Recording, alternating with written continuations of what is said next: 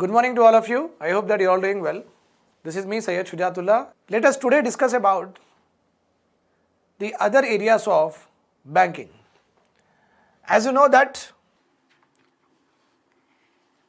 this is the flow of lecture. This is how we are going to go. All these topics we have to see. One by one. Why do we need banks? It was already covered in our previous lecture. Okay. So what did I tell you? నేను ఏం చెప్పినప్పుడు banks are necessity to save money. Saving చేయడానికి మనకు ఒక place కావాలి. Okay, ఎందుకంటే మళ్ళీ మన దగ్గర డబ్బులు ఎక్కువ ఉంటే ఇంట్లో పెట్టుకోవచ్చు. కానీ ఇంట్లో పెట్టుకుంటే ఏమవుతుంది? ఎవరైనా దొంగతనం అవుతుంది, థెఫ్ట్ అవుతుంది, స్టీలింగ్ అవుతుంది, లేకపోతే ఏదైనా సునామీ సైక్లోన్ వచ్చి మొత్తం కొట్టుకొని వెళ్ళిపోతుంది. అప్పుడు డబ్బులు మొత్తం లాస్ కదా. అందుకే మనం మన డబ్బులు బ్యాంక్లో సేవ్ చేసుకుంటే అది ప్రాపర్గా గ్యారంటీడ్గా బ్యాంక్ వాళ్ళు చూసుకుంటారు. That is why we have to save money in the what banks. Okay, so I have already told you theft, robbery, other accidents ఇవన్నీ ఉన్నాయి కదా, right. And this definition also we have seen. Bank is a lawful organization. Very important point here. Okay. Bank is a lawful organization. Lawful ante enti? Ante it is created by law. It is created by law.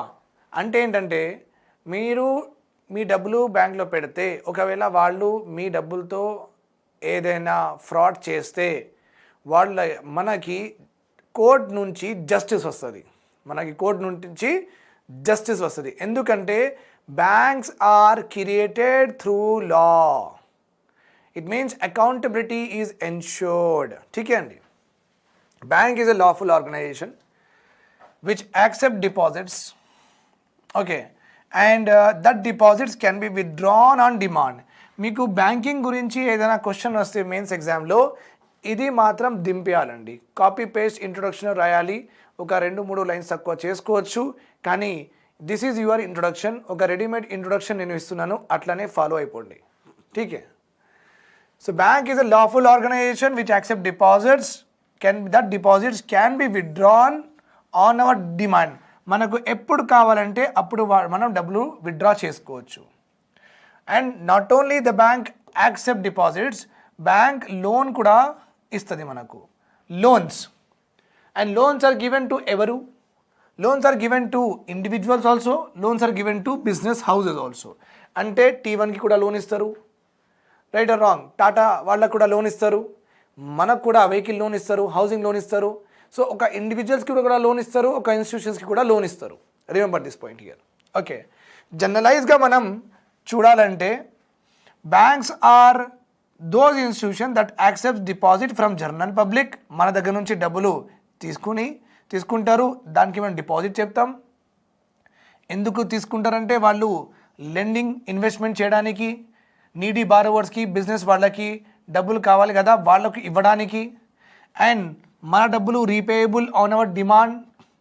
Okay, and we can withdraw by cheque, draft or ATM.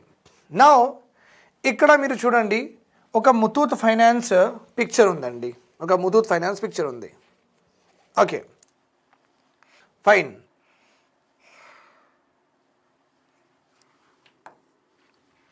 Muthoot Finance picture you have seen. Okay. Now, Muthoot ఫైనాన్స్లో, టాటా క్యాపిటల్లో, Margadarsi chit fund, Kapil chit fund ఇవన్నీ ఉన్నాయి కదా. Yes, ఉన్నాయి, కరెక్టే. ఈ ఆఫీసులలో కూడా మనం వెళ్తే మనకు అక్కడ పని ఏముంటుంది? డబ్బుల్ రిలేటెడ్ పనియే ఉంది. ఎందుకంటే డబ్బుల కోసమే మనం ఈ ఆఫీసెస్కి వెళ్తాం, లేకపోతే మనం వెళ్ళాం. వేరే ఏదైనా పని ఉంటుందా మీకు? ఏదైనా బర్త్ సర్టిఫికేట్ కావాలా, ఏదైనా కన్వొకేషన్ సర్టిఫికేట్ కావాలా, ఏదైనా బిజినెస్ ఓపెన్ చేయడానికి మీకు లైసెన్స్ కావాలా, ఏదైనా వెహికల్ డ్రైవింగ్ లైసెన్స్ కావాలా, పాస్పోర్ట్ కావాలా? ఏం వద్దు కదా. ఎందుకు పోతాం మనం ఈ ఆఫీసెస్కి? మనకు అవసరం ఉంది కాబట్టి ఏదైనా గోల్డ్, ఏదైనా హౌస్ పేపర్స్ ఉంటే వాళ్ళకి ఇచ్చేసి డబ్బులు తీసుకుంటాం. ఓకే, లేకపోతే మార్గదర్శి ఇలాంటి చిట్ ఫండ్స్లో కూడా డబ్బులు ఇచ్చుకొని ఒక చిట్టి తీసుకుంటాం, అంతే కదా, రైట్. సో నేను ఆల్రెడీ మీకు ఒకటి చెప్పిన, ఏదైనా ఆఫీస్, ఏదైనా బాడీ, ఏదైనా ప్లేస్లో డబ్బులతోనే సంబంధం ఉంది, వేరే ఏం సంబంధం లేదు. మనం వెళ్తే కూడా డబ్బులే మనం తీయాలి, లేకపోతే వాళ్ళకి ఇవ్వాలి, వాళ్ళు కూడా డబ్బులు మన దగ్గర తీస్తారు, మన దగ్గర నుంచి తీసుకుంటారు, లేకపోతే మనకు ఇస్తారు. ఇదే ఉంటుంది function. If any institution have this function related to only with money, such institutions are called as financial institution. Such institutions are called as what? Financial institutions అని చెప్తామండి. Right or wrong? Yes. So Muthoot Finance ఇవన్నీ financial ఇన్స్టిట్యూషనా కాదా? Yes sir, Muthoot Finance ఇవన్నీ financial ఇన్స్టిట్యూషనే. You are right. Okay, అంటే మనం వాళ్ళకి డబ్బులు ఇస్తాం. They accept what? They accept deposits. Okay, they accept what? Deposit. Margadarsi chit ఫండ్లో ఎక్కడైనా సరే మీరు డబ్బులు ఇస్తారు. ఓకే, కానీ దానికి మనం డిపాజిట్ చెప్పాం. We don't call it as deposits. Remember this point. So ఈ ఫైనాన్షియల్ ఇన్స్టిట్యూషన్కి మనం డిపాజిట్ ఏం ఇవ్వం. ఓకే, అంటే డబ్బులే ఇస్తాం కానీ డిపాజిట్ అనరు. వీళ్ళది ఏదో ఒకటి స్కీమ్ ఉంటుంది, ఆ స్కీమ్కి మనం సబ్స్క్రైబ్ చేసుకుంటాం, అంతే కదా.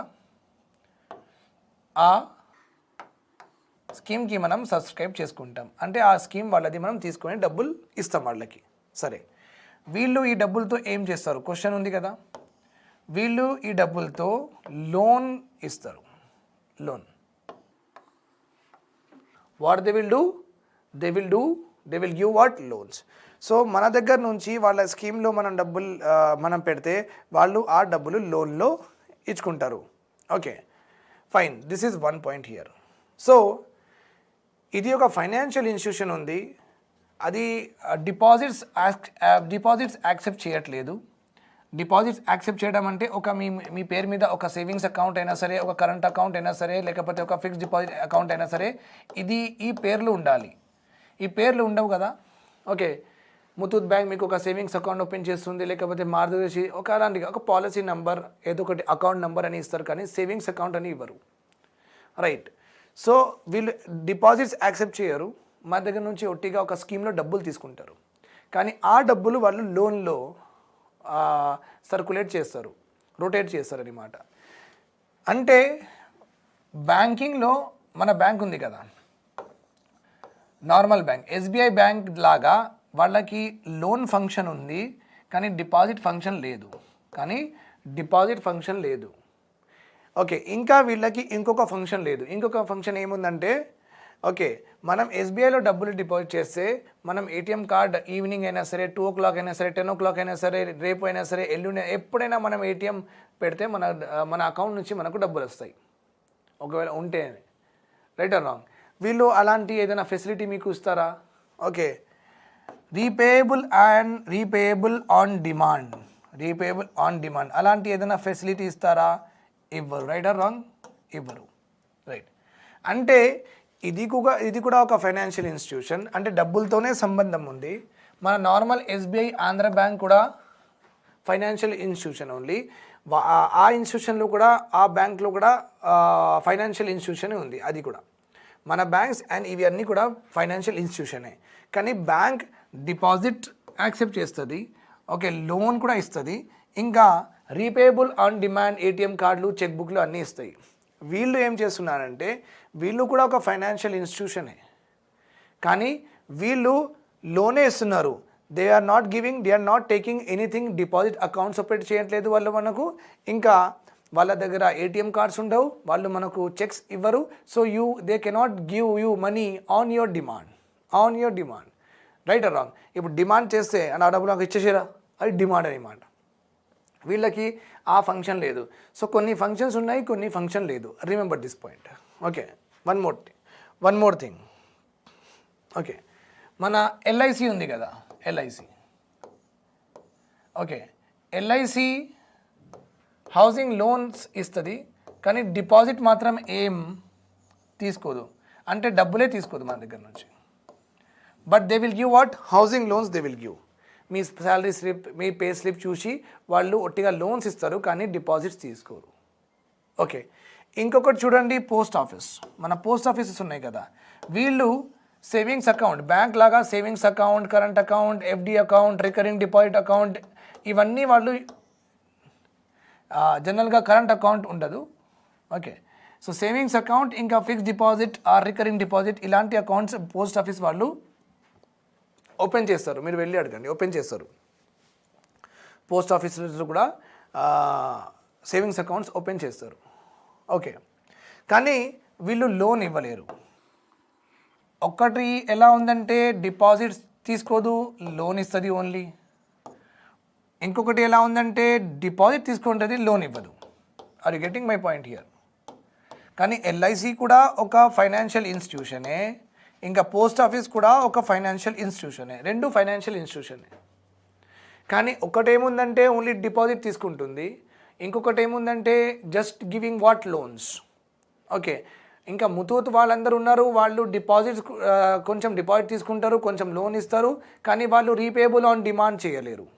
ఓకే, కానీ ఇక్కడ పోస్ట్ ఆఫీస్లో మనం సేవింగ్స్ ఇస్తాం కానీ రీపేబుల్ ఆన్ డిమాండ్ ఉంటుంది, రీపేబుల్ ఆన్ డిమాండ్. వీళ్ళు డిపాజిట్ తీసుకోరు, ఓన్లీ లోన్ ఇస్తారు. So are you getting my point? అంటే బ్యాంక్ లాగా బ్యాంక్కి ఉన్న ఫంక్షన్స్, మూడు ఫంక్షన్స్ కదా, బ్యాంకింగ్ ఏమేమి ఫంక్షన్స్ ఉన్నాయి? ఏ ప్యూర్ బ్యాంక్కి లైక్ ఎస్బీఐ, ఆంధ్ర బ్యాంక్కి ప్యూర్ ఫంక్షన్స్ ఏమేమి ఉన్నాయి? యాక్సెప్ట్ చేయాలి డిపాజిట్స్, ఆ డిపాజిట్స్కి లోన్లో ఇవ్వాలి, తర్వాత మనం ఎప్పుడైనా కావాలంటే డబ్బులు వాళ్ళు మనకు repayable on demand. Okay, repayable on demand వాళ్ళకు వాళ్ళు ఇచ్చేస్తారు. Right or wrong? Yes. So బ్యాంక్కి జనరల్గా ఈ మూడు ఫంక్షన్స్ ఉంటాయండి, ప్రాపర్ ఫంక్షన్స్ ఉన్నాయి ఒక ప్యూర్ బ్యాంక్కి. ఓకే, బ్యాంక్ కూడా ఒక ఫైనాన్షియల్ ఇన్స్టిట్యూషనే, ఎల్ఐసి, పోస్ట్ ఆఫీస్, ముతూట్ వాళ్ళు కూడా ఒక ఫైనాన్షియల్ ఇన్స్టిట్యూషనే. అంటే ఒక ఫైనాన్షియల్ ఇన్స్టిట్యూషన్కి మూడు ఫంక్షన్స్ ఉన్నాయి, then it is called as bank. కానీ there are other financial institutions are also there that deals only with money, like LIC, post offices, Muthoot, Margadarsi etcetera. కానీ వాళ్ళ దగ్గర ఒక ఫంక్షన్ ఉంటే ఒక ఫంక్షన్ లేదు. And one more important aspect, జనరలైజ్గా వాళ్ళందరి దగ్గర ఒకటి లేదు. ఓకే, వాళ్ళందరి దగ్గర ఒకటి లేదు. వాట్ ఈస్ దట్ ఒకటి? That is repayable and demand, repayable on demand, except post office. Post office నుంచి తీసుకోవచ్చు. Okay, except post office. Rest everywhere deposits you cannot. ATM కార్డ్స్లు ఇవన్నీ, అంటే పోస్ట్ ఆఫీస్ వాళ్ళు కూడా ఏటీఎం కార్డ్ ఇవ్వరు, మీరు వెళ్ళి తీసుకోవాలి. Remember this point. So are you getting my point? So there are some institution which exactly does not perform all the functions of banks. There are some institution which does not actually perform all the functions of bank. Such institutions are called as non-banking financial institution. అంటే వాళ్ళందరూ ఒక financial ఇన్స్టిట్యూషనే కానీ banking కాదు, కానీ bank కాదు. All of them are financial institution only, but they are not what? Bank. Remember this point. Okay. So I have told you the difference between a bank and a non-banking financial institution. ఇదే non banking financial ఇన్స్టిట్యూషన్కి చాలా బుక్స్లో non banking financial companies అని చెప్తాం. ఎందుకు sir అట్లా అంటే వీళ్ళందరూ వాళ్ళ companies act of 1956 later on amended in the year 2013లో మళ్ళీ అమెండ్మెంట్ చేసి కొత్త ఫీచర్ వచ్చినాయి. కానీ ఏదైనా సరే కంపెనీస్ యాక్ట్ ఆఫ్ 1956 ఆర్ 2013లో ఈ కంపెనీస్ ఇక్కడ రిజిస్టర్ అయ్యి ఉన్నాయి. ఓకే, మళ్ళీ మన ప్యూర్ బ్యాంక్స్ ఉన్నాయి కదా, ఎస్బీఐ అవన్నీ ఉన్నాయి కదా, they are formed under RBI act of 1934 అండి. They are formed under what? RBI act of 1934. అందుకే వాళ్ళకి నాన్ బ్యాంకింగ్ ఫైనాన్షియల్ కంపెనీస్ చెప్తాం, ఇంకా మన నార్మల్ బ్యాంక్స్కి జస్ట్ బ్యాంక్స్ చెప్తాం. Okay, I hope you got this point. Right, fine. As I have told you that if the financial institution has all the same function but does not allow the depositor to issue check or withdraw, okay, those are called as non-banking financial institution. Okay, వాళ్ళు డబ్బులు మాత్రం తీసుకుంటారు కానీ చెక్లు ఇవన్నీ ఇవ్వరు, Muthoot and Reliance capital like that. Okay, మళ్ళీ నేను మీకు ఎల్ఐసికి ఇంకా పోస్ట్ ఆఫీస్ ఎగ్జాంపుల్ కూడా చెప్పిన. This is what it is. మళ్ళీ రోల్ ఆఫ్ బ్యాంకింగ్ అండి. బ్యాంకింగ్ మెయిన్స్ ఎగ్జామినేషన్లో అన్నిటికంటే చాలా important. What is the role of banking? This is a new topic that we have to see today. Role of banking. Banking role అడిగినా సరే, advantage అడిగినా సరే, significance అడిగినా సరే, ఇంపార్టెన్స్ అడిగినా సరే, అన్నిటికీ ఇదే ఆన్సర్ ఉంటుంది. Role, significance, importance, okay, benefits, advantages అంటే ఇదే ఆన్సర్ ఉంటుంది. ఇది స్టార్ట్ చేయకంటే ముందు you have to write the definition of bank. Banking definition రాసుకొని మళ్ళీ రాసుకున్న తర్వాత India is having the robust banking system, okay, in the world, one of the robust banking system in the world, and has been ever evolving with the latest technologies integrating, okay, making the customer more powerful and more transparent and more ease of operation ani koncham oka rendu lines inka raskoni you have to write the following role is performed by banks in the economy or in the country. ila raskunna tarvata malli rewind cheskoni malli vinandi, okay, then you have to write the role appudu rayali, right andy? Yes, okay. Bank accepts deposit from the general public, and they also accept deposit from the businessmen. Okay, anyone who saves money for future can deposit his saving in the bank. Okay, first of all saving function గురించి చెప్పినాం మనం. అంటే bank ఏం role perform చేస్తుందంటే bank general పబ్లిక్కి savings చేసుకోవడానికి ఒక అవకాశం ఇస్తుందన్నమాట. Okay, fine. అది జనరల్ పబ్లిక్ అయినా డిపాజిట్ చేసుకుంటారు, లేకపోతే business units also can deposits. That's not an issue. Okay, business మెన్కి they have income from sales. Okay, వాళ్ళు అమ్మిన తర్వాత వాళ్ళకు కొంచెం డబ్బులు వస్తాయి. Okay, and that money they will deposit in the bank. Okay, fine. So business మెన్కి not only వాళ్ళు save చేసిన డబ్బులు కూడా బ్యాంక్లో ఉంటాయి, but business men will also keep some money in the bank. ఆయన అకౌంట్లో పెట్టుకుంటాడు. ఎందుకు పెట్టుకుంటాడంటే ఆయనకి చాలా ఎక్స్పెన్సెస్ ఉంటాయి. లైక్ T1 అకాడమీ ఉంది, ఇది మన అకాడమీ ఉంది కదా, ఈ T1 అకాడమీ ఉంది. ఇప్పుడు మేము అందరికీ శాలరీస్ మా అందరికీ శాలరీస్ పే చేస్తున్నారు. సో వాళ్ళు అకౌంట్లో ఉండే డబ్బులే కదా మనకు పే చేస్తారు. ఎస్, అంటే మా చైర్మన్ సార్కి ఎక్స్పెన్సెస్ ఉన్నాయి. కెమెరామెన్కి డబ్బులు ఇవ్వాలి, హౌస్ కీపింగ్ వాళ్ళకి డబ్బులు ఇవ్వాలి, ఏదైనా ఖరాబ్ అయిపోతే రిపేర్ మెయింటైన్ చేయాలి, తర్వాత మేము టీలు కాఫీలు తాగుతుంటాం ఇక్కడ, అది ఫుడ్ గురించి చూసుకోవాలి మాది. మళ్ళీ ఏంటంటే ఎలక్ట్రిసిటీ వైరింగ్ అటు ఇటు పోతే దానికి కూడా డబ్బులే. అంటే డే టు డే ఎక్స్పెన్సెస్ ఉంటాయి, రైట్ ఆర్ రాంగ్. ఆ డే టు డే ఎక్స్పెన్సెస్కి ఎవరైనా తీయాలంటే అది మన ఫైనాన్షియల్ హెడ్ అని ఉంటారు. ఆయన ఎవరికి సార్ ఇది పోయింది అది పోయిందని చెప్తే ఆయన కాల్ చేసుకొని డబ్బులు చెక్లు ఇస్తుంటారు. ఓకే, ప్రతి ఏదైనా ఉంటే చెక్ ఆయన ఇస్తుంటారు. ఈ చెక్ ఇస్తున్నారంటే ఈ డబ్బులు ఎక్కడున్నాయి? మా T1 అకాడమీ అకౌంట్లో ఉన్నాయా లేదా? ఉన్నాయి. So day to day expenses meet అవ్వడానికి కూడా ఈ బిజినెస్ మెన్ వాళ్ళు ఏం చేస్తారంటే వాళ్ళ డబ్బులు అకౌంట్లో పెడతారు అండ్ అందరికీ చెక్ రాసి ఇస్తూ ఉంటారు. So that the operation, the is of doing బిజినెస్కి హిండ్రెన్స్ అవ్వకుండా మంచిగా బిజినెస్ స్మూత్గా నడవడానికి. Okay, so this is also important. మనం సేవింగ్ చేసుకుంటాం, మనం క్యారీ చేయలేం, లేకపోతే ఇంట్లో పెట్టుకుంటే అంటే దొంగతనం అవుతుందని మనం చేసుకుంటాం, రైట్ ఆర్ రాంగ్. ఇంకా మనం కూడా ఈ మధ్య అది ఒక పాత కాలం, ATM కార్డ్ చాలా కష్టంగా ఉన్నాయి, ఆన్లైన్ బ్యాంకింగ్ లేదు, జీపే అలాంటివి లేవని మనం ఏం చేసినామంటే కొంచెం పెట్టినాం, కొంచెం okay, it is very common. నా దగ్గర ఒకప్పుడు every time when I use to go out 2000, 3000 ఉండేది. ఓకే, ఒక 10 years బ్యాక్ నేను చెప్తున్నాను. Okay, 2011-12, 2000, 3000 I used to carry. Now I hardly carry 500 or 700 in my pocket, hard cash. ఎందుకంటే ఇప్పుడు నా అకౌంట్లో ఉంటే నాకు జీపే, ఫోన్పే ఇవన్నీ ఉన్నాయి కదా, అంటే నా డైలీ ఎక్స్పెన్సెస్ కోసం కూడా అకౌంట్లో ఉంటే డబ్బులు నేను ఈజీగా యూస్ చేసుకోవచ్చా లేదా? Yes. So how better the role of bank is there here. Bank ఎంత మంచిగా రోల్ పర్ఫామ్ చేస్తుంది బిజినెస్ వాళ్ళకి కూడా, నాకు కూడా, మన ఇద్దరికి ఈజ్లో పెడుతుంది bank. And it is helping us to meet our expenses without any hurdle, without any obstacle, without any problem, right or wrong? Yes, fine. Then as I have told you that safety of deposit, withdrawal of deposit any time. Okay, ఇంకొకటి ఏముందంటే only safety కోసమే పెడతామా, వేరే ఏం reason లేదా అంటే ఇంకొక reason ఉంది. బ్యాంక్లో డబ్బులు పెడితే మీకు బ్యాంక్ వాళ్ళు ఇంట్రెస్ట్ ఇస్తారు. Bank use you what interest. It acts as a great incentive to the depositors to promote savings. 1 lakh పెడితే 1,04,000 అయిపోతుంది 1 yearలో. ఓకే, 10 lakhs పెడితే 40,000 అయిపోతుంది 1 yearలో. Can you understand? ఒకవేళ మీరు రీచ్ ఉంటే మీరు ఎఫ్డి పెట్టుకుంటే 1 crore ఎఫ్డి పెట్టుకుంటే విత్ ఇన్ 1 year మీరు 1 crore ఎఫ్డి పెట్టుకుంటే 8 lakhs ఐ గెస్ 8 lakhs మీరు సంపాదించుకుంటారు ఐ గెస్. ఓకే, అంటే ఒక జనరల్గా ఒక ఏంటంటే ఒక ఐటీ ఎంప్లాయీ, ఒక కెమెరామ్యాన్, ఒక security guard, okay 80 lakhs rupees or 8 lakhs 8 lakhs మనం తీసుకుందాం.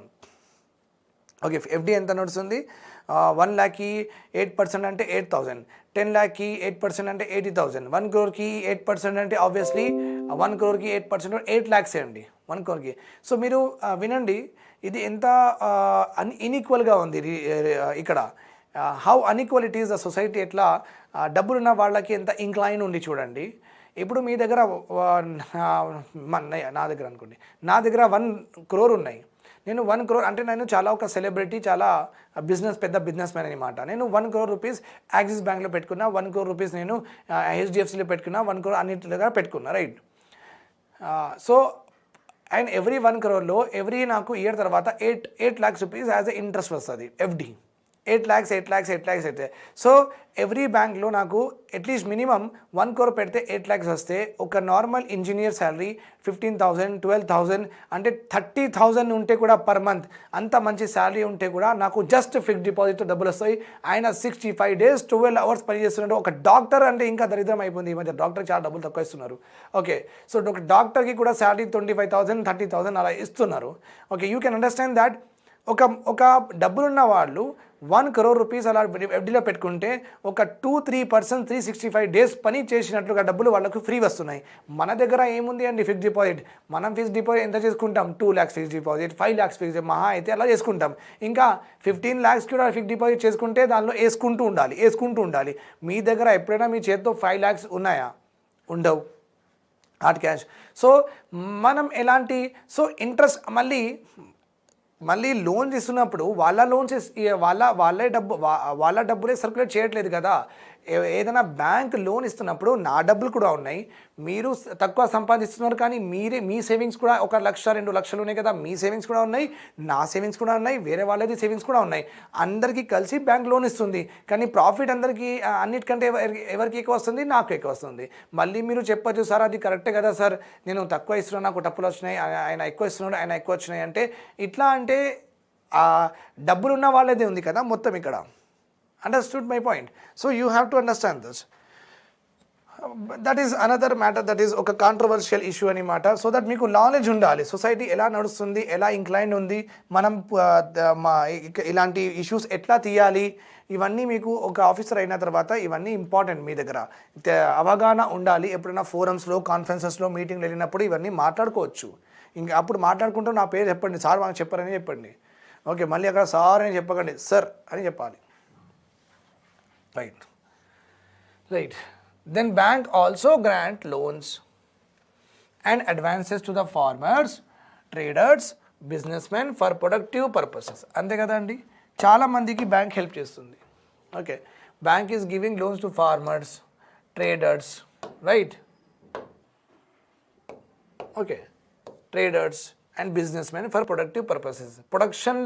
ప్రొడక్షన్లో యూజ్ అవుతుంది కదా, అలాంటి లోన్స్ ఇస్తారు, ఖాళీగా ఇవ్వరు. నేను వండర్లా పోతా, లేకపోతే నేను స్విట్జర్లాండ్ పోతా, అలాంటి లోన్స్ ఇవ్వరండి. Remember this point. That kind of loans are not given. What kind of loans are given? Okay, productive purposes. ఏదైనా ఇండస్ట్రీ, ఏదైనా కంపెనీ, ఏదైనా ఇన్స్టిట్యూట్ అలా ఓపెన్ చేసుకుంటే అట్లా ఇస్తారు. గూడ్ అయినా ప్రొడ్యూస్ అవ్వాలి, సర్వీస్ అయినా ప్రొడ్యూస్ అవ్వాలి, అప్పుడే అవుతుంది ఇక్కడ. ఓకే అండి, yes. So that is how they help to the total people who are in need. Okay, so ఇట్లా లోన్స్ ఇస్తూ బ్యాంకింగ్ సెక్టార్ ఒక ఎకనామిక్ డెవలప్మెంట్ తీసుకురావడానికి ట్రై చేస్తుంది. ఎకనామిక్ డెవలప్మెంట్ అంటే అందరూ మంచిగా బతకాలి, అందరి దగ్గర మంచిగా అన్ని రిసోర్సెస్ ఉండాలి. మెటీరియల్ రిసోర్సెస్ అందరి దగ్గర ఉంటే అందరూ మంచిగా క్వాలిటీగా ఈజ్ ఆఫ్ లివింగ్గా బతుకుతారు. మెటీరియల్ రిసోర్స్ అంటే అందరి దగ్గర హౌస్ ఉండాలి, హౌస్ లోన్ ఇస్తారు. అందరి దగ్గర ఎలక్ట్రిసిటీ ఇది గవర్నమెంట్ ఇస్తుంది, ఓకే. అందరి దగ్గర ఒక ఎల్పిజి ఉండాలి, ఓకే, ఎల్పిజి కూడా గవర్నమెంట్ ఇస్తుంది, ఓకే. అందరి దగ్గర స్టవ్, ఒక ఫ్రిడ్జ్, ఒక కూలర్, ఒక ఏంటంటే స్మార్ట్ ఫోన్ ఎక్సెట్రా. సో వాళ్ళు ఏంటంటే మనకు మెటీరియల్ రిసోర్సెస్ ఇవ్వడానికి ట్రై చేస్తారు, okay. They will supply us material resources. So ఇవన్నిటి వల్ల మనకు ఏముంటుందంటే we can at least live happily, ఒక క్వాలిటీగా, ఒక వితౌట్ ఎనీ చాలా కష్టంగా మనం బతకచ్చు, okay, fine. So they are involve in what economic development. మనకు కాకుండా బిజినెస్ వాళ్ళకి కూడా, ఓకే. ఇప్పుడు మా ఇన్స్టిట్యూషన్ అనుకోండి, T1 అకాడమీ స్టార్ట్ అవుతున్నప్పటి నుంచి ఇట్ ఈస్ హ్యావింగ్ ఒక మార్కర్ బోర్డు ఉందనుకోండి, ఒక మార్కర్ బోర్డు ఉందనుకోండి. సో దీనికి అప్గ్రేడ్ చేయాలి, అప్గ్రేడ్ చేయడానికి స్మార్ట్ బోర్డ్ కొనాలి. సో లోన్ అప్లై చేస్తారు వీళ్ళు, లోన్ అప్లై చేస్తే స్మార్ట్ బోర్డ్కి వాళ్ళు లోన్ ఇస్తారు. సో మనకు కాకుండా, ఇండివిజువల్స్కి కాకుండా, ఇలాంటి బిజినెస్ పీపుల్కి కూడా ఇలాంటి లోన్స్ ఇచ్చి వాళ్ళ టెక్నాలజీ కూడా అప్గ్రేడ్ చేయడానికి బ్యాంక్ వాళ్ళు హెల్ప్ చేస్తారు, ఓకే. కొత్త కొత్త టెక్నాలజీ వాళ్ళు కూడా కొనచ్చు, వాళ్ళకు కూడా ఎఫోర్డబుల్, ఎక్కువ డబ్బులు ఉంటే, ఓకే. మొత్తం ఎంత మంచిది కదా అండి. ఒక 5 lakh రూపీస్ స్మార్ట్ బోర్డ్ ఉంటే మీరు ఎవ్రీ మంత్ 10,000 20,000 ఒక ఈఎంఐ కట్టేస్తే మీకు అంత హెల్ప్ చేస్తుంది కదా bank, right or wrong? So ఈ అసెట్ మాత్రం మీ దగ్గర వచ్చేసింది కదా, కార్ ఇంకా 2-wheeler వచ్చేసింది కదా, అడిగేది ఏంది మీ దగ్గర నుంచి, ఒక 10,000-15,000 ఈఎంఐ కదా, ఎందుకు పే చేయట్లేదు మీరు మరి, okay, fine fine. Then banks also charge interest on loans, interest on loans, okay. మళ్ళీ ఖాళీగా కూడా ఇవ్వరు, ఎందుకంటే బ్యాంక్లో ఉన్న వాళ్ళు కూడా బతకాలి కదా, వాళ్ళకు కూడా ఇన్కమ్ కావాలి, వాళ్ళకు కూడా సాలరీస్ కావాలి, వాళ్ళకు కూడా వేజెస్ కావాలి, వాళ్ళకు కూడా స్టేషనరీ ఇది అవన్నీ ప్రింట్ బుక్స్ చేయాల్సి వస్తుంది, ఇన్ఫ్రాస్ట్రక్చర్, ఇంకా ఐటీ, వాళ్ళకు వైఫై బిల్ ఇవన్నీ ఉంటాయి కదా అండి వాళ్ళకు కూడా. సో వాళ్ళు కూడా బతకాలి కూడా, వాళ్ళకు కూడా ఎక్స్పెన్సెస్ ఉన్నాయి, ఇవన్నీ ఇస్తున్నారు కాబట్టి వాళ్ళు కూడా మన లోన్ ఇస్తున్నప్పుడు కొంచెం ఇంట్రెస్ట్ రేట్ వాళ్ళు కూడా తీసుకుంటారు. ఆ ఇంట్రెస్టే వాళ్ళ ఇన్కమ్, ఆ ఇన్కమ్ వాళ్ళు పంచుకొని మంచిగా వాళ్ళు కూడా హ్యాపీగా బతుకుతారు. సో వాళ్ళకి కూడా బెనిఫిట్, ఓకే. మనకు ఒక అసెట్ వచ్చేస్తుంది, నేను ఈ అసెట్కి ప్రొడక్షన్ స్టార్ట్ చేస్తా యూట్యూబ్లో, ఈ అసెట్తో, ఈ స్మార్ట్ బోర్డ్తో నేను పాఠాలు చెప్పుకుంటా. With that what happened is everything will get very very good for both consumers and also for the banks, okay. Fine. The rate of interest is generally higher than the rate of interest allowed on the deposits. Very very common here. ఇది కూడా చాలా important, okay అండి. Suppose bank ఉంది కదా, బ్యాంక్లో మనం డబ్బులు deposit చేస్తున్నాం, రైట్ ఆర్ రాంగ్? బ్యాంక్లో మనం డబ్బులు డిపాజిట్ చేస్తున్నాం. ఎందుకు చేస్తున్నామంటే ఒకటేంటంటే సేఫ్టీ సెక్యూరిటీ కోసం, ఇంకొకటి ఏముందంటే మన డిపాజిట్స్ మీద మనకు కొంచెం ఇంట్రెస్ట్ వస్తుంది, రైట్. నేను ఒక 1 lakh రూపీస్ డిపాజిట్ చేసుకుంటే అట్లానే నేను నా అకౌంట్లో అట్లనే ఉంచితే, సేవింగ్స్ అకౌంట్లో అట్లనే ఉంచితే నాకు 1,04,000 రూపీస్ వస్తాయండి. How much I will get? 4,000 rupees వస్తాయి, ఓకే. ఎందుకంటే బ్యాంక్ వాళ్ళు జనరలీ సేవింగ్స్ అకౌంట్లో 4% ఇంట్రెస్ట్ రేట్ ఇస్తారు. ఎంత ఇస్తారు? 4% ఇంట్రెస్ట్ రేట్ ఇస్తారు, ఓకే. అదే మీరు, ఎందుకంటే సేవింగ్స్ అకౌంట్లో మీరు ఎప్పుడైనా తీయచ్చు కదా, అందుకే వాళ్ళు 4% ఇస్తారు. మీరు అష్యూరెన్స్ ఇవ్వట్లేదు బ్యాంక్కి, మేము అట్లనే పెడతాం 1 year కాబట్టి 4%. లెట్ సపోజ్ మీరు ఏమన్నారంటే ఈ 1 lakh ఎఫ్డీలో తీసుకోండి అంటే మీరు ఏం చేస్తున్నారు, ఇక్కడ ఒక అష్యూరెన్స్ ఇస్తున్నారు, నేను 1 lakh తీయను, ఓకే. యాజ్ బికాజ్ మీరు అష్యూరెన్స్ ఇస్తున్నారు, 8% 7% మీకు ఎఫ్డీలో ఇంట్రెస్ట్ దొరుకుతుంది, ఓకే. సో బెరాల్ what is important here is 4% और 8% आपको कुछ ना कुछ तो मिलेगा, you will get something, right? 4% और 8%, fine. So my 1 lakh, నా 1 lakh తీసుకొని, నా 1 lakh రూపీస్ తీసుకొని నాకు ఎంత ఇవ్వాలి? 1,04,000 ఇవ్వాలి, రైట్ ఆర్ రాంగ్? నాకు 1,04,000 ఇవ్వాలి, ఓకే. సో మళ్ళీ వాళ్ళు కూడా బతకాలి కదా, అందుకే వాళ్ళు ఏం చేస్తారంటే ఈ 4% ఇక్కడ ఇస్తున్నారు కదా, వాళ్ళు లోన్స్ 8%లో ఇస్తారు. 8%లో ఇచ్చి 8% నుంచి 4% మనకి ఇచ్చేస్తారు, 4% వాళ్ళు పెట్టుకుంటారు, 4% వాళ్ళు పెట్టుకుంటారు. ఎందుకంటే వాళ్ళకు కూడా బతకాలి, వాళ్ళకు కూడా ఎక్స్పెన్సెస్ ఉన్నాయి కాబట్టి. దట్స్ వై సేవింగ్స్లో అంటే మన డిపాజిట్స్లో వాళ్ళు ఇచ్చిన మనకు interest is less than loan interest. ఎందుకంటే మనకు ఎంత ఇస్తున్నారు? 4%. వాళ్ళు ఎంత చార్జ్ చేస్తున్నారు? 8%. ఎంత చార్జ్ చేస్తున్నారు? 8%. నథింగ్ బట్ లోన్, మళ్ళీ దీనికి రివర్స్గా కూడా మనం చెప్పుకోవచ్చు, loan interest rate is always less than the deposit interest rate. Deposit interest రేట్కి ఇంకొక పదం కూడా వాడతాం, సేవింగ్స్ ఇంట్రెస్ట్ రేట్. మన సేవింగ్స్ మీద ఎంత ఇంట్రెస్ట్ మీకు వస్తుంది, ఓకే, ఉల్టా కూడా చెప్పుకోవచ్చు. There is no problem at all. Okay అండి, right. So that's why I have told you here the rate of interest charged by the bank, okay, is generally higher than the rate of interest allowed on deposits. Right? Yes అండి. Okay, ఇంకా మనం rules ఉన్నాయి, మనం చూసుకుంటూ ఉంటున్నాం. Okay, bank also charge fees for various other services also, okay, which they render to the business community and public in general. Okay, just like నేను మీకు డబ్బులు పంపించాలి, నేను మీకు ఒక 10,000 ట్రాన్స్ఫర్ చేస్తున్నా.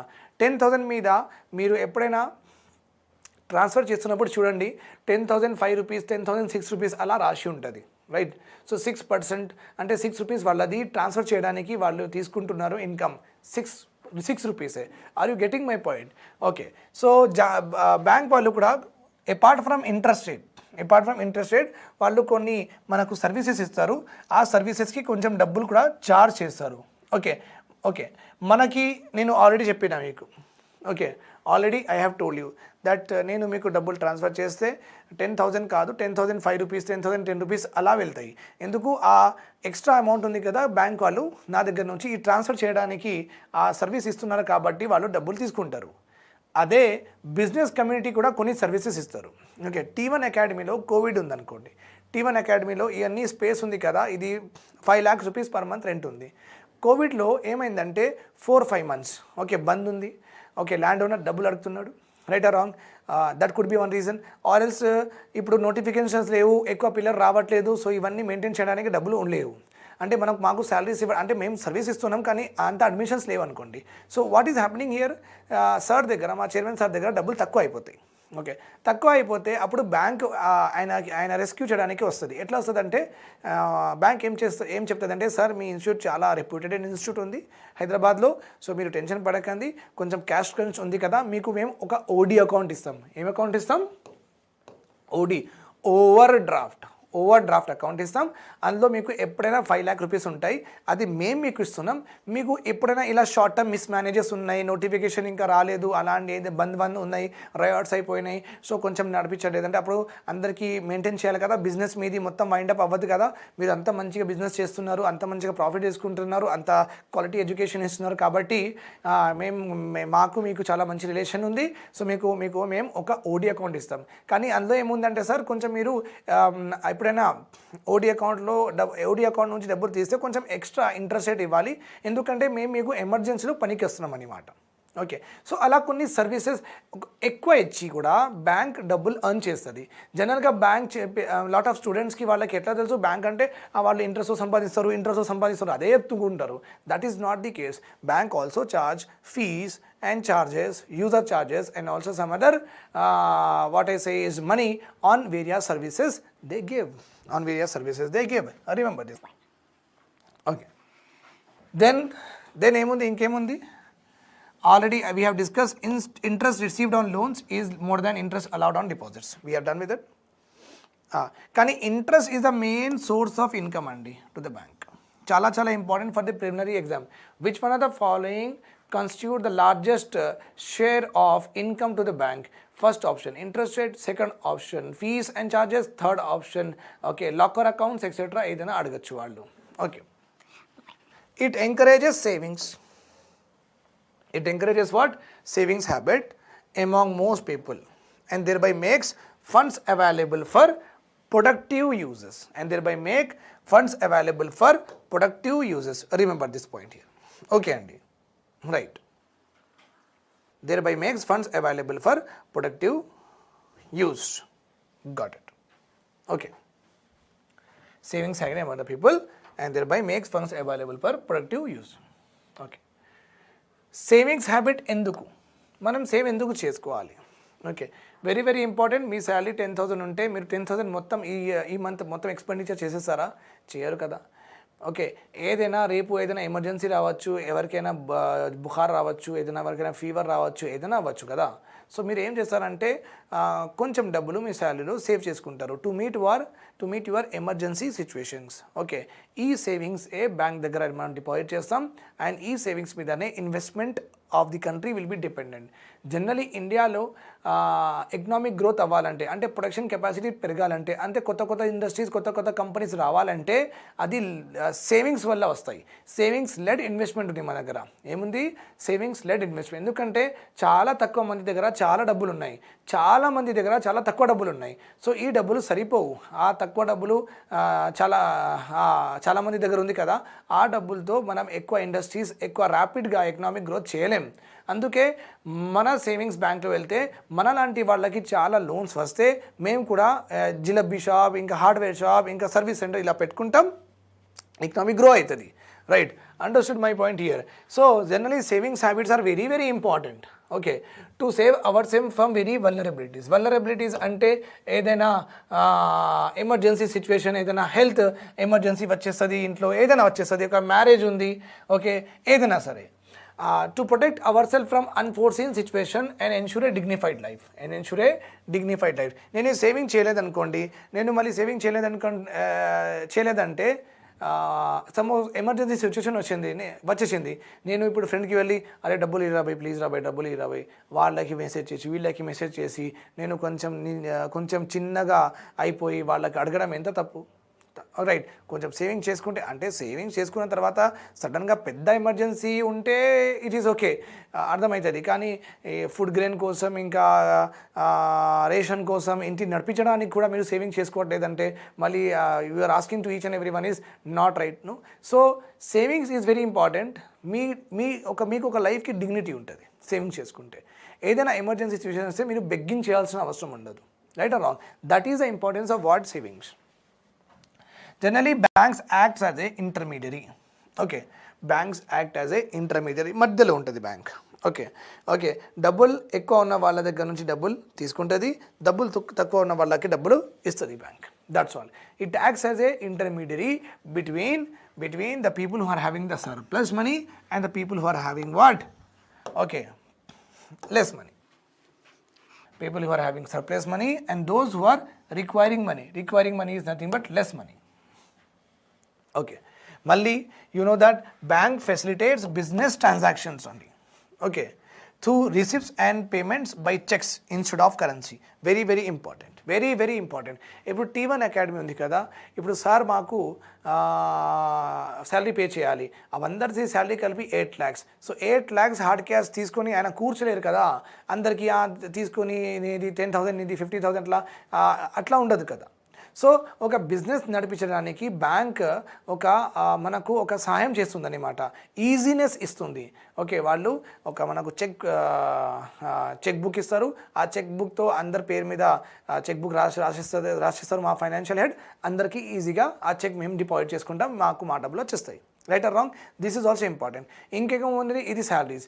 ఓకే, ఒక కెమెరా కొన్నారు, ఇది కొన్నారు, వీళ్ళకి కూడా ఒక చెక్ ఇస్తే బ్యాంక్ అది ఇచ్చేస్తుంది కదా వాళ్ళకి, ఆ డబ్బులు ఆ కంపెనీ వాళ్ళకి కూడా. సో బ్యాంకింగ్ ఆపరేషన్స్లో, బ్యాంకింగ్ ట్రాన్సాక్షన్స్లో పేమెంట్ చేస్తున్నప్పుడు, లేకపోతే రిసిప్ట్స్, లేకపోతే T1 అకాడమీకి పిల్లలు ఏంటంటే జీపే, గూగుల్ పే చేస్తారు అడ్మిషన్ అవ్వడానికి. ఓకే, సో జీపే, ఫోన్పే, లేకపోతే వాళ్ళు చెక్ ఇస్తారు. ఓకే, లేకపోతే ఇంటర్నెట్ బ్యాంకింగ్ చేస్తానని అంటారు. ఇవన్నీ చెప్తారా లేదా? చెప్తారు. సో ఇవి వాళ్ళు ఇచ్చిన డబ్బులు కూడా మా ఇన్స్టిట్యూషన్కి అదే అకౌంట్లో పడుతుంది, మేము ఇస్తున్నది కూడా అదే అకౌంట్లో. సో ఒక ప్రాపర్ సిస్టమ్ ఉంది లేదా? ఉంది. లేకపోతే హ్యాపజర్డ్గా ఉంటుంది, దొంగతనానికి చాలా లూప్ హోల్స్ ఉంటాయి, ఎవరైనా తీసుకొని వెళ్ళిపోవచ్చు. అదే బ్యాంక్లో ఉంటే ఎంత వచ్చింది ఎంత పోయింది ప్రాపర్గా మనకు credit debit balance every month మనకు అది రిపోర్టే వచ్చేస్తుంది. సో టెన్షనే లేదు. It facilitates business transaction through receipts and payments by checks instead of what? Currency కాకుండా చెక్స్తో మనం పేమెంట్స్ చేసుకోవచ్చు. Okay, it provides loans and advances to businessmen for short term and long term purposes. Long term purposes అంటే 15 years 20 years కూడా అంత పెద్ద loan కూడా ఇస్తారండి. మీ మీద 15-20 years వరకు వాళ్ళు నమ్ముతున్నారంటే చూడండి how much risk they are taking. Okay, మీకు జాబ్ ఉంటుందా లేదా ఎవరికి తెలీదు. ఓకే, జనరలీ హౌసింగ్ లోన్స్ మా అన్నయ్య తీసుకున్నాడు 60 lakh rupees loan. Okay, so 60 lakhs rupees loan ఆయన తీసుకున్నాడు, రేపు ఆయన జాబ్ చేస్తాడా లేదా ఎవరికి తెలుసు తెలియదు, కానీ ఆయన రికార్డ్ చూసి ఆయన కంపెనీ చూసి ఎలాగైనా బతుకుతాడు కదా, ఎలాగైనా ఎక్కడైనా జాబ్ దొరుకుతుంది కదా అని అలా అనుకుని, లేకపోతే ఆ ఇల్లు ఎలాగైనా కాన్ఫిస్కేట్ చేస్తారు కదా వాళ్ళు, ఓకే అసెట్ ఉంది కాబట్టి వాళ్ళకు కూడా టెన్షన్ కూడా లేదు. ఓకే బట్ అల్టిమేట్లీ ఇక్కడ నేను చెప్పానని ఏమనుకుంటున్నానంటే ఒక long term loans, short term loans 15 years 20 years 30 years వరకు కూడా ఇస్తారు. షార్ట్ టర్మ్ అంటే 1 year కూడా ఇస్తారు loans. Banks also promote export and import transactions. Very good.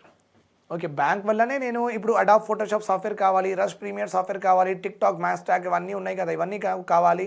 Okay so నేను కొంచెం డబ్బులు పే చేయాలంటే వాళ్ళకి బ్యాంకే, నేను ఎక్స్పోర్ట్ ఇంపోర్ట్ చేసుకోవడానికి, సర్వీస్ ఇంపోర్ట్ చేసుకోవడానికి, లేకపోతే నేను ఏదైనా ఎక్స్పోర్ట్ చేసుకోవడానికి వాళ్ళు నాకు పే చేస్తున్నారు, లేకపోతే నేను వాళ్ళకి పే చేస్తున్నాను. Ultimately it is what, ultimately it is done through what, banking or not. బ్యాంకే కదా ఇవన్నీ చేస్తుంది, ఎక్స్పోర్ట్ అయినా సరే ఇంపోర్ట్ అయినా సరే, అక్కడ నుంచి వచ్చిన డబ్బులు ఇక్కడ నుంచి పోతున్న డబ్బులు. Bank is the main stay here also. Bank is the main stay, ఒక గట్టిగా నిలబడి ఉంది బ్యాంక్ ఇక్కడ కూడా. Okay so bank also facilitates import and export transactions.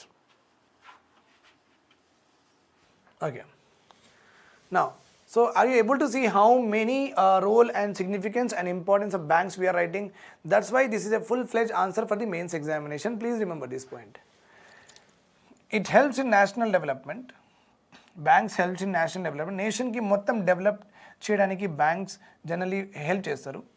Credit to farmers, small scale industries, self-employed people as well as to large businessmen houses, which lead to balanced economic development.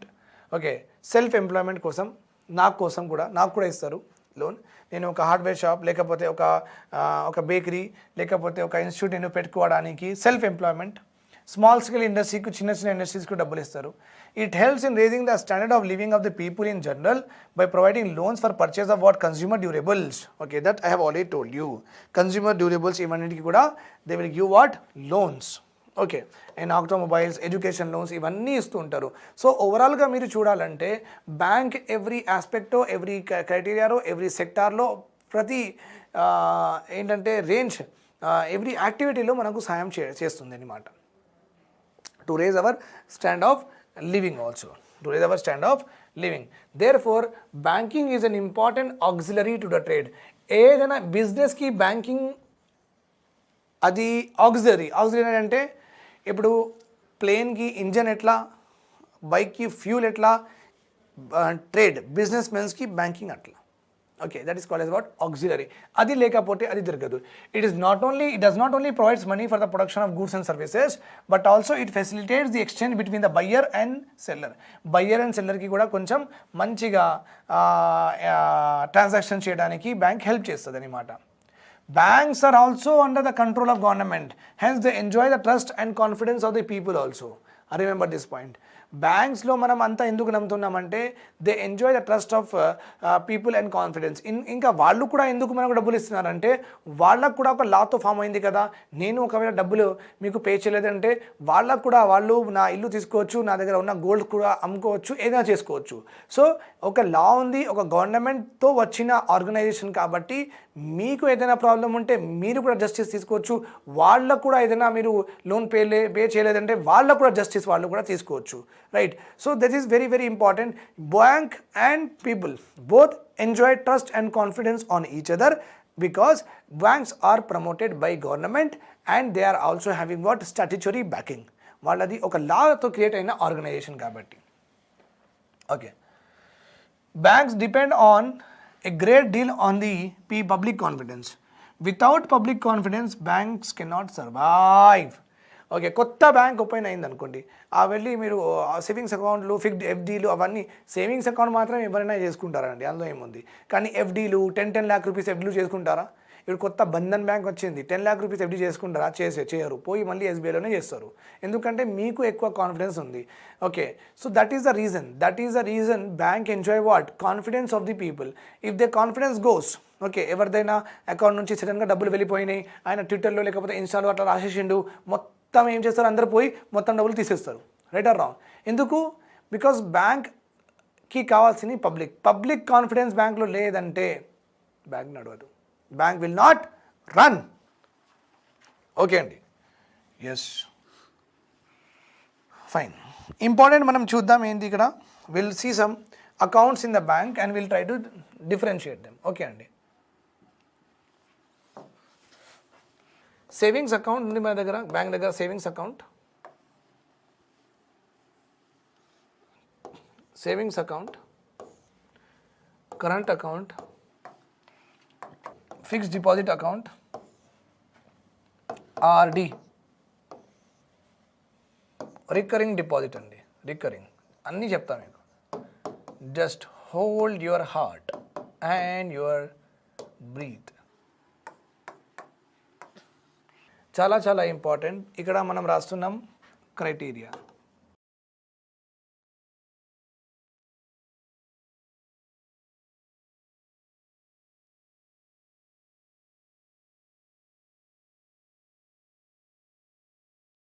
Open for whom? Who will, for whom it will be open? Whom? Savings accounts generally for what? Individuals కోసం, మన కోసం. అంటే ఒక person మీద ఉంటుంది అంతే, నా పేరు మీద. అది బిజినెస్ మ్యాన్ అయినా సరే ఆయన పేరు మీద ఉండాలి. ఒక వన్ పర్సన్ మీద ఉంటుంది savings account. Current account individual start చేసిన బిజినెస్కి ఇస్తారు. ఇండివిజువల్ స్టార్ట్ చేసిన బిజినెస్కి ఇస్తారు. అంటే బిజినెస్ లేకపోతే ఈ అకౌంట్ ఇవ్వరు. Remember this point. ఇండివిజువల్ నా దగ్గర ఒక సేవింగ్స్ అకౌంట్ ఉంటుంది, నా దగ్గర కూడా ఒక కరెంట్ అకౌంట్ ఉంటుంది. Okay, right or wrong? Savings account is it self is called as what? Salary account కూడా చెప్తారు. అంటే ఎవరిదైనా శాలరీ పడుతుందంటే వాళ్ళకి సేవింగ్స్ అకౌంటే శాలరీ అకౌంట్ అంటారు. వాళ్ళు జాబ్ వదిలేసిన తర్వాత ఇదే శాలరీ అకౌంట్ సేవింగ్స్ అకౌంట్లో కన్వర్ట్ అయిపోతుంది. సేవింగ్స్ అకౌంట్ అందరికీ ఒకటే. శాలరీ అకౌంట్లో శాలరీ పెడుతుంది. అంటే కొంతమందికి ఇప్పుడు చూడండి, T1 అకాడమీ నాది సేవింగ్స్ అకౌంట్ యాక్సిస్ బ్యాంక్లో ఉంది. T1 అకాడమీ వాళ్ళు ఏం చేశారంటే నాకు అందులోనే వాళ్ళు పెడుతున్నారు. సో నా సేవింగ్స్ అకౌంటే నా శాలరీ అకౌంట్ అయిపోయింది ఇప్పుడు, రైట్? కానీ కొన్ని ఆర్గనైజేషన్స్ వాళ్ళు ఏం చేస్తారంటే మీ దగ్గర ఆల్రెడీ SBIది ఏదో ఒకటి ఉంటుంది, ఓకే, వాళ్ళు కొత్తగా కూడా ఇస్తారు శాలరీ అకౌంట్ అని. సో ఒక పర్సన్ దగ్గర సేవింగ్స్ ఉండొచ్చు, శాలరీ కూడా ఉండొచ్చు, లేకపోతే ఒకటే అకౌంట్లో సేవింగ్స్ అదే శాలరీ కూడా ఉండొచ్చు, పర్వాలేదు. That's not an issue at all. Okay, కానీ కరెంట్ అకౌంట్ అంటే బిజినెస్ ఉంటేనే, మీతో పాటు బిజినెస్ లింక్ అయి ఉండాలి, మీ బిజినెస్ పేరు ఉంటేనే కరెంట్ అకౌంట్ ఓపెన్ ఉంటుంది. GSTIN నంబర్ ఉంటేనే అకౌంట్ చేస్తారు. ఇది కరెంట్ అకౌంట్లో పోయి ఫామ్ అడిగితే GSTIN నంబర్ ఇస్తారు. GSTIN నంబర్ అంటే ఎందుకు సార్ వచ్చిండు, మరి GSTIN లేదంటే ఈ ఫామ్ తీసుకోవాలి అవ్వండి. ఓకే, నిన్న ఒక జోక్ వచ్చిందండి. ఓకే, జోక్ అంటే ఎట్లా ఉందంటే, ఎక్కడో మన స్టేట్ కాదు, మన ఇండియాలో ఒక ప్లేస్ దగ్గర ఒక ఫేక్ SBI బ్యాంక్ ఓపెన్ చేశారు. ఫేక్ SBI బ్యాంక్ ఓపెన్ చేసి ఇప్పుడు జనాల దగ్గర నుంచి ఏం చేసిందంటే, వాళ్ళు ఒక 5 lakhs పెట్టుకొని ఇవాళ డబ్బులు తక్కువ ఉన్నాయండి, ఎక్కువ ఇవ్వలేమని అలా 5,000 అడిగిన వాళ్ళకి 1,000, 2,000 అలా ఇచ్చి వాళ్ళ దగ్గర నుంచి డిపాజిట్స్ ఎక్కువ తీసుకున్నారు. చాలా మంచిగా బిహేవ్ చేసిరంట. Good morning sir, what are you sir, please sit down sir, చాలా మంచిగా బిహేవ్ చేశానంట. అంత మంచిగా బిహేవ్ చేసి పబ్లిక్కి చాలా డౌట్ వచ్చిందంట. అరే ఏంట్రా బై, గవర్నమెంట్ వాళ్ళు అంత మంచిగా బిహేవ్ చేస్తున్నారంటే వాళ్ళు షాక్ అయ్యారంట. పబ్లిక్ షాక్ అయిపోయి వాళ్ళు వెళ్ళి పోలీసులో కంప్లైంట్ చేస్తే తర్వాత ఏం తెలిసిందంటే, అరే ఇది ఫేక్ SBI బ్యాంక్ పెట్టారు. సో ఇది తెలిసింది ఎందుకు, వాళ్ళు చాలా మంచిగా బిహేవ్ చేసిందంట. చూస్తున్నారా? అంటే SBI బ్యాంక్లో అందరుగా రూడ్గా మాట్లాడతారు వాళ్ళు. అస్సలు మనకు ఏంటంటే they will not even give any information అని వాళ్ళ టాక్ అనమాట. వాళ్ళ క్యారెక్టర్, వాళ్ళ నేచర్ అట్లా ఉందని పబ్లిక్కి అలా తెలిసి ఉంది. సో అంత మంచిగా బిహేవ్ చేసే వాళ్ళు షాక్ అయిపోయిండ్రంట. ఓకే, వెళ్ళి కంప్లైంట్ చేసేసిండ్రు. Okay, fine. సో FD అండి, FD individuals can open FD. RD individuals, మీరు, నేను, ఎవరైనా సరే వన్ పర్సన్. ఓకే, మరి నేను ఇది FD RDలో మీకు కొంచెం డిఫరెన్స్ చెప్పేస్తాను. FD అంటే జనరల్గా ఇన్కమ్ ఎక్కువ ఉన్నవాళ్ళు FD చేసుకుంటారు, ఇన్కమ్ తక్కువ ఉన్నవాళ్ళు RD చేసుకుంటారు. ఓకే, ఈ RD ఎందుకు వచ్చింది? ఒకప్పుడు ఏమైందంటే ఫిక్స్డ్ డిపాజిట్లో మినిమం 20,000 వేయాలి, అప్పుడే ఫిక్స్డ్ డిపాజిట్ చేస్తామండి అని వాళ్ళ ఒక స్కీమ్. అంటే అన్ని బ్యాంక్స్కి అంతే ఉంటుంది. సార్ ఎఫ్డి ఓపెన్ చేయాలనుకుంటున్నారు సార్ ఎంత అంటే మినిమం 10,000, మినిమం 20,000 అంటారు. పెద్ద బ్యాంక్స్ 50,000 అంటారు. ఓకే, యాక్సిస్ బ్యాంక్ ఇవన్నీ.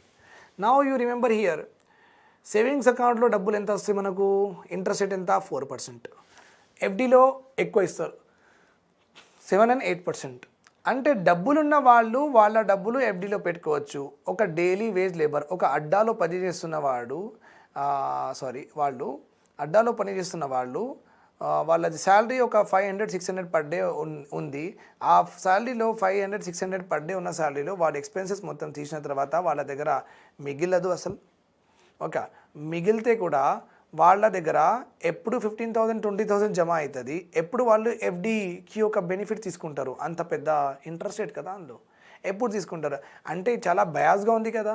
అంటే డబ్బులున్న వాళ్ళు ఎఫ్డీ చేసుకోవచ్చు, డబ్బులు లేని వాళ్ళు ఎఫ్డీ చేసుకోలేరు. ఇంకా మన డబ్బులే మళ్ళీ లోన్, అంటే అందులో మన డబ్బులు కూడా ఉన్నాయి లోన్లు ఇవ్వడానికి. మళ్ళీ బ్యాంక్ మన డబ్బులు కూడా లోన్ ఇచ్చి వాళ్ళకు డబ్బులు ఎక్కువ ఇవ్వడం ఏంటి? మనకు ఒక ప్రాసెస్ కావాలి కదా. సేమ్ మేము కూడా 8% డిపాజిట్ మాకు కూడా కావాలి, కానీ మా దగ్గర అంత లంసంగా లేదు. డబ్బులున్న వాళ్ళ దగ్గర లంసంగా ఉంది. అందుకు లంసంగా ఉంది కాబట్టి వాళ్ళు ఎఫ్డీ చేసుకుంటుంటున్నారు. ఇంకా మన డబ్బులు బ్యాంక్ లోన్లో ఇచ్చుకొని అక్కడ వచ్చిన ప్రాఫిట్స్కి వాళ్ళకి ఎక్కువ ఇస్తుంది, మనకు తక్కువ ఇస్తుంది. అట్లా ఉండదు కదా. సో గవర్నమెంట్ అప్పుడు ఏం చెప్పిందంటే ఓకే వాళ్ళలాగా మీకు కూడా సమానంగా చేసేస్తామని గవర్నమెంట్ మంచి థాట్తో ఆర్డీ తీసుకొచ్చింది, రికరింగ్ డిపాజిట్. ఆర్డీలో ఏముందంటే మీకు నేను ఓకే ఎంత సార్ మీ ఎఫ్డీ ఎంత 20,000 కదా. ఓకే 20,000 అంటే మనకు కూడా 20,000 ఎఫ్డీ. మనం అంటే ఎవ్రీ మంత్ పే చేయాలి. వాళ్ళు డబ్బులు ఉన్న వాళ్ళు కదా అండి, వాళ్ళు ఒక్కటేసారి పే చేసుకుంటారు. మనం అంటే ఎవ్రీ మంత్ పే చేసుకోవాలి. కానీ మన ఇద్దరికి సేమ్ ఇంట్రెస్ట్ రేట్. ఓకే, ఒక ఈక్వాలిటీ రావడానికి ఇవన్నీ గవర్నమెంట్ చేసింది. That is the only difference between RD and FD. Okay, like minimum balance depends. కొన్ని అకౌంట్స్కి లైక్ జన్ధన్ యోజన ఇవన్నిటికీ మినిమం బ్యాలెన్స్ అవసరం లేదు. లేక కొన్ని అకౌంట్స్కి కొన్ని నార్మల్ అకౌంట్స్కి మినిమం బ్యాలెన్స్ పెట్టాలి, 500,000 పెట్టాలి. యాక్సిస్ బ్యాంక్లో HDFCలో మినిమం 20,000 ఉండాలి.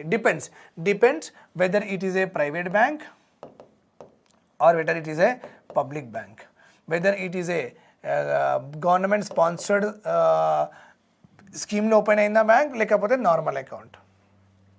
సేవింగ్స్ స్టూడెంట్ అకౌంట్లో కూడా 0 ఉంటుంది. 500 ఒకప్పుడు ఉండింది, ఇప్పుడు 500 కూడా లేదు.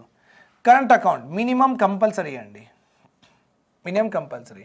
ఇక్కడ minimum is not compulsory. Minimum balance not compulsory. Okay అండి, ఇక్కడ మినిమం బ్యాలెన్స్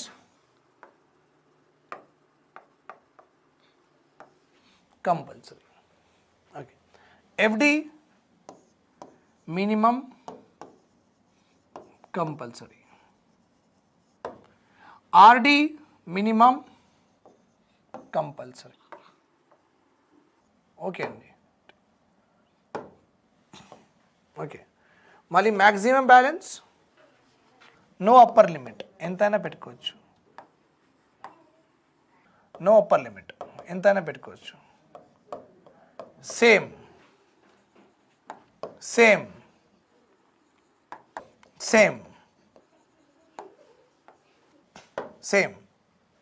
మ్యాక్సిమం లిమిట్ ఎంతైనా పెట్టుకోవచ్చు, మీ ఇష్టం. Okay, then withdrawal.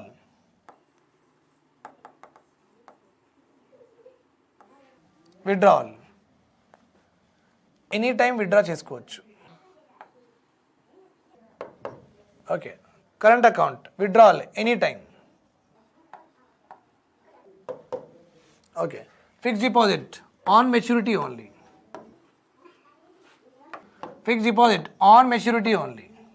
ఆర్డిఓ కూడా on maturity only. Okay, fine.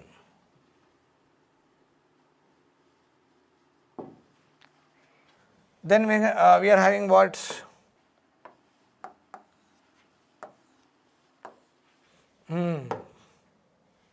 then we are having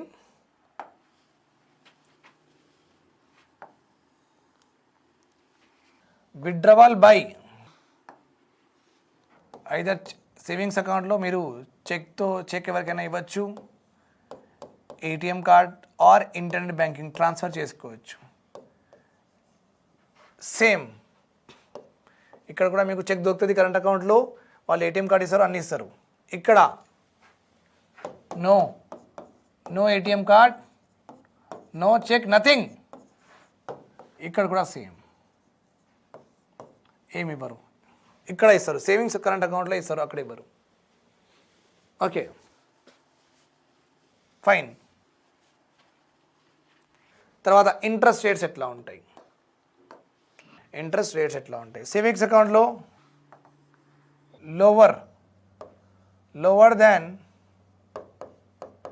FD and RD. Okay, no interest rate. Current అకౌంట్లో interest ఇవ్వరు, ఎందుకంటే మినిమం నేను చెప్తాను మీకు. ఫైన్. ఇక్కడ మీకు సేవింగ్స్ అకౌంట్లో మినిమం బ్యాలెన్స్ మీరు పెట్టాలి. ఓకే, 500,000 అయినా పెట్టాలి. అందుకే మీకు ఆ 500లో వచ్చిన ఇంట్రెస్ట్ కూడా వాళ్ళు ఇస్తారు. ఓకే, కరెంట్ అకౌంట్ ఎట్లా ఉందంటే మీరు 0 రూపీస్ వరకు యూజ్ చేసుకోవచ్చు. అంతే, ఆ అకౌంట్కి నేచరే అట్లా. 10,000 మీరు 10,000 పెడితే మీరు కరెంట్ అకౌంట్లో 10,000 మొత్తం మీరు తీయచ్చు. మీకు పెనల్టీ ఉండదు. 140 days వరకు మీకు పెనల్టీ ఉండదు. ఓకే, సో ఇక్కడ మీరు మొత్తం యూజ్ చేసుకోవచ్చు. సో అందుకే నో ఇంట్రెస్ట్ రేట్. అసలు మీ డబ్బులే మా దగ్గర లేదు, మీ డబ్బులే మేము లోన్లో ఇవ్వలేదు, సో మీరు ఎందుకు అడుగుతున్నారు మాకు ఇంట్రెస్ట్ రేట్? అట్లా అనమాట. సేవింగ్స్ అకౌంట్లో ఎంత కొంత ఉంది కదా, అందుకే వాళ్ళు అడగచ్చు. సో ఇక్కడ కొంచెం ఇంట్రెస్ట్ రేట్, కరెంట్ అకౌంట్లో నో ఇంట్రెస్ట్ రేట్. ఫిక్స్డ్ డిపాజిట్లో హైయెస్ట్,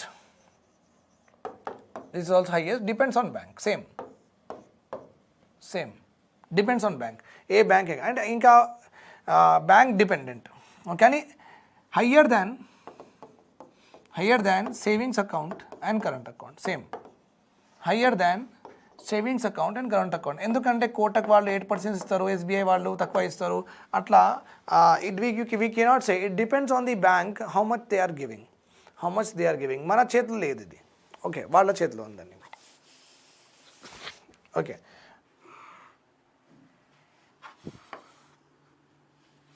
మరి ఇంటర్నెట్ ట్రాన్స్ఫర్ ఫెసిలిటీ ఇస్తారా లేదా? వేరే వాళ్ళకి మనం transfer facility are transfer and payment ఏదైనా మనం ఎవరికైనా మామా అర్త్లో కాస్మెటిక్స్ లేకపోతే అమెజాన్లో ఏదైనా కొంటున్నాం, వాళ్ళకి డబ్బులు పే చేయాలి, లేకపోతే ఫీజు కడుతున్నాం, లేకపోతే ఎవరికైనా డబ్బులు ట్రాన్స్ఫర్ చేస్తున్నాం. సేవింగ్స్ అకౌంట్లో ఈ ఫెసిలిటీ ఉంటుందా లేదా? ఎస్, ఉంటుందండి. కరెంట్ అకౌంట్లో కూడా ఈ ఫెసిలిటీ ఉంటుందండి. ఓకే, ఎఫ్డీలో ఆర్డీలో ఈ ఫెసిలిటీ ఉండదు. No. Remember this point here very, very well. The evolution of banking, okay, that we have to complete in this particular video lecture. Okay, so let us go ahead. Evolution of banking, very, very important for the examination point of view. Okay, as you know that we were ruled by East India Company, right? East India Company ruled us. And you are very much aware of this fact also. మీకు ఇది కూడా తెలుసు, British వాళ్ళు first of all ఇది capture చేసుకున్నారు. 1765లో they got diwani rights of Bengal and they started what fortification. ఒక గోడలు కట్టి,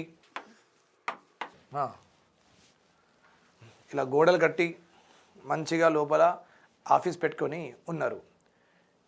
ఒక ఏరియాలో రాజు ఉన్న తర్వాత ఎవరైనా అలా గోడలు కట్టి మీరు రావద్దు, మీరు ఉండద్దు అంటే అట్లా రూల్స్ ఫ్రేమ్ చేస్తే ఏ రాజుకి మంచిగా అనిపిస్తుంది చెప్పండి? ఓకే, మంచిగా అనిపించదు కదా, రైట్. అప్పుడు కూడా షుజావుద్దౌలా, నా పేరు సగం పేరు అయింది కూడా. ఓకే, షుజావుద్దౌలా బెంగాల్ దగ్గర ఒక నవాబ్ అన్నమాట. ఆయననే రూల్ చేస్తున్నాడు బెంగాల్ ప్రెసిడెన్సీకి. సో వీళ్ళు ఏం చేశారంటే, ఆయన బ్యాటిల్ ఆఫ్ బక్సర్ తర్వాత సంహా ఒక అగ్రిమెంట్ అయింది. East India Company and Shujauddaula మధ్యలో.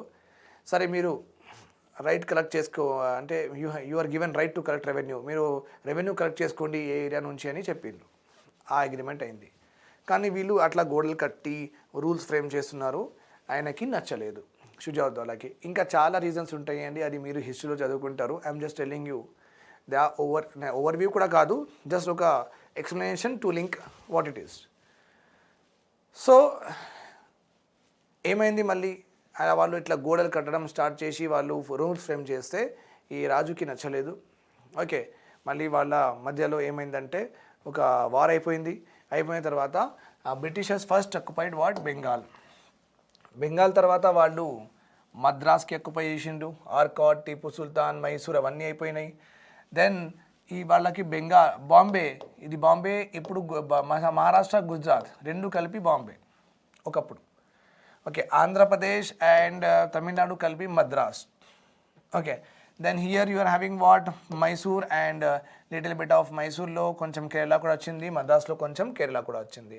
సో ఇది ఒక ప్రెసిడెన్సీ, ఇది ఒక ప్రెసిడెన్సీ, బాంబే ఒక ప్రెసిడెన్సీ, ఇది మనది హైదరాబాద్ ఇక్కడ ఉంది, అట్లా ఎక్సెట్రా ఎక్సెట్రా. ఓకే, సో ఇది వాళ్ళు వార్ చేసుకుని గెలిచిండ్రు. మద్రాస్ ప్రెసిడెన్సీ, మైసూర్ ప్రెసిడెన్సీ ఇది కూడా వార్ చేసుకుని గెలిచిండ్రు. అండ్ తర్వాత ఏమైందంటే ఇది వాళ్ళకి డౌరీలో వచ్చింది, పోర్చుగీస్ వాళ్ళు డౌరీలో ఇచ్చారు వాళ్ళకి. ఓకే, జనరల్గా ఒక కష్టం ఉంది, UK king will always get married to Portuguese princess. So Portuguese జనరల్గా వాళ్ళు డౌరీలో ఇలా ఇస్తూ ఉంటారు, వీళ్ళకి డౌరీలో బాంబే ఇచ్చేసిండ్రు పోర్చుగీస్ వాళ్ళు, ఈస్ట్ ఇండియా కంపెనీ అంటే ఇంగ్లాండ్కి వాళ్ళు అట్లా తీసుకున్నారు. ఫైన్. అంటే 3 ప్రెసిడెన్సీలో వాళ్ళది what I says the rule start అయిపోయింది. మళ్ళీ వాళ్ళు ఏం చేసిండ్రంటే సేమ్ ఫస్ట్ ప్రెసిడెన్సీ వాళ్ళు ఫస్ట్ ఏరియా వాళ్ళు బెంగాల్ అక్యుపై చేసిండ్రు కదా, అందుకే బెంగాల్లో ఒక బ్యాంక్ పెట్టిండ్రు. తర్వాత వాళ్ళు బాంబేలో పెట్టిండ్రు. ఓకే, తర్వాత వాళ్ళు ఏం చేశారంటే మద్రాస్. అంటే వాళ్ళది 3 బిగ్ ప్రెసిడెన్సీస్లో 3 బ్యాంక్స్ పెట్టుకున్నారు వాళ్ళు. And the years are stated here, right. మళ్ళీ ఏమైందంటే 1861లో all 3 banks were given the right to issue currency. అంటే ఏంటి, బెంగాల్ దగ్గర బెంగాల్ గవర్నర్ ఆయన ఇష్యూ ఆఫ్ కరెన్సీ అంటే ఆయన సిల్వర్ కాయిన్స్ లేకపోతే కాపర్ కాయిన్స్ లేకపోతే బ్రాంజ్ కాయిన్స్ అలా మింటింగ్ అంటారు. కరెన్సీ అంటే నోట్స్ ఉంటే ప్రింటింగ్ అంటారు, కాయిన్స్ ఉంటే మింటింగ్ అంటాం మనం. కాయిన్స్ మింట్ అవుతాయి అండ్ నోట్స్ ప్రింట్ అవుతాయి అన్నమాట. Okay, fine. సో బెంగాల్లో వాళ్ళు వాళ్ళ కరెన్సీస్ ఇచ్చుకోవచ్చు. మద్రాస్లో గవర్నర్ వాళ్ళ కరెన్సీస్ వాళ్ళు మింట్ చేసుకోవచ్చు. అండ్ బాంబేలో కూడా వాళ్ళు చేసుకోవచ్చు. అంటే అందరికీ రైట్ టు ఇష్యూ కరెన్సీ ఉంది. మన కంట్రీలో రైట్ టు ఇష్యూ కరెన్సీ ఎవరిది అంటే ఎవరు కరెన్సీ ప్రింట్ చేయొచ్చు అంటే కాయిన్స్ అయినా సరే లేకపోతే నోట్స్ అయినా సరే. Who will do this? Minting and printing ఎవరు చేస్తారంటే ఓన్లీ 2. నోట్స్ అంటే ఓన్లీ ఆర్బీఐ, కాయిన్స్ అంటే only central bank. Okay, so this is called minting and printing, my dear students. So 1861లో అండి అందరూ all the three banks were given the right to issue currency. మళ్ళీ 1921లో okay all these 3 banks are merged. ఈ 3 బ్యాంక్స్ని merge చేసి వాళ్ళు ఏమన్నారంటే imperial bank చేసిర్రు. ఏం చేసిర్రు? Imperial Bank of India. అంటే ఇక్కడ బ్యాంక్ ఆఫ్ బాంబే ఉంది, అదే బ్యాంక్ ఆఫ్ బెంగాల్, ఇక్కడ బ్యాంక్ ఆఫ్ మద్రాస్, ఇక్కడ బ్యాంక్ ఆఫ్ బాంబే అలా ఉన్నది కదా. ఇప్పుడు దానికి అందరిది పేరు మార్చేసిర్రు. మార్చిన తర్వాత ఇది ఇంపీరియల్ బ్యాంక్ ఆఫ్ ఇండియా, ఇది ఇంపీరియల్ బ్యాంక్ ఆఫ్ ఇండియా, ఇది ఇంపీరియల్ బ్యాంక్ ఆఫ్ ఇండియా ఇట్లా పెట్టుకున్నారు. ఓకే, అంటే సేమ్ ఎస్బీఐ అలా ఎస్బీఐ ఏదైనా బ్యాంక్కి తీసుకుంటున్నప్పుడు ఆ బ్యాంక్స్ పేర్లు ఎస్బీఐ ఎట్లా మారిపోతాయి, ఇక్కడ కూడా సేమ్ బ్యాంక్ది అది బోర్డు మార్చేసిండ్రు. ఇంపీరియల్ బ్యాంక్ అంతే. Okay, so all of them are merge is nothing but ఒక బ్యాంక్ ఇంకో బ్యాంక్ తీసుకుని ఎలా మర్జ్ చేయరు. మర్జ్ అంటే ఏంటంటే వాళ్ళది పేరు మార్చేస్తారు అంతే. అంటే అది it belongs to now this particular company or organisations అన్నమాట. ఓకే, దెన్ 1955లో మనం ఏం చేసినామంటే ఈ ఇంపీరియల్ బ్యాంక్కి నేషనలైజ్ చేసేసినాం. అండ్ నేషనలైజ్ చేసిన తర్వాత మనం ఆ పేరు మార్చేసి ఎస్బీఐ పెట్టుకున్నాం. ఎస్బీఐ ఎప్పుడు వచ్చిందంటే 1955. యాక్చువల్ ఎప్పుడు వచ్చిందంటే 1921లోనే వచ్చింది. అంటే అది మన ఇండిపెండెన్స్ కంటే ముందే వచ్చింది ఎస్బీఐ బ్యాంక్. ఓకే, కానీ బ్యాంక్ పేరు వేరు. అప్పుడు Imperial Bank of India as I have given you. Then after independence 1955లో మనం ఈ ఇంపీరియల్ బ్యాంక్కి పేరు మార్చేసి ఎస్బీఐ చేసేసినాం. And what we have done, we have nationalised. What we have done అండి, we have nationalised. Now the question here is, sir what is the meaning of nationalisation? What is the meaning of what? Nationalisation అండి. Nationalisation అంటే ఏంటి? Okay, nationalisation అంటే when government ownership అండి. Ownership is 50% plus 1, nothing but almost 51% ఉంటే, when government ownership is 50% plus 1 or 51%, 50% plus 1 or 51% in an organization. Okay, in an organization or in an company or corporation, ఏదైనా సరే. Corporation అంటే ఎలాగైనా 51 ఉండదు, కానీ ఇది మాత్రం గుర్తుపెట్టుకోండి. ఏదైనా కంపెనీ అయినా సరే, ఏదైనా ఆర్గనైజేషన్ అయినా సరే, ఒకవేళ గవర్నమెంట్ ఓనర్షిప్ 50% plus 1, 51% ఉంటే, అలాంటి కంపెనీస్కి, అలాంటి ఆర్గనైజేషన్స్కి ఏమంటాం? We call it as nationalisation అని చెప్తాం. ఓకే, 51% ఓనర్షిప్ గవర్నమెంట్ది ఉందన్నమాట. ఇప్పుడు మన దగ్గర బిఎస్ఎన్ఎల్ ఉంది కదా, భారత్ సంచార్ నిగమ్ లిమిటెడ్, బిఎస్ఎన్ఎల్. అది ఎవరిది? గవర్నమెంట్ది అని చెప్తారు మీరు. ఓకే, గవర్నమెంట్ డబ్బులు, గవర్నమెంట్ ఓనర్షిప్ ఎంత? 100%. అంటే ఇక్కడ ఉన్న పెన్ నుంచి, పెన్సిల్ నుంచి, ఎంప్లాయీస్ నుంచి, డిపార్ట్మెంట్ నుంచి, వాళ్ళ ఎక్సెట్రా, వాళ్ళ ప్లాంట్, వాళ్ళ office, everything is what? 100% government. Suppose ఈ బ్యాంక్లోనే, ఈ బిఎస్ఎన్ఎల్లోనే గవర్నమెంట్ది జగా, గవర్నమెంట్ది ఎంప్లాయీస్, గవర్నమెంట్ది. మళ్ళీ స్టేషనరీస్ ఇవన్నీ ఉన్నాయి కదా, వర్కింగ్ ప్రాసెస్, అది private people. So ownership divide అయిందా లేదా? డివైడ్ అయింది. ఒకవేళ ఈ డివిజన్లో 51% మనది ఉంటే, అంటే ఇండియాది ఉంటే, అది నేషనలైజే చెప్తాం. 51% బ్యాంక్ గవర్నమెంట్ది ఉండి, అది నేషనలైజే చెప్తాం. Remember this point. 49% private people, అట్లా చెప్పుకోవచ్చు. ఓకే, బట్ 50% plus 1 ఉంటే మనం నేషనలైజ్ అని చెప్పేస్తాం. Okay, that is all about nationalisation. అపోజిట్గా మీరు చూసుకోండి దానికి. ఇఫ్ ఒక private people like Tata, Birla, Ambanis వాళ్ళు ఉన్నారు కదా, సపోజ్ బిఎస్ఎన్ఎల్లో టాటా గవర్నమెంట్ ఏం చేసిందంటే 51% షేర్స్ అమ్మేసేసింది. 51% షేర్స్ అంటే నేను actually 100% owner. Every share of BSNL belongs to me. Share, ఒక చిన్న పెన్సిల్ కూడా బిలాంగ్స్ టు మీ ఓన్లీ, గవర్నమెంట్ది. గవర్నమెంట్ ఏం చెప్పిందంటే టాటాకి పిలిచి, మీరు ఒక తీసుకోండి, ఇది 51% ఇచ్చేస్తామని. ఓకే, సో 51% ఒకవేళ ప్రైవేట్ పీపుల్కి మనం ఓనర్షిప్ ఇచ్చేస్తే, 51% ఆఫ్ షేర్స్ మనం ప్రైవేట్ పీపుల్కి ఇచ్చేస్తే, టాటా, బిర్లా, అంబానీకి ఇచ్చేస్తే, that is called as privatisation అంటాం. ఎందుకంటే ఎక్కువ షేర్స్ ఎవరిది? ఇక్కడ ప్రైవేట్ పర్సన్స్ది. ప్రైవేట్ పర్సన్స్ది. మళ్ళీ నేషనలైజేషన్ అంటే ఎక్కువ షేర్స్, ఎక్కువ ఓనర్షిప్ ఎవరిది? గవర్నమెంట్ది. Right? Okay, I think you got this point. Now let us go ahead. అప్పుడు తర్వాత ఏమైందంటే, జనరల్గా చాలా బ్యాంక్స్ ఫారినర్స్ది ఉన్నాయండి. ఫారిన్ పీపుల్ ఓన్ బ్యాంక్స్ ఉన్నాయి మన దగ్గర ఇండిపెండెన్స్ అప్పుడు. Now the question is, do any Indian owned bank was there or not at that time? అప్పుడు అంటే ఒక ఇండియన్ స్టార్ట్ చేసిన ఏదైనా బ్యాంక్ ఉందా అప్పుడు అని, that is a question. So in 1707 okay, bank of Hindustan అని వచ్చింది. పేరుకి మన బ్యాంక్ లాగా ఉంది, కానీ the owners of the bank were Europeans. Okay, మళ్ళీ 1865లో అలహాబాద్ వచ్చింది. మళ్ళీ పేరుకి ఇది మన ఇండియన్ బ్యాంక్ లాగానే ఉంది, కానీ again it was also owned by group of foreigners. Okay, as because the banks are not owned by Indians, okay, by the foreigners, we cannot say that these banks are Indian owned banks.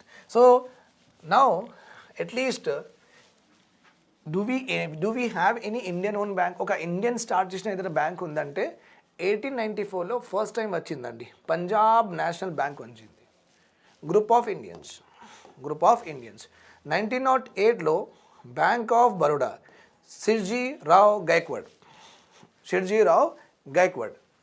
Okay, birth of RBI. Now let us see what birth of RBI. మరి ఏమైందంటే RBI ఎందుకు వచ్చింది? So చాలా banks open అయిపోతూనే ఉన్నాయి. అప్పుడు lot of banks for being open by Indians and foreigners. ఇట్లా మెల్లమెల్ల చాలా banks open అవుతున్నాయి. గవర్నమెంట్ అప్పుడు బ్రిటిష్ గవర్నమెంట్ ఏం చేసిందంటే, అరే అంత పెద్ద ప్రాబ్లం, ఎంత బ్యాంక్స్ ఫ్లడ్ అయిపోతున్నాయి అంటే చాలా బ్యాంక్స్ వచ్చేస్తున్నాయి, మరి అదే సినారియో మళ్ళీ రిపీట్ అయితే ఇండియాలో కూడా మొత్తం కూలిపోతాం కదా అని వాళ్ళు అట్లా అనుకుని ఏం చేసిందంటే 1926లో దానికంటే బిఫోర్ 1918లోనే కంపెనీస్ యాక్ట్ అంటే కొంచెం ఈ బ్యాంక్ వాళ్ళు ఇష్టం వచ్చినాక బ్యాంక్స్ ఓపెన్ చేస్తున్నారు కదా, వీళ్ళది ఇన్ఫర్మేషన్ పెట్టుకోవాలి కదా అని గవర్నమెంట్ అట్లా అనుకుని ఏం చేసిందంటే, సరే మీరు బ్యాంక్ ఓపెన్ చేస్తే ఓపెన్ చేసుకోండి పర్వాలేదు, ఎందుకంటే these countries believe in what capitalism. ఎవరి దగ్గరైనా డబ్బులు ఉంటే వాళ్ళు ఏదైనా బిజినెస్ స్టార్ట్ చేసి వీళ్ళు ఏమన్నారు, that is what is called yes what capitalism. Government interference ఉండదు, మీరు ఏం కొత్తగా తీసుకొస్తే కూడా వీళ్ళు అలౌ చేస్తారు. మీ ప్రొడక్ట్ క్వాలిటీ అవన్నీ చూస్తారు, కానీ they will not stop you from producing అంతే అండి. ఓకే, సో 1918లో వాళ్ళు ఏం చేసిందంటే, సరే అన్ని బ్యాంక్స్ స్టార్ట్ అవుతున్నాయి కదా, మళ్ళీ ఈ బ్యాంక్స్ మొత్తం అది ఏంటంటే లాసెస్లో అయిపోతే మొత్తం ఎకనామీ స్టాప్ అయిపోతుంది కదా అని వాళ్ళకి అర్థమైంది. ఎవరైనా ఉండాలి కదా, అవన్నీ ఎన్ని బ్యాంక్స్ వస్తున్నాయి, ఎవరెవరు రిజిస్టర్ చేస్తున్నారు, కాబట్టి to just know their information. ఈ కొత్త బ్యాంక్స్ వస్తున్నాయి కదా, వాళ్ళకి ఏమన్నారంటే, మేము ఒక యాక్ట్ చేసినాం, ఆ యాక్ట్ కింద మీ బ్యాంక్స్ మొత్తం రిజిస్టర్ చేసుకుంటాం. సో ఎప్పుడైనా కొత్త బ్యాంక్ పెట్టుకోవాలంటే ఇక్కడ వచ్చి రిజిస్టర్ చేసుకోండి, అంతే, ఇంకేం లేదు. సో 1918లో ఒక కంపెనీస్ యాక్ట్ అని వాళ్ళు తీసుకొచ్చిండ్రు. ఓకే, తీసుకొచ్చిన తర్వాత ఆ బ్యాంక్లో ఏమైందంటే, ఆ యాక్ట్లో అన్ని బ్యాంక్స్ రిజిస్టర్ చేసుకున్నారు. ఓకే, మళ్ళీ ఏమైంది, 1928లో డిప్రెషన్ వచ్చింది. 1926లో ఒక హిల్టన్ యంగ్ కమిషన్ అపాయింట్ చేసిండ్రు. ఈ బ్యాంక్స్కి ఎట్లా రెగ్యులేట్ చేద్దాం, ఎట్లా మానిటర్ చేద్దాం, దాని గురించి సజెషన్ ఇవ్వండి అని 1926లో Hilton Young commission was established. Okay, this commission suggested to set up a central bank. Called RBI, but government paid no attention. Government అప్పుడు ఈస్ట్ ఇండియా కంపెనీ వాళ్ళు ఏమనుకున్నారంటే, ఒక సెంట్రల్ బ్యాంక్ ఎందుకు పెట్టాలి, వేస్టే కదా, ఎందుకు అవసరం, మంచిగా నడుస్తుంది కదా అని వాళ్ళు లైట్ తీసుకున్నారు. లైట్ తీసుకున్న తర్వాత ఏమైంది, 1928లోనూ పెద్ద డిప్రెషన్ వచ్చింది. సో హిల్టన్ యంగ్ కమిషన్ ప్రాపర్గా చెప్పింది, అన్ని బ్యాంక్స్ ఉన్నప్పుడు, కొత్త బ్యాంక్స్ ఎవ్రీ అదర్ వీక్ వస్తున్నప్పుడు ఎవరైనా రెగ్యులేట్ చేయడానికి, మానిటర్ చేయడానికి ఉండాలి కదా అని కమిషన్ రిపోర్ట్ అలా చెప్తే కూడా వీళ్ళు లైట్ తీసుకున్నారు. మరి ఏమైంది, 1928లో ఒక పెద్ద బ్యాంకింగ్ సెక్టర్ మొత్తం లాసెస్లో వెళ్ళిపోయి, ఎకనామిక్ గ్రోత్ ఏం లేదు, ప్రొడక్షన్ యాక్టివిటీస్ ఏం లేదు, చాలా ప్రాబ్లమేటిక్గా అయిపోయినాయి మొత్తం countries across the world. So అది అప్పుడు రియలైజ్ చేసుకొని ఏం చేశారంటే, okay, 1929 great depression. So in USA many Indian banks failed. So east India company అంటే గవర్నమెంట్ బ్రిటిష్ గవర్నమెంట్కి అప్పుడు అర్థమైంది, అరే ఆయన చెప్పింది కరెక్టే, మనం ఎస్టాబ్లిష్ చేస్తే ఇవన్నీ అయ్యేది కాదని. ఫైనలీ 1934 అండ్ 1935లో RBI యాక్ట్ పాస్ చేసారు. Reserve bank of India pass చేసారు వాళ్ళు.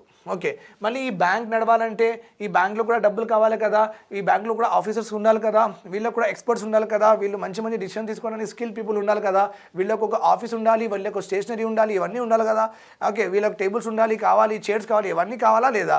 సో ఇది అన్నీ మెయింటైన్ చేయడానికి డబ్బులు ఎవరిస్తారు? ఓకే, మళ్ళీ RBI కూడా ఒక ప్రైవేట్ బ్యాంక్ లాగానే స్టార్ట్ అయింది. సో ఈ బ్యాంక్ పెట్టినప్పుడు గవర్నమెంట్ ఏం చెప్పిందంటే, ఈ బ్యాంక్లో మీకు ఎవరైనా షేర్ కావాలంటే మీ షేర్స్ కొనొచ్చు అని, అలా షేర్స్ గవర్నమెంట్ రిలీజ్ చేసింది. Okay, bank needs capital to run. So 100 shares were given. Okay, into 5 lakh, 100 rupees 5 lakh shares. ఒక share of RBI what right? Okay, 1934, 1935 this right 5 crore right?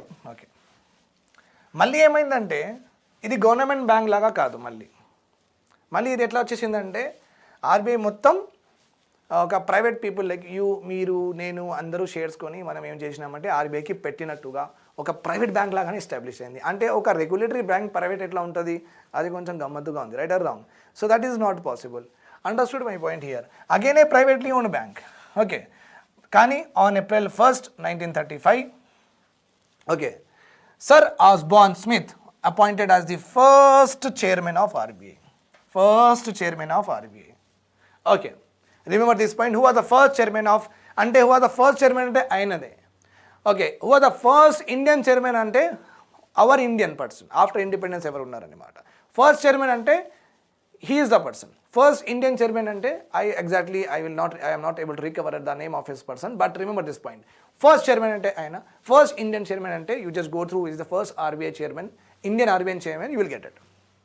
Okay మళ్ళీ independence వచ్చిన తర్వాత అంత పెద్ద regulatory bank ఉంది, అంత పెద్ద మానిటరింగ్ బ్యాంక్ ఉంది. సో మనం ఎందుకు దానికి ప్రైవేట్ పెట్టామని మనం ఇండిపెండెన్స్ వచ్చిన తర్వాత ఫస్ట్ పని ఏం చేసినామంటే ఆ బ్యాంక్కి నేషనలైజ్ చేసేసినాం. ఇది గవర్నమెంట్కి చెందినవి అని చెప్పేసినాం. 1st January 1949 RBI all private shares transfer to government of India. Okay and RBI was declared as nationalized under the Banking Regulation Act of 1948. Under the Banking Regulation Act of 1948. Okay. Now a very important topic and today we are going to discuss. Okay. Bank ఇంకా money lender difference ఏముంది మీకు already తెలుసు. మనకు loan కావాలంటే ఇద్దరు ఉన్నారండి. ఒకటి బ్యాంక్స్లో ఉన్నారు, ఓకే, ఇంకొకటి బ్యాంక్స్ ఉన్నాయి, ఇంకొకటి మన ఫ్రెండ్స్, మన రిలేటివ్స్, ఫైనాన్షియర్స్ వీళ్ళు ఉన్నారు. జనరల్ పబ్లిక్ కూడా ఇలా మనకు లోన్స్ ఇస్తూ ఉంటుంది. వాళ్ళకి ఏమంటారు మనీ లెండర్, అంటే మనీ ఇట్లా లెండ్ చేస్తారు. అది బ్యాంక్ కూడా అట్లనే చేసేది కదా, బ్యాంక్ కూడా లోన్ లెండ్ చేస్తుంది, వీళ్ళు కూడా మనీ లెండ్ చేస్తారు. Right or wrong? సో ఎందుకు మనం మనీ లెండర్ దగ్గర నుంచి డబ్బులు తీసుకోవద్దు, ఎందుకు బ్యాంక్ దగ్గర నుంచి మనం లోన్ తీసుకోవాలి, బ్యాంక్లో మనీ లెండర్లో డిఫరెన్స్ ఏముంది, వాళ్ళది ఎట్లా నడుస్తుంది సిస్టమ్, మన సిస్టమ్ ఎట్లా నడుస్తుంది, ఇది చాలా చాలా ఇంపార్టెంట్. మీ మమ్మీకి మీ డాడీకి అందరికీ చెప్పండి దీని గురించి, ఎందుకంటే వాళ్ళకి కూడా మంచి థాట్స్ వస్తాయి and they will also make sure that money lender నుంచి వాళ్ళ దగ్గర నుంచి వాళ్ళు వెళ్ళరు తీసుకోరు. ఓకే బికాజ్ ఇక్కడ ప్రాపర్గా నేను ఎక్స్ప్లెయిన్ చేస్తున్నా కాబట్టి వాళ్ళకి డెఫినెట్గా మీ ఇది క్లిప్కి కట్ చేసి మీరు ఇట్లా రొటేట్ చేయండి. బికాజ్ నేను ఇప్పటివరకు ఒకసారి కూడా చెప్పలే ఇవన్నీ. ఎందుకు చెప్తున్నా అంటే ఇది చాలా ఇంపార్టెంట్. మీరు రూరల్ ఏరియాస్లో ఉన్నారు, రిమోట్ ఏరియాస్లో ఉన్నారు, ఎక్కడెక్కడ మనీ లెండర్కి ఇంకా ఫైనాన్షియర్కి మన పెద్ద ఫార్మర్ దగ్గర నుంచి మనం లోన్లు తీసుకుంటాం కదా, వాళ్ళకి ఒక బ్యాంక్కి మధ్యలో డిఫరెన్స్ ఏముంది. Remember this point, let us study that. మరి ఇది క్లిప్ చేసి కట్ చేసి అందరికీ పంపించాలండి మీరు. Okay first one is entity. Banks are organised institutions, అంటే ఒక ప్రాపర్ ఆర్గనైజ్డ్ ఉంది, వీళ్ళకి ఒక ఫైనాన్స్ డిపార్ట్మెంట్ ఉంటుంది, మీరు ఎంత తీసుకున్నారు, మీరు ఎంత ఇవ్వాలి, ప్రాపర్ క్యాల్కులేషన్గా ఉంటుంది. అది అసలు మీరు ఫ్రంట్ ఎండ్ వాళ్ళు వినట్లేదంటే మీరు పైకి వెళ్ళి కంప్లైంట్ చేసుకోవచ్చు. ఒక ఆర్గనైజ్ సిస్టమ్ ఉందండి.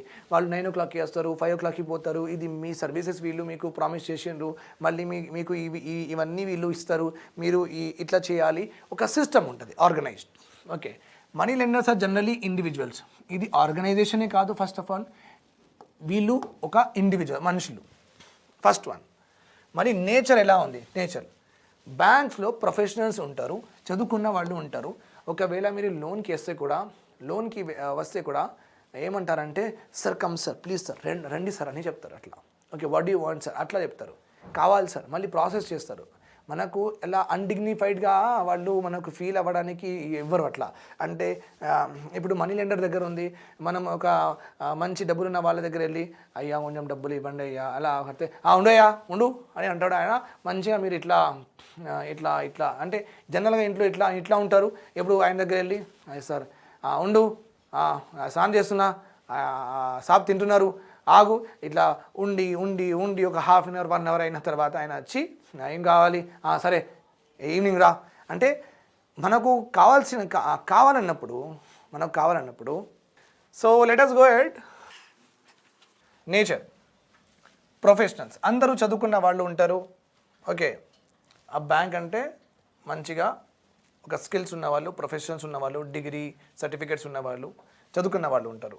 Money lenders may or may not be professionals.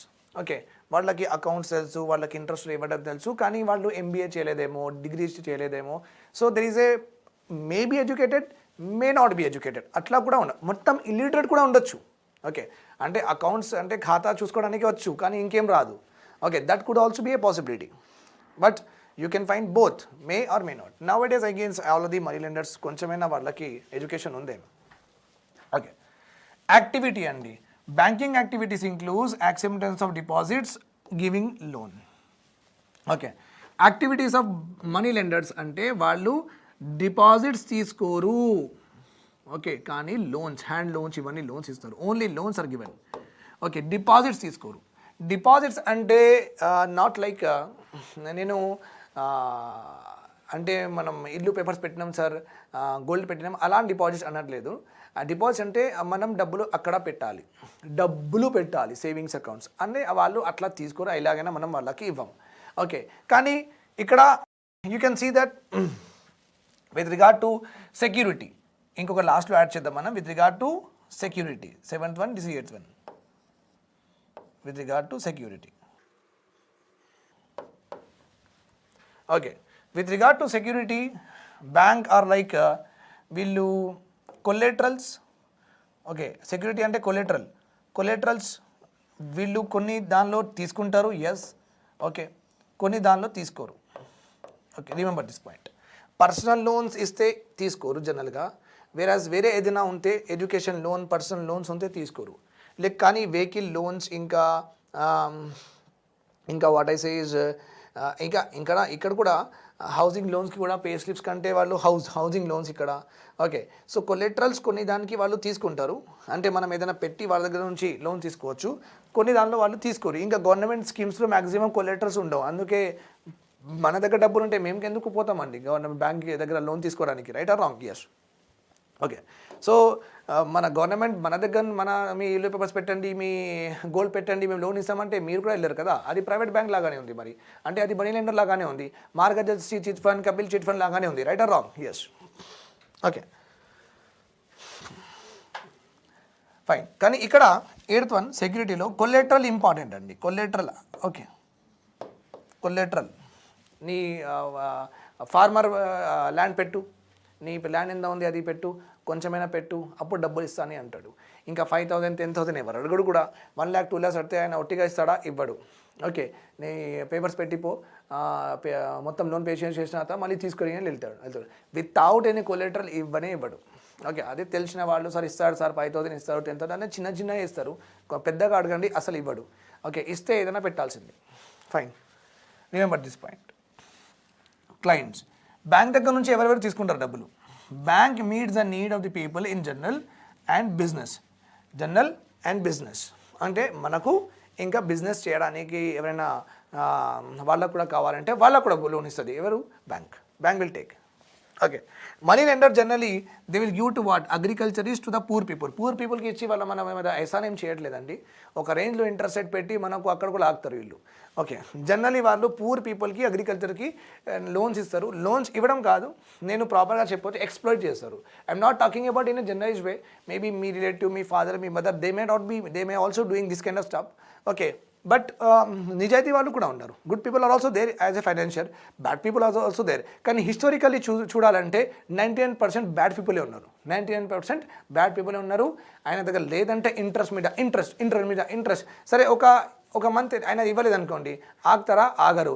ఇంకా నెక్స్ట్ మంత్ ఇంకా డబ్బులు ఎక్కువ తీసుకుంటారు, రైట్? సో ఆయన బతుకుతున్నాడా, లేకపోతే ఆయన దగ్గర డబ్బులు ఉన్నాయా, ఇవన్నీ కన్సిడరేషన్స్ ఉంటాయా?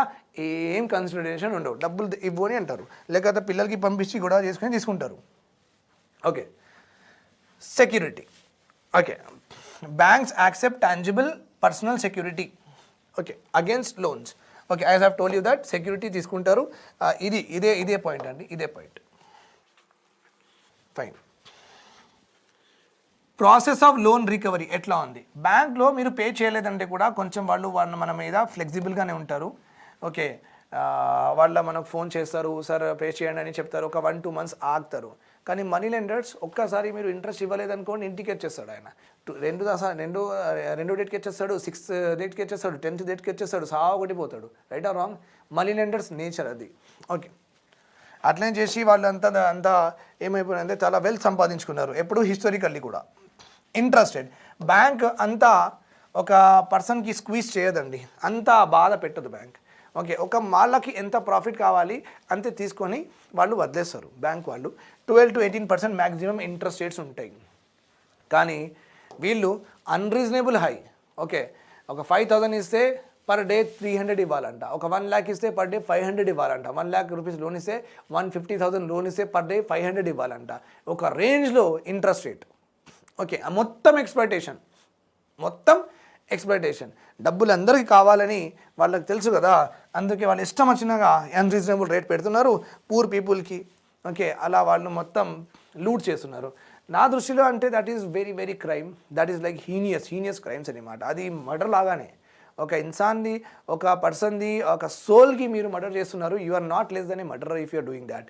Okay, take the interest rate which is like okay, మీరు కూడా విన్ అవుతున్నారు, మీకు కూడా ప్రాఫిట్స్ ఉన్నాయి, వాళ్ళకు కూడా ఏం బాధలు. అలాంటి ఇంట్రెస్ట్ రేట్ పెట్టండి and make sure that you don't exploit the people and you don't degrade and disgrace the humanity. Remember this point. Okay, so always if you want to hit on tigers. పెద్ద వాళ్ళు ఉంటారు కదా tycoons, వాళ్ళ దగ్గర వాళ్ళకి loan ఇచ్చుకొని అలా పెట్టుకోండి ఇంట్రెస్ట్ రేట్లు అన్రీజనబుల్ హై. కానీ పూర్ పీపుల్ దగ్గర నుంచి ఎక్కువ వాళ్ళకి ఏం లాగుతుంది. 50 years ఆఫ్ బ్యాంక్ నేషనలైజ్ అయిపోయింది as 1947. Okay, 57, 67, 77, 87, 97, 2007, 2070, almost like 1, 2, 3, 4, 5, 6, 7, 70 years అయిపోయిందండి.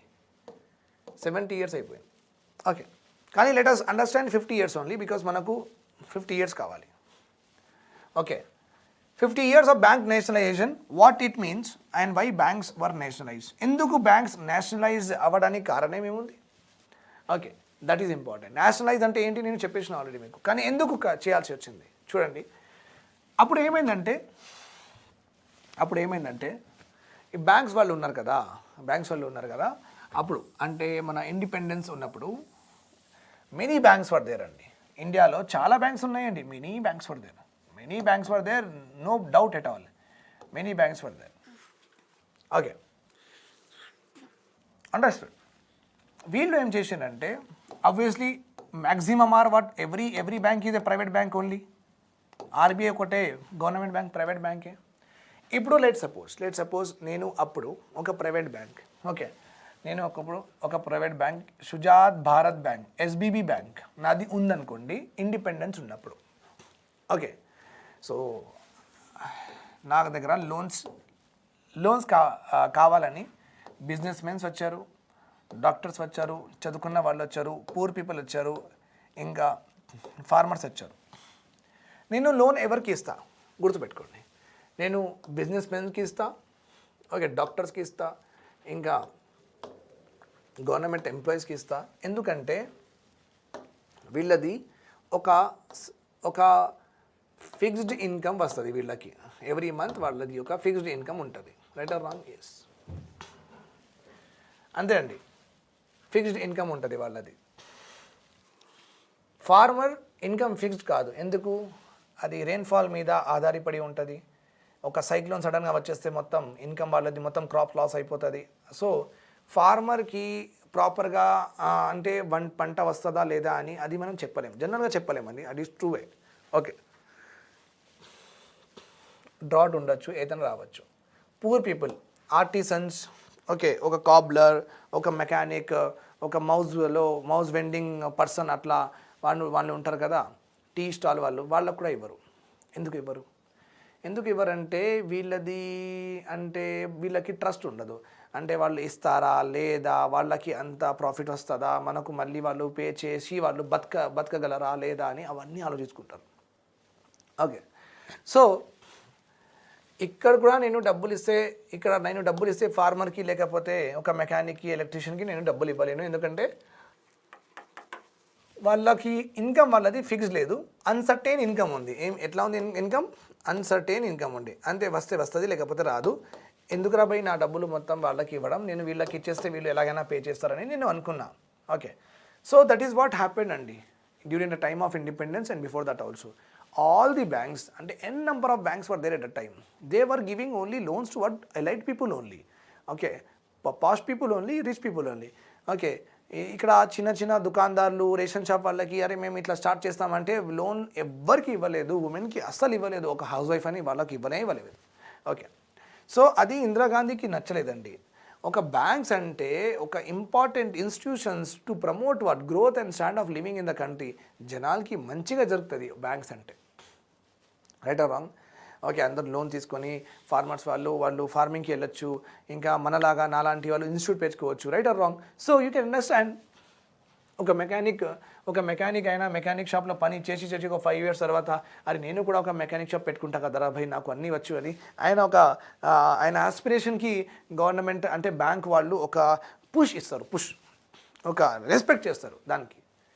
సో అంత పెద్ద బ్యాంక్స్ ఉన్నాయి, ఇంకా మన పావర్టీ అంతా ఉంది మనకు ఇండిపెండెన్స్ ఉన్నప్పుడు.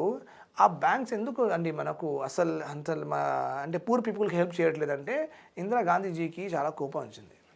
ఇన్ని బ్యాంక్స్ ఉండి మన పూర్ పీపుల్కి ఏం సహాయం చేయట్లేదు వీళ్ళు, they are not actually helping the poor people of our country, these many banks are there. And she got angry and she said that ఇది నేషనలైజ్ చేసేద్దామని. Okay, let us see some facts also.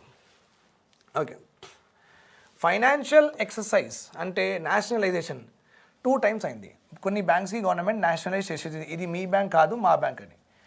began in midnight of July 1969. July 1969లో prime minister Indira Gandhiji first ఫేజ్లో 14 major banks lenders అంటే 14 major బ్యాంక్స్కి ఆమె nationalise చేసిండ్రు. Okay, she nationalise. Okay, అంటే ఇండియాలో 100% deposit ఉంటే 100% అందరి డబ్బులు ఉంటే ఈ 100%లో 85% వాళ్ళది డబ్బులు ఈ 14 బ్యాంక్స్లో ఉన్నాయి. ఇండియాలో 100% పాపులేషన్ ఉంటే 85% ఆఫ్ ఈ పాపులేషన్ డిపాజిట్స్ ఈ బ్యాంక్స్లో ఉన్నాయి. ఓకే, ఇది ఫస్ట్ ఫేజ్లో 14 బ్యాంక్స్ ఆమె నేషనలైజ్ చేసింది. నేషనలైజ్ ఎందుకు చేసిన తర్వాత మనం sorry for that, anything is not proper in Telugu. So if she is like why she did the nationalization, okay, I'll tell you in a bit. Okay, second phase, 6 more banks were nationalized, okay, in 1980. Very important. First nationalization in the year 1969. Okay, remember this point. First nationalization in the year 1969, second nationalization in the year 1980. Okay, చూడండి, the core objective for nationalization was to energize, means to give energy to the priority sectors at a time when the large businesses dominated credit profile. Word కొంచెం difficult to understand ఉంది, కానీ నేను చెప్తాను మీకు, don't worry. Okay, fine. 1969లో Central bank of India, Maharashtra Bank, Dena Bank, Punjab National Bank, Syndicate, Canara, Indian, IOB, Bank of Baroda, Union Bank, Allahabad Bank, United Bank, UCO Bank, Bank of India, all these banks are nationalised.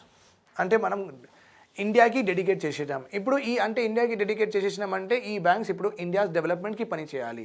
అంటే డాక్టర్స్లకి, elite క్లాసెస్లకి, rich పీపుల్కి వాళ్ళకే loans ఇవ్వద్దు, అందరికీ loans ఇవ్వాలి. Okay, అంటే మేమే manage చేసుకొని మేమే ఇస్తాం, మీరు చేయాల్సిన అవసరం లేదని తీసుకుంది గవర్నమెంట్. 1980లో Punjab Sindh Bank, Vijaya Bank, Oriental bank of India and Corporation Bank, Andhra Bank and New India, మన బ్యాంక్ కూడా వెళ్ళిపోయింది, ఆంధ్ర బ్యాంక్. ఓకే అండి, right. Now the thing is why nationalisation. Okay, why nationalisation ఎందుకు చేయాల్సి వచ్చింది? ఇక్కడ చూడండి మీరు, 1951 to 1968 అండి, ఈ కాలంలో ఓకే బ్యాంక్స్ దగ్గర, అంటే ఇండియాలో ఉన్న మొత్తం బ్యాంక్స్ దగ్గర లెటర్ సపోజ్ 100 crores ఉన్నాయండి. మంచిగా ఏం రీడ్ చేయొద్దు, ఇక్కడ రీడ్ చేస్తే మొత్తం ఎక్స్ప్లెనేషన్ పోతుంది. ఓకే, నేను రాస్తున్నప్పుడు నేను ఎక్కడ రాస్తున్నాను, ఏం చెప్తున్నాను అదే కోఆర్డినేషన్ ఉండాలి, కానీ వేరే కోఆర్డినేషన్ చేసుకోవద్దు. 1951 to 1960 ఈ పీరియడ్లో మనం ఇండియాలో ఉన్న మొత్తం బ్యాంక్స్లో డబ్బులు లెటర్ సపోజ్ 100 crores ఉన్నాయి వాళ్ళ దగ్గర. లోన్స్ ఇవ్వడానికి ఎన్ని crores ఉన్నాయి? 100 crores ఉన్నాయి. ఎవరి దగ్గర? ఇండియాలో ఉన్న మొత్తం బ్యాంక్స్ 1951 to 1968లో 68%, అప్రాక్సిమేట్లీ 68%, అంటే 68 crores were given to what big business మెన్స్కి ఇచ్చారు. అండ్ అగ్రికల్చర్ సెక్టార్కి అండ్ లోవర్ సెక్టార్కి ఓన్లీ 2% లోన్స్ ఇచ్చారండి. అగ్రికల్చర్కి ఎంత లోన్స్ ఇచ్చారు వాళ్ళు? 2% లోన్స్ ఇచ్చారు అంతే. అంటే ఈ కాలంలో 2% అంటే ఒక 2 crores అగ్రికల్చర్ ఇచ్చి మొత్తం క్రోర్స్ వాళ్ళు పెద్ద పెద్ద వాళ్ళకి బిజినెస్ మెన్స్కి వేరే వేరే దగ్గర ఇన్వెస్ట్ చేసారు. అంటే అప్పుడు అనుకోండి మీరు 80% అంటే ఆల్మోస్ట్ 70% పాపులేషన్ అగ్రికల్చర్ మీద డిపెండెంట్ ఉన్న పాపులేషన్కి లోన్ రావట్లేదంటే మనం ఎట్లా బాగుపడతామండి? Okay, that's not possible, right? That's not possible at all. That is what has happen. Understood my point here? Fine. So అప్పుడే ఇందిరాగాంధీజీ ఏం చేశారంటే ఆర్డర్ రిలీజ్డ్. అంతమంది జనాలకి లోన్ దొరకట్లేదంటే ఇలాంటి వాళ్ళు మాకు వద్దని what she did is she nationalise the banks. Okay, even though the banks lend credit, the disbursement to the rural areas and small borrowers for far less, చాలా చాలా తక్కువ. అగ్రికల్చర్కి పూర్ పీపుల్కి అసలు డబ్బులే ఇవ్వలేదు రూరల్ ఏరియాస్లో. వాళ్ళు ఎట్లా బాగుపడతారు? బాగుపడరు, right? I think you got this. So banking services were available only to a handful of rich and middle class urban household only. Okay, ఇంకా మళ్ళీ ఏమైందంటే ఈ బ్యాంక్స్ మొత్తం గవర్నమెంట్కి వెళ్ళిపోయినాయి. ఓకే, ఒక కొత్త ప్రాబ్లం స్టార్ట్ చేసింది. నేను ఒక బ్యాంక్ మేనేజర్కి లేకపోతే నేను ఒక ఎండీకి, బ్యాంక్ ఎండీకి, హైదరాబాద్లోని ఎస్బీఐ బ్యాంక్ ఎండీకి నేను ఒక యాజ్ ఎ మినిస్టర్ నేను ఒక ఆయనకి ఒక లెటర్ రాసిన. నా బ్రదర్ శ్యామ్కి ఒక 2 crores లోన్స్ ఇవ్వండి, ఆయనది ఏదైనా ఉంటే తక్కువ ఎక్కువ ఉంటే మేము తర్వాత చూసుకుందాం, ఇచ్చేయండి అని చెప్పేసిన. ఆ సిఎండి ఏం చేసిండు, ఎండి ఆ లోన్ బ్రాంచ్లో ఉన్న పర్సన్కి, బ్రాంచ్ మేనేజర్కి ఫోన్ చేసి ఈ అప్లికేషన్ వస్తుంది, అది ఫార్వర్డ్ చేసుకో, మేము ఇచ్చుకుంటామని ఆయన చెప్తాడు. ఆయన వెళ్ళి బ్యాంక్ మేనేజర్కి ఇస్తే బ్యాంక్ మేనేజర్ సీఎండి సంతకం పెట్టేది. ఆ సంతకం మీదనే బ్యాంక్ నుంచి లోన్ రిలీజ్ అయిపోతాయి. ఇంకా ఏం చూడరు. ఎందుకంటే ఇప్పుడు నేను ఒక ఇన్స్టిట్యూట్కి, ఒక కోచింగ్ ఇన్స్టిట్యూట్కి లేకపోతే ఒక కంపెనీకి హెడ్ అనుకోండి నేను. ఓకే, ఎవరికి ఎట్లా తీసుకోవాలి, ఎంట్రన్స్లో తీసుకోవాలా, ఎంట్రన్స్ పెట్టి తీసుకోవాలా, ఇంట్రెస్ట్ కాకుండా తీసుకోవాలా. ఓకే, సడన్గా రిక్రూట్మెంట్ మొత్తం అయిపోయింది. 100 పీపుల్కి రిక్రూట్మెంట్ నేను స్టార్ట్ చేసిన. ఒక కంపెనీ ఉంది నాది, 100 అంటే నేను వాకిన్ ఇంటర్వ్యూస్ అని ఐఐటి సాఫ్ట్వేర్ ఇంజనీర్స్కి నేను పిలిచిన తర్వాత అందరూ వచ్చిండ్రు. ఓకే, అందరూ 100 మెంబర్స్ అందరూ పాస్ అయిన తర్వాత నేనేం చేసిన అంటే ఇంకొక అమ్మాయి వితౌట్ ఎనీ ఇంట్రెస్ట్ తీసుకుంటా, వితౌట్ ఎనీ ఎంట్రన్స్ టెస్ట్ తీసుకుంటా. నేను ఒక సంతకం ఒక నా ఫ్రెండ్ చెప్తున్నా, అరే నా అమ్మాయికి ఇచ్చేసారు అబ్బాయి అంటే, నేను ఒక సో అండ్ సో ఆమెకు ఎంప్లాయ్మెంట్ ఇచ్చేయండి అంటే నా హెచ్ఆర్ నాకు ఏదైనా అడతారా? హెచ్ఆర్ నా సంతకం చూసి ఒక్క క్వశ్చన్ వై సార్ అని కూడా అడగడు. అరే ఈ అమ్మాయికి సర్ది వచ్చింది తొందరగా వేసేయండి, అది అపాయింట్మెంట్ రిలీజ్ చేయండి, ఫస్ట్ ఇది చేయండి అని అయిపోతుంది. ఇట్లని జరిగింది బ్యాంక్లో కూడా. మొత్తం మినిస్టర్స్ ఏం చేసారంటే మొత్తం అది బ్యాంక్ వాళ్ళకి ఫోన్ చేసుకొని వాళ్ళ రిలేటివ్స్కి వీళ్ళకి అందరికీ డబ్బులు ఇచ్చేసారు. ఓకే, కానీ అది చాలా పెద్ద నెగిటివ్ ఇంపాక్ట్తో పాటు చాలా పెద్ద పాజిటివ్ ఇంపాక్ట్ కూడా అయింది. ఓకే, సో అట్లా కూడా జరిగినాయి, కానీ majorly it benefited to the rural areas. Okay, Revanth is fine. Political interference ఎక్కువ అయిపోయింది, వాళ్ళ దగ్గర ఎక్స్పర్టీస్ కూడా లేదు. అంటే అప్పుడు బ్యాంక్లో పనిచేసిన వాళ్ళ దగ్గర అంత ఎక్స్పర్టీస్ కూడా లేదు. గవర్నెన్స్ అంటే లోన్స్ ఇవ్వడం, అప్లికేషన్ చేయడం, ఇవన్నీ వాళ్ళ యాటిట్యూడ్ అవన్నీ చెత్తగా ఉన్నాయి అప్పుడు అన్నమాట. ఓకే, బట్ గవర్నమెంట్ ఇవన్నీ ప్రాబ్లమ్స్ ఉంటే కూడా గవర్నమెంట్ ఏం మంచి చేసిందంటే ఆటోమేటిక్గా over a period of time banking related services spread అయిపోయినాయి, giving access to both rich and poor. ఎలాగైనా కొంచెమైనా బ్యాంకింగ్ సర్వీసెస్ పెనిట్రేట్ అయిపోయింది అప్పుడు. సో ఒక నేషనలైజేషన్ కొంచెం మంచిగానే ఉందని చెప్పిండ్రు experts. Okay, banking sector was necessary for the development and extent to the reach of the government programmes also. అంటే ఇప్పుడు నాకు ఎల్పిజి సబ్సిడీ వస్తుంది, బ్యాంక్ నుంచి వస్తుంది కదా. ఫీ రీయింబర్స్మెంట్ ఎక్కడి నుంచి వస్తాయి? బ్యాంక్ అకౌంట్ నుంచి వస్తాయి. ఆసరా పెన్షన్ నుంచి బ్యాంక్ అకౌంట్, రైతు బంధు, రైతు బీమా bank account. So bank is one of the channel also. Bank ఉంటే వాళ్ళకి డబ్బులు వాళ్ళ అకౌంట్లో పడిపోతే వాళ్ళు తీసుకుంటారు. మళ్ళీ ఆఫీస్కి వెళ్ళి తీసుకోవాలంటే అక్కడ ఒక కరప్షన్ స్టార్ట్ అవుతుంది, రైట్? అక్కడ కూడా అమ్మ సార్ నాది ఎంఆర్ ఆఫీస్ దగ్గర వెళ్ళి సార్ నాది పెన్షన్ వచ్చిందా సార్? రాలేదమ్మా, రాలేదు, ఇప్పుడు రాలేదు, నీది రాలేదు ఎందుకు ఏమో సార్, కొంచెం ఒక 200-300 500 తీసుకోండి సార్, అది చేయండి అంటే సరే 200 తీసుకొని నేను చేస్తా అని ఆయన దగ్గర ఉంటే కూడా ఆయన ఇవ్వడు. అందరి దగ్గర నుంచి ఒక 100 తీసుకొని అప్పుడు ఇవ్వడం స్టార్ట్ చేస్తాడు. సో ఈ కరప్షన్ తీయాలంటే మీ అకౌంట్లో డైరెక్ట్ డబ్బులు పడిపోతే కిరికిరిపోతుంది కదా, right? So banking services are also important, okay, to remove the middle man. వీళ్ళు ఎవరు మధ్యలో ఐఎంఆర్ ఆఫీస్లో కూర్చున్న వాళ్ళు ఎవరు? వీళ్ళందరూ మిడిల్ మ్యాన్స్ అని, ఓకే అండి. Okay, banks nationalisation was hence seen as the only option. Okay, the government of the time believed that the banks failed to support its socio-economic objective. Hence, we should increase control over banks అని చెప్పారు. ఇప్పుడు 74% ఈ public sector banks ఉన్నాయి కదా, మొత్తం 100% గవర్నమెంట్ది కాదండి. 74% గవర్నమెంట్ది ఉంది, 26% వేరే వాళ్ళది ఉంది. స్పాన్సర్స్, ప్రమోటర్స్, ఏదేదో కంపెనీస్ ఉంటాయి, అందరూ కలిసి దానికి ప్రమోట్ చేస్తారు. But majorly government hold. 74% is government ownership in the private banks, అంటే government public sector banks also. Public sector banks also. I guess you got this. Okay. What is the current status? ఇప్పుడు although the government succeeded partially in meeting its goal, అంటే banking services అందరికీ దొరకాలి, rural areas దొరకాలి, remote areas దొరకాలి. So వాళ్ళు మొత్తానికి కొంచెమైనా success అయ్యిండు. మొత్తానికి అవ్వలేదని అంతా అవ్వలేదనుకోండి, కానీ కొంచెమైనా సక్సెస్ అయ్యిండు వాళ్ళు.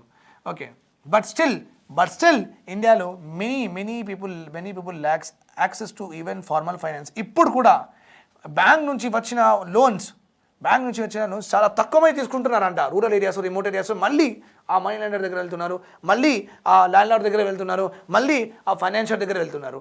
అంతా చేసిన తర్వాత ఇక్కడ వెళ్ళకండి, బ్యాంక్ దగ్గర వెళ్ళి బ్యాంక్స్కి ఫైట్ చేసుకొని తీసుకోండి. ఓకే, డిగ్నిటీగా ఉంటారు. మళ్ళీ చేతులు కట్టుకొని ఇలా నిలవడం కంటే బెటర్ బ్యాంక్ దగ్గర వెళ్ళి తీసుకోవడం.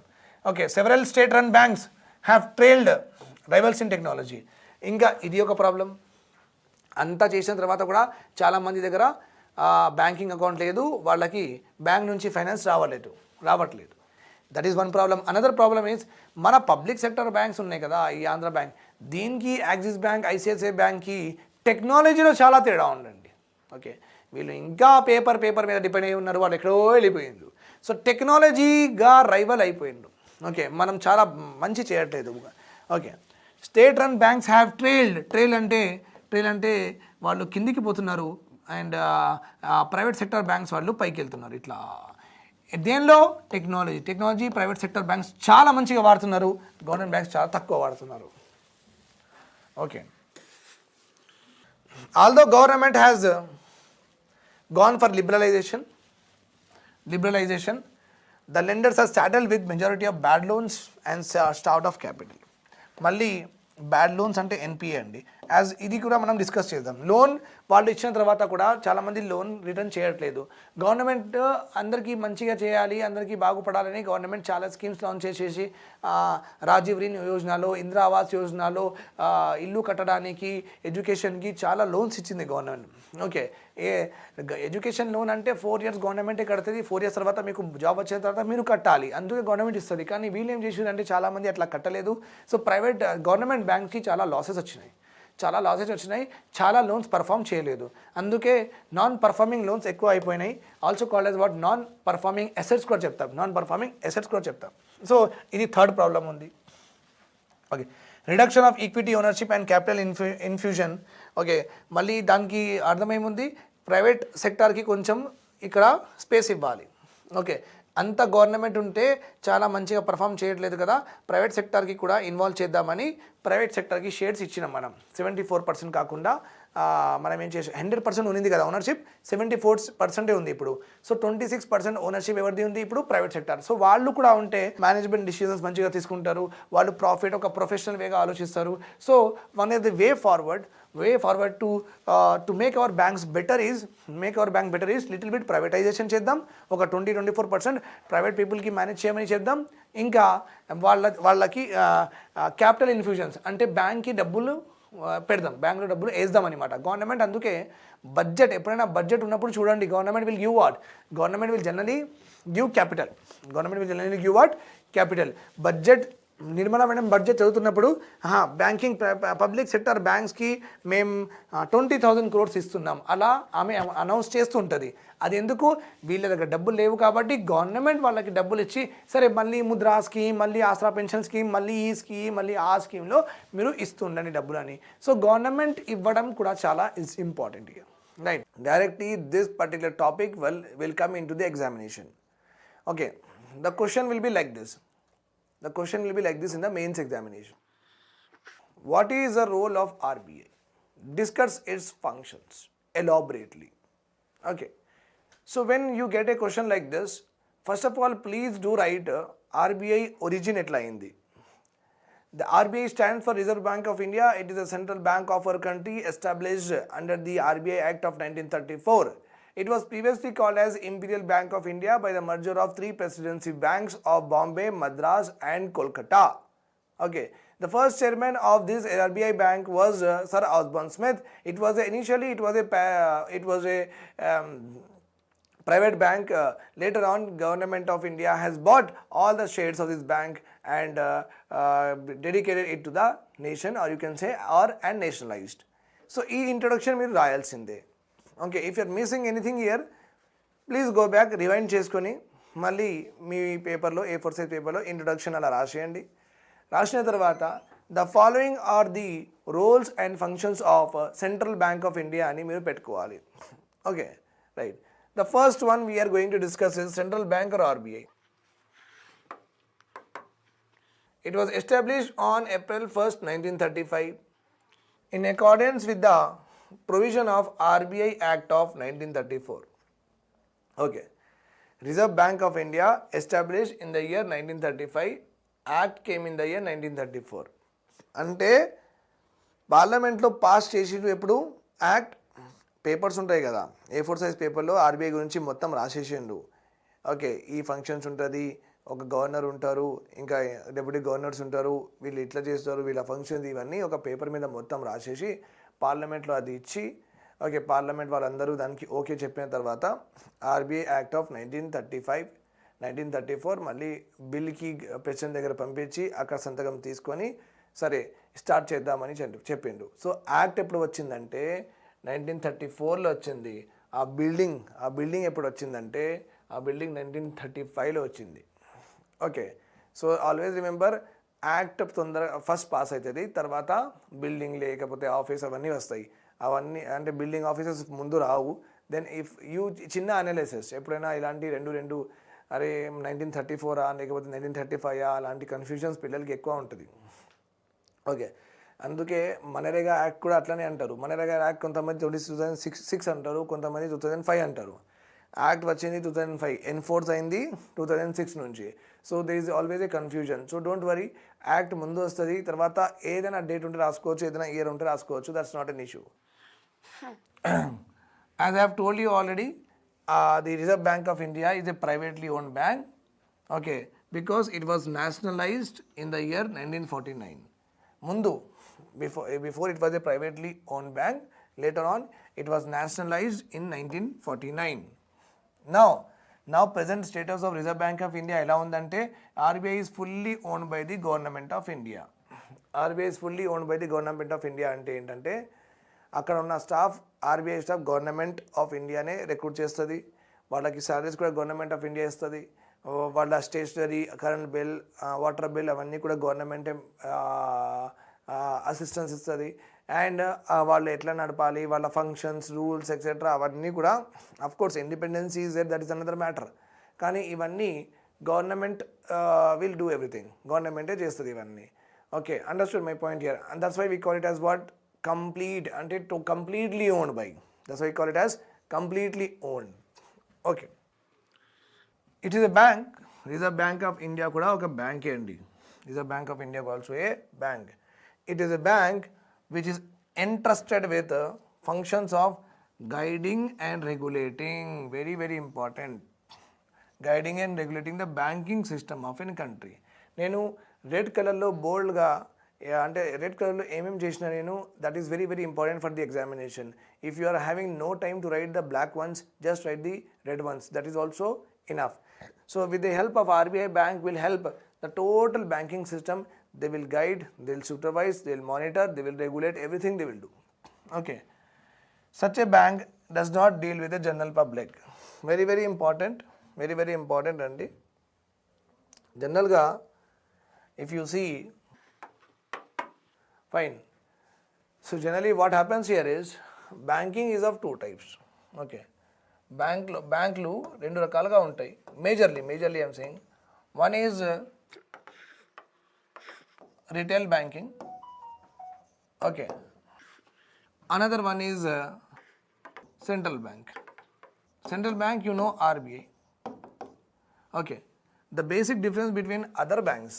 ఓకే, మనం రిటైల్ బ్యాంక్ రాయకుండా అదర్ బ్యాంక్స్ రాద్దాం. అదర్ బ్యాంక్స్ ఎందుకు అంటే మనం ఎగ్జాంపుల్స్ కూడా ఇద్దాం ఇక్కడ. ఓకే అండి, ఎగ్జాంపుల్స్ కూడా ఇచ్చేద్దాం. అదర్ బ్యాంక్స్ అంటే ఇక్కడ schedule commercial banks. Okay, ICICI, SBI, okay, Andhra bank etcetera, అన్నీ యాక్సిస్ అవన్నీ అన్నమాట. ఓకే, సో కొన్ని ఇక్కడ రిటైల్ బ్యాంక్స్ ఉంటాయి, కొన్ని ఇక్కడ కస్టోడియన్ బ్యాంక్స్ ఉంటాయి, కొన్ని ఇక్కడ హోల్సేల్ బ్యాంక్స్ ఉంటాయి, చాలా బ్యాంక్స్ ఉంటాయి ఇట్లనే. ఓకే, పేమెంట్ బ్యాంక్స్ ఉంటుంది, స్మాల్ ఫైనాన్స్ బ్యాంక్స్ ఉంటాయి, చాలా ఉంటాయి ఇట్లనే. Understood my point here. This all banks అండి, this all banks actually they deal with public. They deal with what? Public. మనతో వాళ్ళు ఇంటరాక్ట్ చేస్తూ ఉంటారు. They deal with what? Public. Whereas central bank will not deal with public. Okay, we don't have central bank. మనం ఆర్బీఐకి వెళ్ళి అది బ్యాంకే అంటున్నాం కానీ ఇది సూపర్వైజరీ బ్యాంక్. మనం ఆర్బీఐ అకౌంట్ ఉందా మీ దగ్గర, ఆర్బీఐ పాస్బుక్ ఉందా, ఇవన్నీ చెప్పాం కదా. So RBI is a central bank only, but does not do all these functions what ever is being done by all these category of banks. Okay, so generally is function is what? Is function is to regulate all of them. Regulate all of them, supervise all of them. అంటే RBI guide lines rules చెప్పినట్లుగా వాళ్ళు వింటున్నారా లేదా అవన్నీ RBI చూసుకుంటుంది అనమాట. Are they operating according to the provisions, according to the rules and regulations made by RBI are not? That is what RBI looks after. ఠీకే, so that's what RBI does not deal with what? General పబ్లిక్తో ఆర్బీఐకి సంబంధం ఉండదు. Fine. It acts essentially as government banker. Okay, it is again a very very important point. Okay, RBI హైదరాబాద్లో కూడా ఉంటుంది. RBI is there in AG office. మన assembly ఉంది కదా, అసెంబ్లీకి అపోజిట్ ఒక రోడ్ ఉంటుంది, ఆ left side AG office, attorney general advocate general office పక్కనే RBI ఆఫీస్ ఉంటుంది అక్కడ. ఓకే, చాలా ఉన్నాయి ఆఫీసెస్, వాళ్ళ క్వార్టర్స్ ఉంటాయి, అవన్నీ ఉంటాయి. ఓకే, సో ఎప్పుడైనా గవర్నమెంట్కి డబ్బులు కావాలంటే there is only one way the government is having with respect to banks. Okay, with respect to banks గవర్నమెంట్కి ఒకటే సోర్స్ ఉంది, దట్ ఈస్ ఆర్బీఐ. ఆర్బీఐకి చెప్తుంది గవర్నమెంట్ కొంచెం డబ్బులు ఇవ్వండి అని. ఆర్బీఐ గవర్నమెంట్ బిహాఫ్గా సెక్యూరిటీస్ సెల్ చేసి గవర్నమెంట్ బాండ్ సెల్ చేసి డబ్బులు రేస్ చేసుకుని మళ్ళీ గవర్నమెంట్కి ఇస్తుంది. సో గవర్నమెంట్కి ఒక బ్యాంక్ ఉందా లేదా అంటే గవర్నమెంట్కి yes, RBI is a bank where the government will get helps. మనకు హెల్ప్ కావాలంటే మనకు బ్యాంక్స్ ఉన్నాయి కదా, గవర్నమెంట్కి కూడా బ్యాంక్ హెల్ప్ కావాలంటే గవర్నమెంట్ ఆర్బీఐ ఉందన్నమాట. RBI maintains deposit accounts of all other banks. Okay, and advances money to other banks. Okay, so RBI is also maintaining deposits. Okay, so as you know that in the monetary policy law CRR will be there, cash reserve ratio. Every bank has to maintain certain deposits in RBI. Right or wrong? ఇది మనం నేర్చుకున్నాం. CRR అంటే cash reserve ratio. ఒక bank దగ్గర 100 crores ఉంటే RBI ఏం చెప్తుందంటే ఆ 100 crores మొత్తం లోన్లో ఇవ్వద్దు, అందులో 4 crores లేకపోతే 4%, 5% ఆర్బీఐ ఫిక్స్ చేస్తుంది. అది అలాంటి 4% అంటే 4 crores ఇచ్చేయాలి ఆర్బీఐకి, 5 crores అంటే 5 crores ఇచ్చేయాలి. రైట్, సో ఇవన్నీ ఏంటి? బ్యాంక్ వాళ్ళది డిపాజిట్సే కదా. సో బ్యాంక్ ఆల్ డిపాజిట్స్ ఈ డిపాజిట్స్ అయినా సరే ఇంకా వేరే డిపాజిట్స్ అయినా సరే RBI takes that and keep it with them. Okay, and advances money to other banks. ఇప్పుడు బ్యాంక్కి డబ్బులు కావాలంటే కూడా వాళ్ళు ఎక్కడ పోవాలి? ఓకే, బ్యాంక్స్కి ఒకటే మార్గం ఉంది. ఏముంది? అది డిపాజిట్స్. ఓకే, మనం వాళ్ళ బ్యాంక్లో డిపాజిట్ చేసుకుంటే అదే డబ్బులు బ్యాంక్ వాళ్ళు రొటేట్ చేసుకొని ఇంట్రెస్ట్ మీద వాళ్ళు ప్రాఫిట్స్ అర్న్ చేసుకుంటారు. సపోజ్ నేను ఒక బ్యాంక్ ఎస్టాబ్లిష్ చేసిన, షుజాత్ భారత్ బ్యాంక్ అని. మరి ఈ బ్యాంక్లో ఎవరు రావట్లేదు, డిపాజిట్స్ అన్నీ ఎక్కువ లేవు. నా దగ్గర ఒక 2 crores డిపాజిట్స్ ఉన్నాయి. Let suppose not 2 crores, okay, let suppose that I'm having 50 lakhs deposits ఉన్నాయి నా దగ్గర. చిన్న బ్యాంక్ కదా, ఇప్పుడే స్టార్ట్ చేసినా కాబట్టి 50 lakhs డిపాజిట్స్ ఉన్నాయి. కానీ నాకు ముందు 10 అప్లికేషన్స్ ఉన్నాయి. ఓకే, ముందు 10 అప్లికేషన్స్ ఉన్నాయి లోన్ కావాలని. ఒక హౌసింగ్ లోన్ అడుగుతున్నారు, ఒకరు 2-wheeler, ఒకరు 4-wheeler, ఒకరు ఇవన్నీ లోన్స్ అడుగుతున్నారు. ఓకే, అంటే వీళ్ళకి చూస్తే వీళ్ళు అన్ని మంచి customers. Okay, all or what government employees ఉన్నారు, లేకపోతే ఐటీ పీపుల్, లేకపోతే డాక్టర్స్, చార్టర్డ్ అకౌంటెంట్స్, మంచి జాబ్ ప్రొఫైల్ మంచి ఉన్న వాళ్ళు ఇవన్నీ అందరూ. సో 10 members ఉన్నారు. వాళ్ళకి మొత్తం నేను క్యాలిక్యులేట్ చేసుకుంటే 1 crores వాళ్ళకి లోన్ కావాలి. అంటే నేను 1 crore rupees నా దగ్గర ఉంటే వాళ్ళకి లోన్స్ ఇవ్వచ్చు నేను. కానీ నా దగ్గర ఎంత ఉంది, 50 lakhs ఉన్నాయి.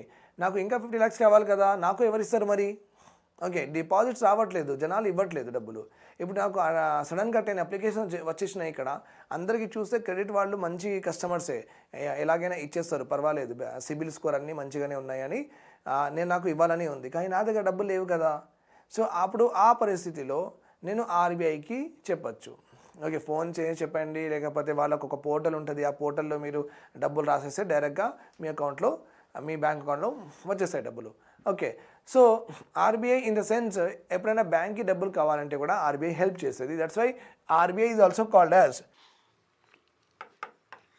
Bankers bank. బ్యాంక్కి బ్యాంక్ అనమాట. RBI is also called as what? Bankers bank. Banks వాళ్ళకి బ్యాంక్ అనమాట. Okay, the central bank provides guidance to other banks also whenever they face any problem. It is therefore known as bankers bank. Not only this they do, okay, they also do this. That's why bankers bank అనమాట. Okay, so ఎప్పుడైనా ఏదైనా బ్యాంక్కి guidance కావాలి, వాళ్ళు funds ఎలా manage చేయాలి, interest rate ఎంత పెట్టాలి, సో వాళ్ళు డబ్బులు ఎట్లా సంపాదించుకోవాలి, అవన్నీ ఏదైనా వాళ్ళకు డౌట్స్ ఉంటే, వాళ్ళకి రావట్లేదంటే ఆర్బీఐ వాళ్ళ కోసం వర్క్షాప్ క్రియేట్ చేసి వాళ్ళకి హెల్ప్ చేస్తుంది బ్యాంక్కి. Okay, right. The central bank maintains the record of the government revenue and expenditure under various heads. Remember this point. Government ఎంత ఎక్స్పెండిచర్ చేసింది, గవర్నమెంట్ దగ్గర ఎంత డబ్బులు వచ్చినాయి, మొత్తం ఈ ఖాతా బుక్ ఎవరి దగ్గర ఉంటుంది? ఈ ఖాతా బుక్ ఆర్బీఐ దగ్గర ఉంటుంది అండి. Okay, remember this point. The central bank maintains the record of government revenue and expenditures under various heads. It plays a very, very, very important role. Okay, the central bank or RBI formulates monetary and credit policy. ఎంత credit ఇవ్వాలి, ఎంత loans ఇవ్వాలి, okay, ఎంతమందికి loans ఇవ్వాలి, తక్కువ మందికి ఇవ్వాలా, ఎక్కువ మందికి ఇవ్వాలా, ఇంట్రెస్ట్ రేట్ ఎట్లా పెట్టాలి, క్రెడిట్ ఇండియాలో ఎంత నడవాలి, ఓకే, మనీ సప్లై ఇండియాలో ఎంత ఉండాలి, మన చేతిలో ఎంత డబ్బులు ఉండాలి, ఇవన్నీ ఆర్బీఐ డిసైడ్ చేసుకుంటుంది. మన ఆల్రెడీ మానిటరీ పాలసీలో దీని గురించి ఎలాబరేట్గా డిస్కషన్ చేసేసినాం. So those people who are watching me for the very first time, ఈ లెక్చర్ నుంచి స్టార్ట్ చేసిన వాళ్ళు పాత లెక్చర్స్ అన్నీ మీరు చూసుకోవాలి, so that you will have a continuation. Okay, fine. RBI formulate monetary and credit policies. Another important function of central bank is issuance of currency notes. Very, very important function andi. Okay, 5 rupees note, 10 rupees note, 20 rupees note, 50 rupees note, 100 rupees note, 500 rupees note, 200 rupees note, 1000 లాగే 2000 rupees note. ఇవన్నీ notes ఎవరు print చేస్తారంటే RBI will print అండి. Who will print this? RBI will print. Okay, నేను 2 rupees, 5 rupees అన్నీ చెప్పిన, 1 rupee చెప్పలేదు. What does it mean? 1 rupee note RBI print చేయదు. 1 rupee note is printed by finance ministry. Finance ministry వాళ్ళు print చేసుకుంటారు 1 rupee note. Whereas rest all the notes are printed by RBI.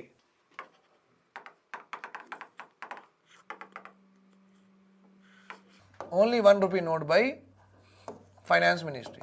మళ్ళీ sir coins ఎవరు చేస్తారంటే, I have already told you, coins 1 rupee అయినా సరే, 2 rupees అయినా సరే, 5 rupees అయినా సరే, ఏ డినామినేషన్ అయినా సరే, ఏ denomination is nothing but value. 1 rupee value, 2 rupee value, 5 rupee value, denomination అంటారు దానికి. ఓకే, కాయిన్స్ ఉన్నాయి కదా, కాయిన్స్ మొత్తం గవర్నమెంట్ మింట్ చేస్తుంది. బ్యాంక్ నోట్స్కి ప్రింటింగ్ అంటాం, కాయిన్స్కి మింటింగ్ అంటాం. మింట్ అవుతాయి, నోట్స్ ప్రింట్ అవుతాయి, రెండు వేరే పదాలండి. సో మింటింగ్ ఎవరు చేస్తారు అంటే కాయిన్స్ ఎవరు మింట్ చేస్తారంటే only government of India will do it. Okay, it is not done by what RBI. Okay, no other bank than the central bank can issue currency.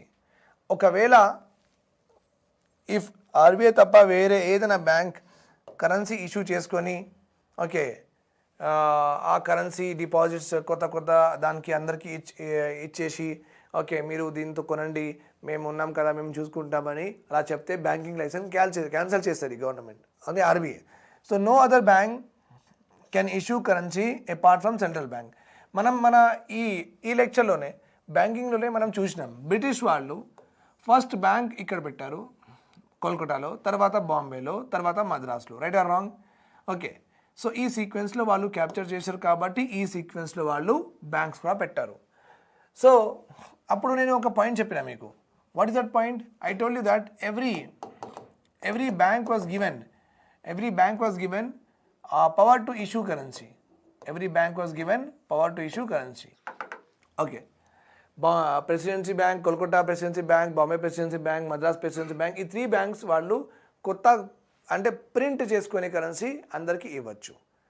Okay, ఇప్పుడు 1000 rupee notes ఉంది కదా, ఈ 1000 rupee notes మన Andhra bank print చేసి కూడా ఇవ్వచ్చు కదా మనకు. ఆర్బీఐ ఎందుకు చేయాలి?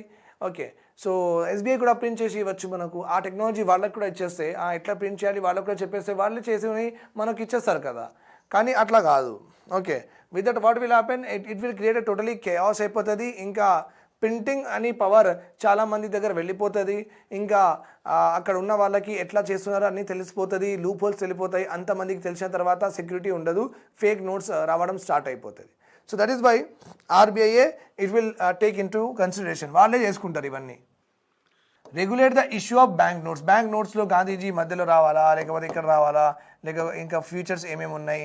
So regulation of issue of bank notes ఎవరు ఇష్యూ చేస్తున్నారు, ఎక్కడి నుంచి వస్తున్నాయి, ఇవన్నీ కూడా RBI will monitor and supervise.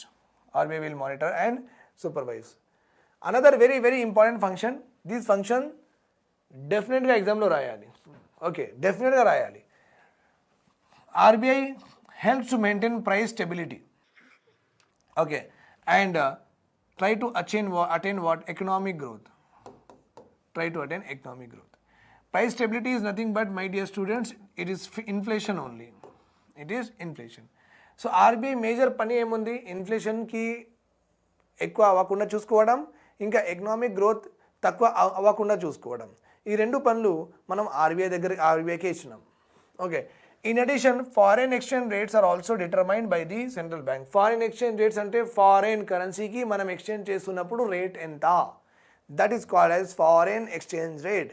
So ఒక డాలర్ కొనడానికి 80 రూపీస్, ఒక పౌండ్ కొనడానికి 110 rupees. Understood? So who will fix this? RBI fix this. Okay, RBI will fix this. మీ దగ్గర ఒక 2000 రూపీస్ ఉంటే వెళ్ళండి ఆర్బీఐ ఆఫీస్కి వెళ్ళండి, లేకపోతే వెస్టర్న్ యూనియన్ దగ్గర వెళ్ళండి, లేకపోతే బ్యాంక్ దగ్గర వెళ్ళండి, మీరు ఎక్స్చేంజ్ చేసుకో. వీళ్ళ దగ్గర డబ్బులు ఎట్లా వచ్చినాయంటే వీళ్ళు ఆర్బీఐ దగ్గర నుంచి తీసుకున్నారు. They have taken from RBI. So foreign currency మన ఇండియాలో తిరుగుతుందంటే అది ఆర్బీఐ వల్లనే తిరుగుతుంది. వేరే వాళ్ళు దుబాయ్ నుంచి, సౌదీ నుంచి వాళ్ళు వస్తారు, ఇక్కడ వచ్చి పెట్టుకుంటారు. ఓకే, యూకే పౌండ్ అన్నీ పెట్టుకుంటారు, కానీ ఎవరైనా అది తీసుకుంటారా? తీసుకోరు. రైట్? ఇండియాలో అది యాక్సెప్ట్ చేస్తారా? యాక్సెప్ట్ చేయరు. రైట్? ఓకే, అప్పుడు వీళ్ళు ఏం చేస్తారు? వీళ్ళు ఎయిర్పోర్ట్ దగ్గరే ఎక్స్చేంజ్ ఆఫీసెస్ ఉంటాయి అండి. ఎయిర్పోర్ట్ దగ్గరే ఎక్స్చేంజ్ ఆఫీసెస్ ఉంటాయి, అక్కడే వాళ్ళు ఇచ్చేసి డబ్బులు మన ఇండియన్ రూపీ తీసుకుంటారు, లేకపోతే ఇంటి దగ్గర వెళ్ళి కూడా తీసుకుంటారు. అల్టిమేట్లీ వీళ్ళ దగ్గర వచ్చిన డబ్బులు అర్థమైంది వీళ్ళు వేరే దగ్గర నుంచి వస్తున్నారు అనమాట. కానీ ఇక్కడ ఉన్న ఆఫీసెస్లో, ఇక వెస్టర్న్ యూనియన్ మనీ ట్రాన్స్ఫర్లో, బ్యాంక్ దగ్గర ఇవన్నీ ఫారిన్ ఎక్స్చేంజ్ వీళ్ళ దగ్గర ఎట్లా వచ్చినాయి అంటే అది ఆర్బీఐ ఇచ్చింది వాళ్ళకి. అది ఎవరు ఇచ్చిండ్రు? ఆర్బీఐ ఇచ్చిండ్రు.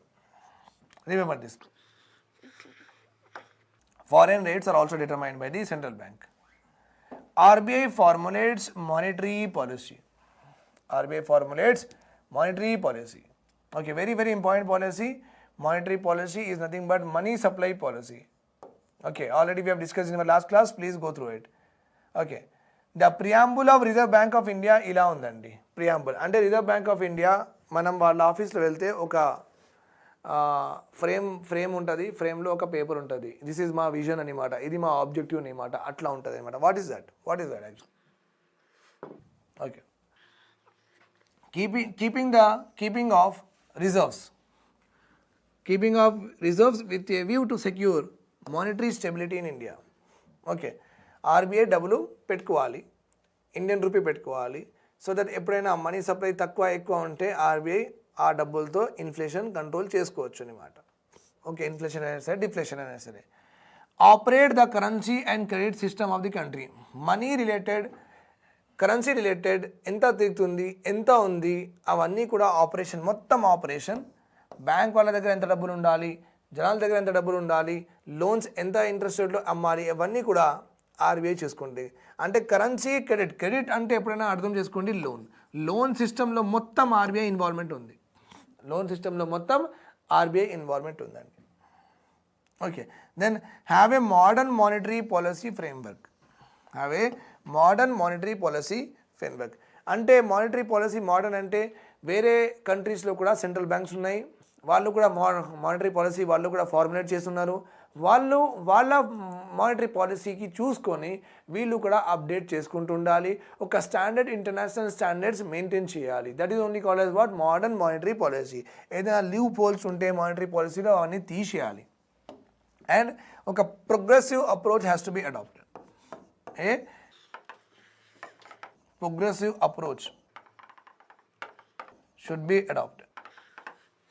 Fine. Right. ఇది మనం ఆల్రెడీ చూసుకున్నాం. When commercial banks need more funds, అంటే ఎస్బీఐకి, ఆంధ్ర బ్యాంక్కి వాళ్ళకి డబ్బులు కావాలంటే, okay, they may go to the market for such funds or go to the central bank. Okay, మార్కెట్లో వాళ్ళు వెళ్ళలేరు, ఎందుకంటే మార్కెట్ నుంచి వాళ్ళకు డిపాజిట్స్ రావట్లేదు. ఇది ఒక సోర్స్ ఉంది వాళ్ళ దగ్గరకి. ఓకే, ఎస్బీఐ, ఆంధ్ర బ్యాంక్కి డబ్బులు కావాలంటే మార్కెట్ అంటే మనం డిపాజిట్స్ ఇవ్వాలి. మనం ఇవ్వట్లేదంటే వాళ్ళు ఎవరి దగ్గర పోవాలి, they can go to the central bank. Okay, so ఎప్పుడైనా బ్యాంక్ వాళ్ళకి డబ్బులు కావాలంటే the only source that I have told you is RBI. అందుకే బ్యాంక్స్ వాళ్ళకి RBI is a lender of last resort. అది లాస్ట్ ఉంది వాళ్ళకి లోన్స్ తీసుకోవడానికి, ఇంకా ఎవ్వరు వాళ్ళకి హెల్ప్ చేయలేరు. That's why RBI is the lender of last resort to all banks. Okay, other main functions of RBI are banker to the government. Government ఏదైనా scheme launch చేస్తే ఆ స్కీమ్ ఎల్పిజి సబ్సిడీ మనకు వస్తుంది. అది మనకు ఎట్లా వస్తుందంటే ఆర్బీఐతో వస్తుంది. గవర్నమెంట్ ఇవ్వట్లేదు, through RBI everything is being done. So government ఆర్బీఐకి ఎల్పిజి సబ్సిడీ ఇస్తుంది. ఆ ఎల్పిజి సబ్సిడీ అందులో ఉన్న డబ్బులు మొత్తం ఆర్బీఐ అన్ని బ్యాంక్స్కి ఇస్తాయి. అన్ని బ్యాంక్స్ దగ్గర మనం ఒక కస్టమర్స్ ఉన్నాం, సో బ్యాంక్స్ మనకు ఆ సబ్సిడీ ట్రాన్స్ఫర్ చేసేస్తుంది. Okay, suppose Shaadi Mubarak scheme ఉంది. షాదీ ముబారక్ అంటే మన స్టేట్ది కదా, మీకు అర్థం కాదు. మరి మన ఒక ప్రధాన్ మంత్రి ఫసల్ బీమా యోజన ఉంది. ఏముంది? ప్రధాన్ మంత్రి ఫసల్ బీమా యోజనకి government of India 10,000 crores allocate చేసేది బడ్జెట్లో. ఈ 10,000 crores ఆర్బీఐ దగ్గర ఉంటాయి. ఆర్బీఐ లేకపోతే నేను ఒక ఫార్మర్, నాది పంట మొత్తం ఖరాబ్ అయిపోయింది ఫ్లడ్ వల్ల. నేను ప్రధాన్ మంత్రి ఫసల్ బీమా యోజనలో నేను ఆన్లైన్ అప్లై చేసిన, నాది క్రాప్స్ మొత్తం ఫెయిల్ అయిపోయినాయి, డ్యామేజ్ అయిపోయినాయి, నాకు ఎంత కంపెన్సేషన్ కావాలని నేను ఆన్లైన్లో అప్లై చేసిన. ఆన్లైన్లో అప్లై చేస్తే అది గవర్నమెంట్కి వెళ్తుంది, సెంట్రల్ గవర్నమెంట్కి వెళ్తుంది. సెంట్రల్ గవర్నమెంట్ అంటే అది ఫైనాన్స్ మినిస్ట్రీ దగ్గర వెళ్తుంది. ఫైనాన్స్ మినిస్ట్రీ అది మొత్తం చూసుకుని ఏం చేస్తుందంటే ఓకే ఆర్బీఐకి చెప్తుంది. ఆర్బీఐ ఏం చేస్తుందంటే అదే డబ్బులు 5 lakh rupees ఫైనాన్స్ మినిస్ట్రీ, సరే ఆయన కరెక్టే చెప్తున్నాడు, 5 lakhs ఆయనకి ఇచ్చేయండి. ఆర్బీఐ ఏం చేస్తుంది, గవర్నమెంట్ ఏం చేస్తుంది, ఆర్బీఐకి ఏం చెప్తుందంటే షుజాద్ది ఇది మొత్తం లాస్ అయిపోయింది, ఆయనకి ఇచ్చేయండి. ఆర్బీఐ నాకు అకౌంట్ నెంబర్ ఆల్రెడీ ఇక్కడ నేను ఫామ్ ఫిల్ చేస్తున్నప్పుడు నా అకౌంట్ నెంబర్ రాయమని చెప్పింది నాకు గవర్నమెంట్. నేను ఫామ్ ఫిల్ చేస్తున్నప్పుడు నా అకౌంట్ నెంబర్ ఏ అకౌంట్ ఉంది, ఏ బ్యాంక్ది ఉంది మొత్తం రాసేసిన.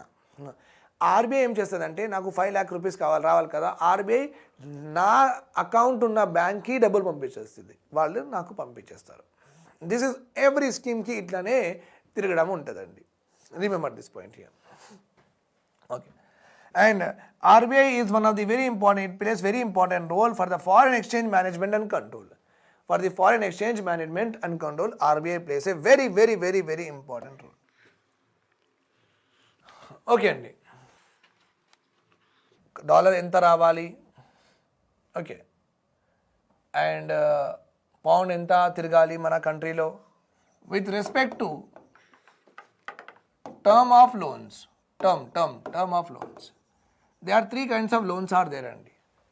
One is short term loans అంటాం. Short term loans. Okay. Second one is medium term loan. Medium term. Third one is long term loan. Third one is long term loan. So short term loan అంటే less than 1 year అండి. 1 year లోపలే మీరు pay చేయాలి అంటే 1 year 12 months EMI ఉంటుంది. Medium term అంటే 1 to 5 years. Long term అంటే more than 5 years.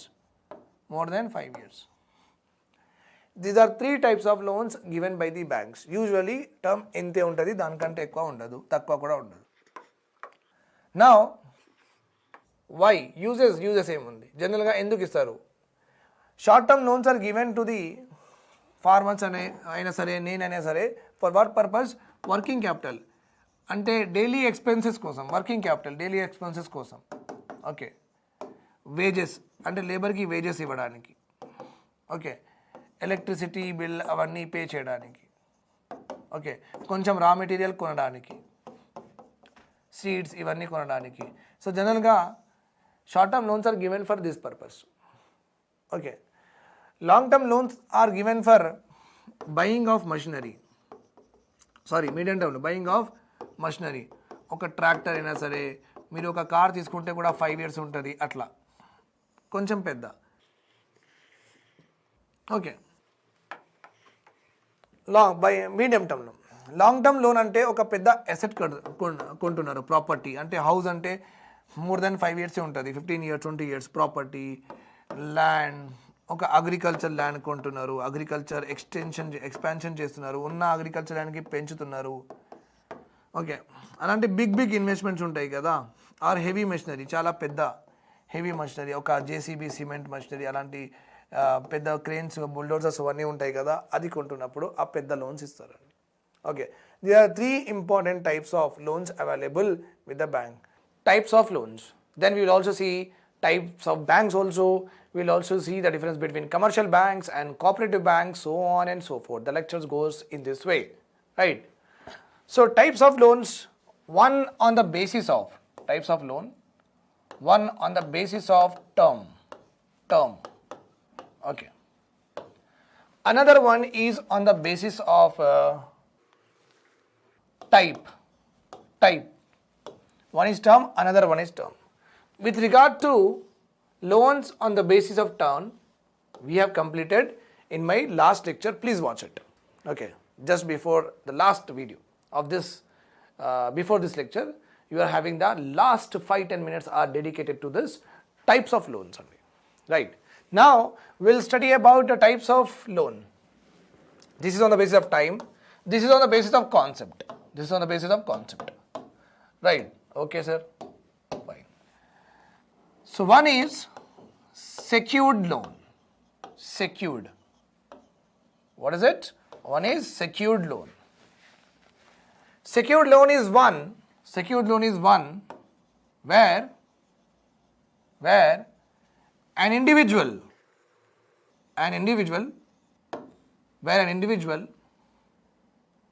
deposits collateral, or you can say any security, in exchange of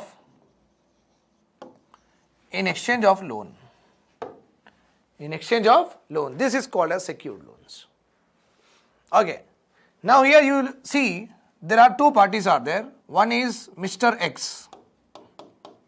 Mr. X is there. Another one is bank. Let's suppose we are having SBI Bank or Axis Bank, whatever the bank is. Mr. X and SBI, 2 parties are there. Obviously here Mr. X wants loan or not? Yes, Mr. X wants loan. And who is the loan giver here? Who is the loan giver? SBI bank will give loan to Mr. X. Mr. X want loan. So basically, bank will give loan to what? Mr. X. But the question here is, if Mr. X unable to repay the loan, Mr. X unable to repay the loan, then what is the situation of the bank? Okay, so bank will not earn any profits, right or wrong? And the bank will be having what losses? Both are same anyhow, right or wrong? So can a bank afford this kind of business? Is it possible to have this kind of model of business? Not possible, right? Fine. Then the concept of collateral has been originated. The concept of collateral. In order to solve this issue between Mr. X and SBI, what happened? A new concept of collateral has been originated. What is this concept is all about?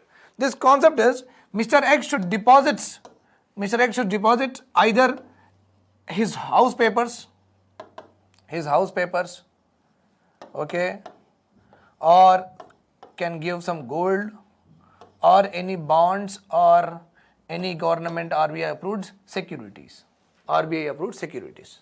If Mr. X gives any of this to the value of the loan he is taking, then SBI will be happy. SBI will smile. Why? If Mr. X unable to repay the loan, then SBI will sell his house, will sell his business, will sell his gold and recover the loan money or not? Yes. Means these kind of loans are called as secured loans. It means what? Banks will be having a security in the form of these articles. These type of loans are called as secured loans. Okay. Now we are having also unsecured loans. So పేరుతోనే మీకు అర్థమైందేమో unsecured loans. What is an unsecured loan? ఇక్కడ mister ఎక్స్కి bank వాళ్ళు డబ్బులు ఇస్తారు. Mister ఎక్స్కి bank వాళ్ళు డబ్బులు ఇస్తారు without any collateral.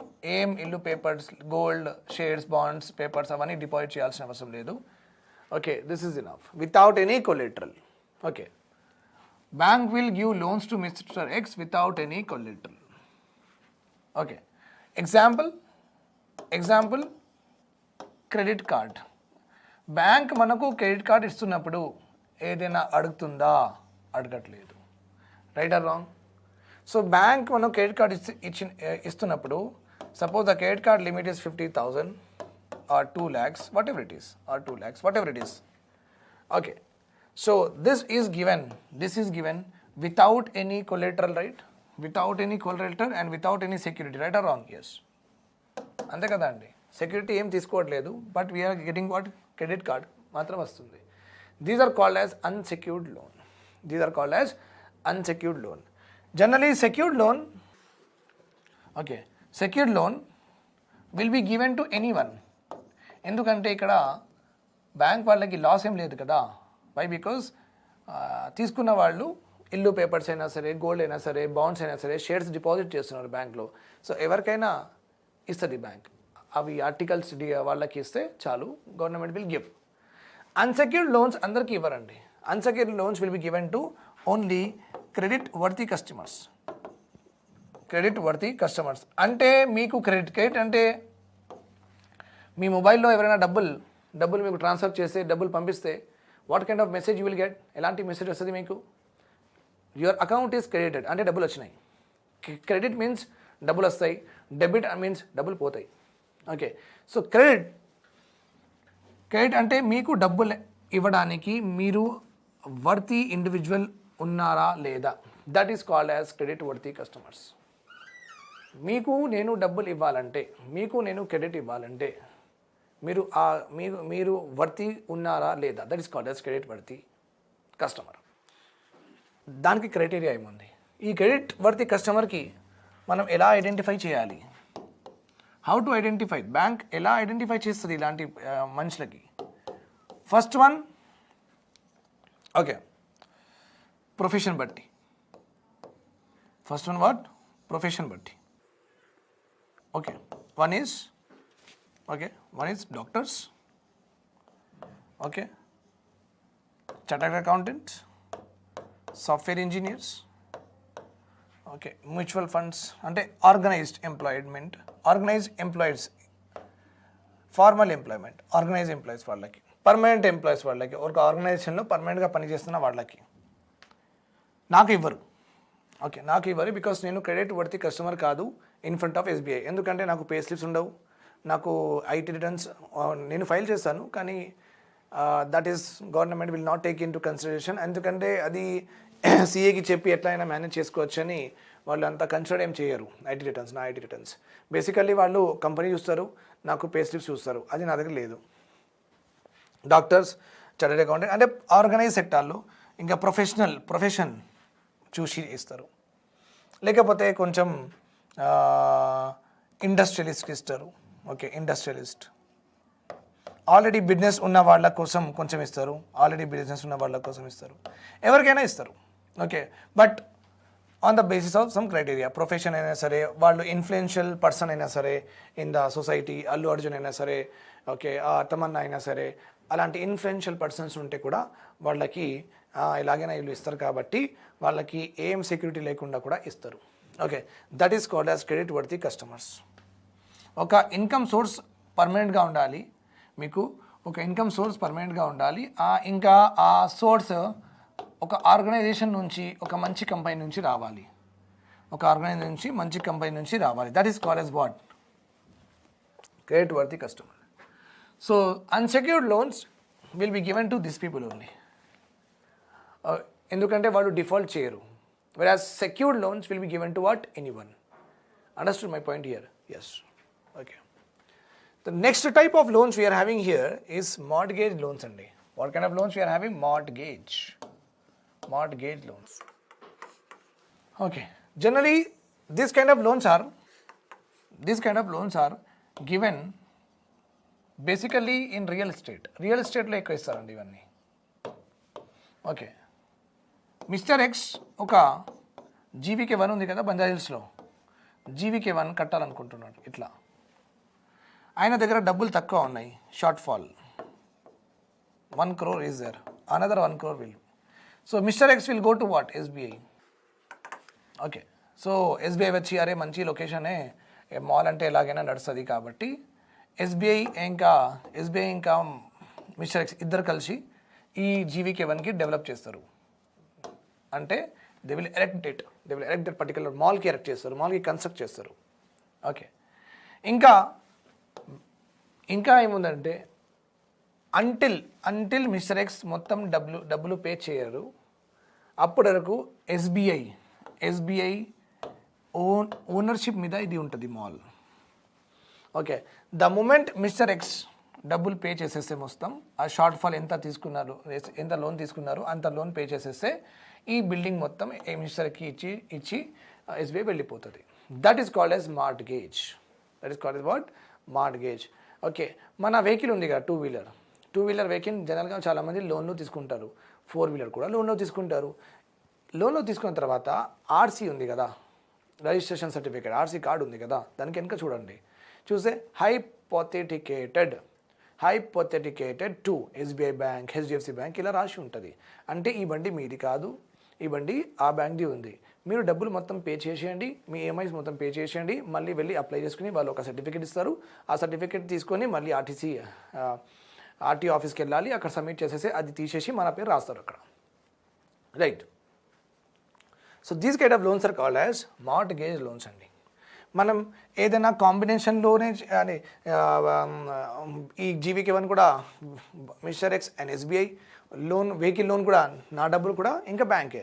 So కాంబినేషన్లో ఏదైనా అసెట్ మనం తీసుకుంటున్నప్పుడు ఓకే మార్ట్గేజ్ లోన్స్ కింద అవన్నీ వస్తాయి ఆ కాన్సెప్ట్. రియల్ ఎస్టేట్ అయినా సరే, vehicular loans are you getting my point? Yes, very simple. All of these are very simple.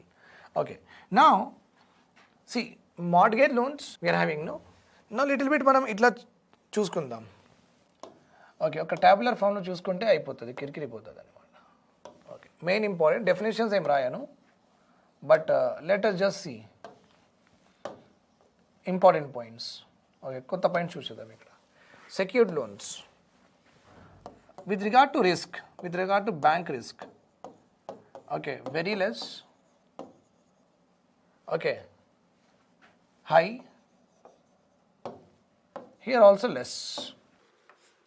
Okay, very less అని రాయను, మళ్ళీ సార్ ఎంత లెస్ అంత లెస్ అని ఆడతారు మీరు. ఓకే, ఇది కొంచెం అంటే మైక్రో ఎకనామిక్స్లో కొంచెం ఎకనామిక్ ఆప్షన్ ఉన్న వాళ్ళకి అర్థమవుతుంది ఇవన్నీ.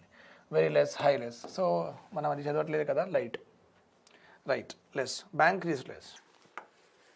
ఓకే, కొలేటరల్, కొలేటరల్ సెక్యూర్ లోన్లో ఎస్, నో అంటే నాట్ అప్లికేబుల్ నేను రాయను ఇక్కడ, బోత్. కానీ కొలెటరల్ ఉంది కదా, సెక్యూరిటీ ఇస్ దేర్, అట్లానే రాసిద్దాం. ఎందుకంటే ఆ బిల్డింగ్ ఉంది కదా, ఆ మోటార్ వెహికల్ ఉంది కదా, సెక్యూరిటీ ఉందన్నమాట, సెక్యూరిటీ ఉందన్నమాట. Okay, secured loans purpose, purpose దేనికి ఇస్తారు? For anything. మీరు ఇల్లు పేపర్స్ పెట్టుకోండి, మీరు ఏదైనా చేసుకోండి, ఫ్రాన్స్కి వెళ్ళండి, జర్మనీకి హనీమూన్లో వెళ్ళండి, ఎక్కడైనా వెళ్ళండి, లేకపోతే ఫ్రెండ్కి ఏమైనా నచ్చుకోండి, వాళ్ళు ఏం అడగరు, ఎందుకంటే వాళ్ళ దగ్గర మీ ఇల్లు పేపర్స్ ఉన్నాయి. Secured loans. Okay, unsecured loans generally example ఏంటి? Credit card.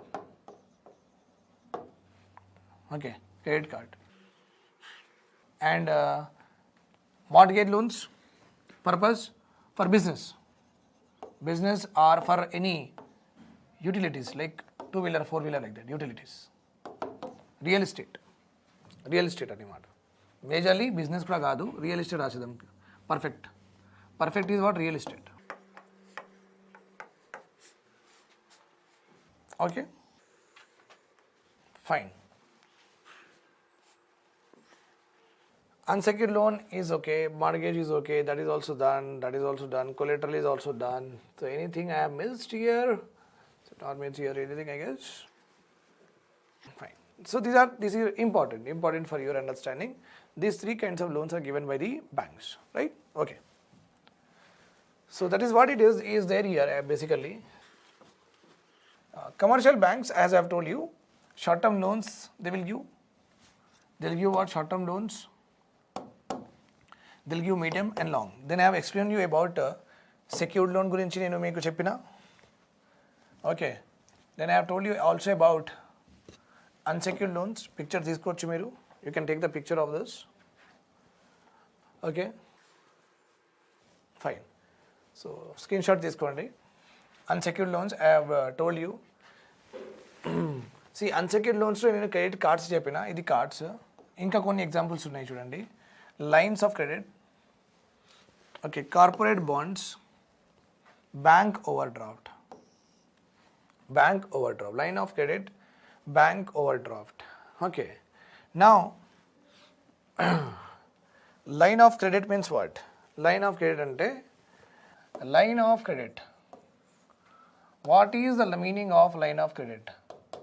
Okay, generally, so individuals ki, financial institutions ki, individuals ki, financial institution ki, business వాళ్ళకి ఒక బ్యాంక్ ఏం చెప్తుందంటే, ఇండివిజువల్ కూడా, ఇక్కడ individual is important. Sir we're giving you a line of credit of 2 lakh rupees, line of credit of 2 lakh rupees. అంటే ఏంటంటే, ఎప్పుడైనా నాకు అవసరం ఉంటే, ఒక ఫైనాన్షియల్ ఇన్స్టిట్యూషన్ లేకపోతే ఒక ముతూట్, కపిల్ చిట్ ఫండ్ వాళ్ళకి అవసరం ఉంటే, లేకపోతే ఒక బిజినెస్ మెన్స్కి అవసరం ఉంటే, వాళ్ళకి ఈ లైన్ ఆఫ్ క్రెడిట్ దొరుకుతుంది. ఇది ఓడి అకౌంట్ కాదు. ఓడి అకౌంట్ అంటే ఒక కొత్త సపరేట్ అకౌంట్ క్రియేట్ చేస్తారు. ఈ లైన్ ఆఫ్ క్రెడిట్లో అలా సపరేట్ అకౌంట్ క్రియేట్ చేయరు. జస్ట్ ఏమంటారంటే, సార్ మీకు ఎంత అప్రూవ్డ్, ప్రీ అప్రూవ్డ్ లిమిట్ ఉంది, మీరు మీ అకౌంట్కి వెళ్ళి ఇలా క్లిక్ చేసేస్తే మీకు ఇలా డబ్బులు పడతాయని చెప్తారు. Right or wrong? That is called as what? Line of credit. See, got it?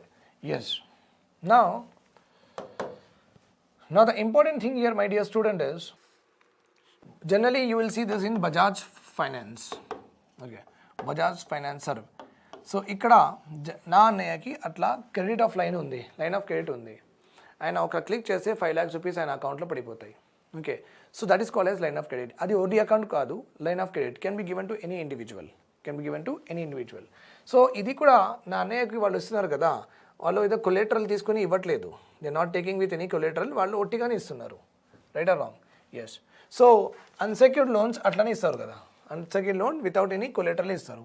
So corporate bonds, అచ్చా ఓ bank overdraft, OD account చెప్పేసిన మీకు నేను.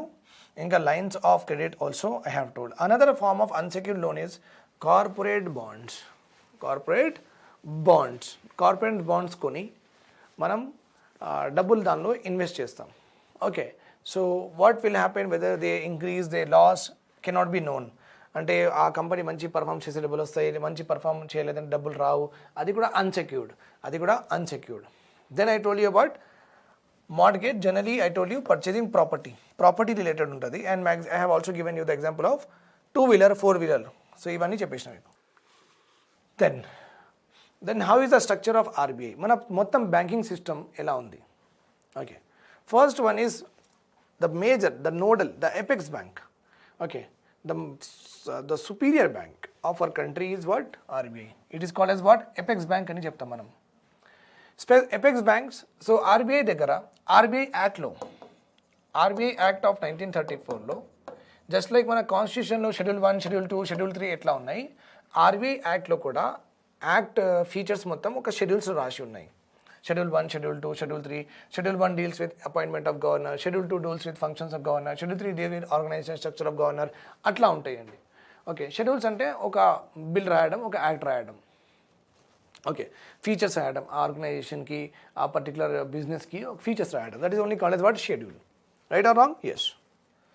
సో ఆర్బీఐ యాక్ట్ ఆఫ్ 1934లో షెడ్యూల్స్ ఉన్నాయి, ఒక షెడ్యూల్ ఉంది.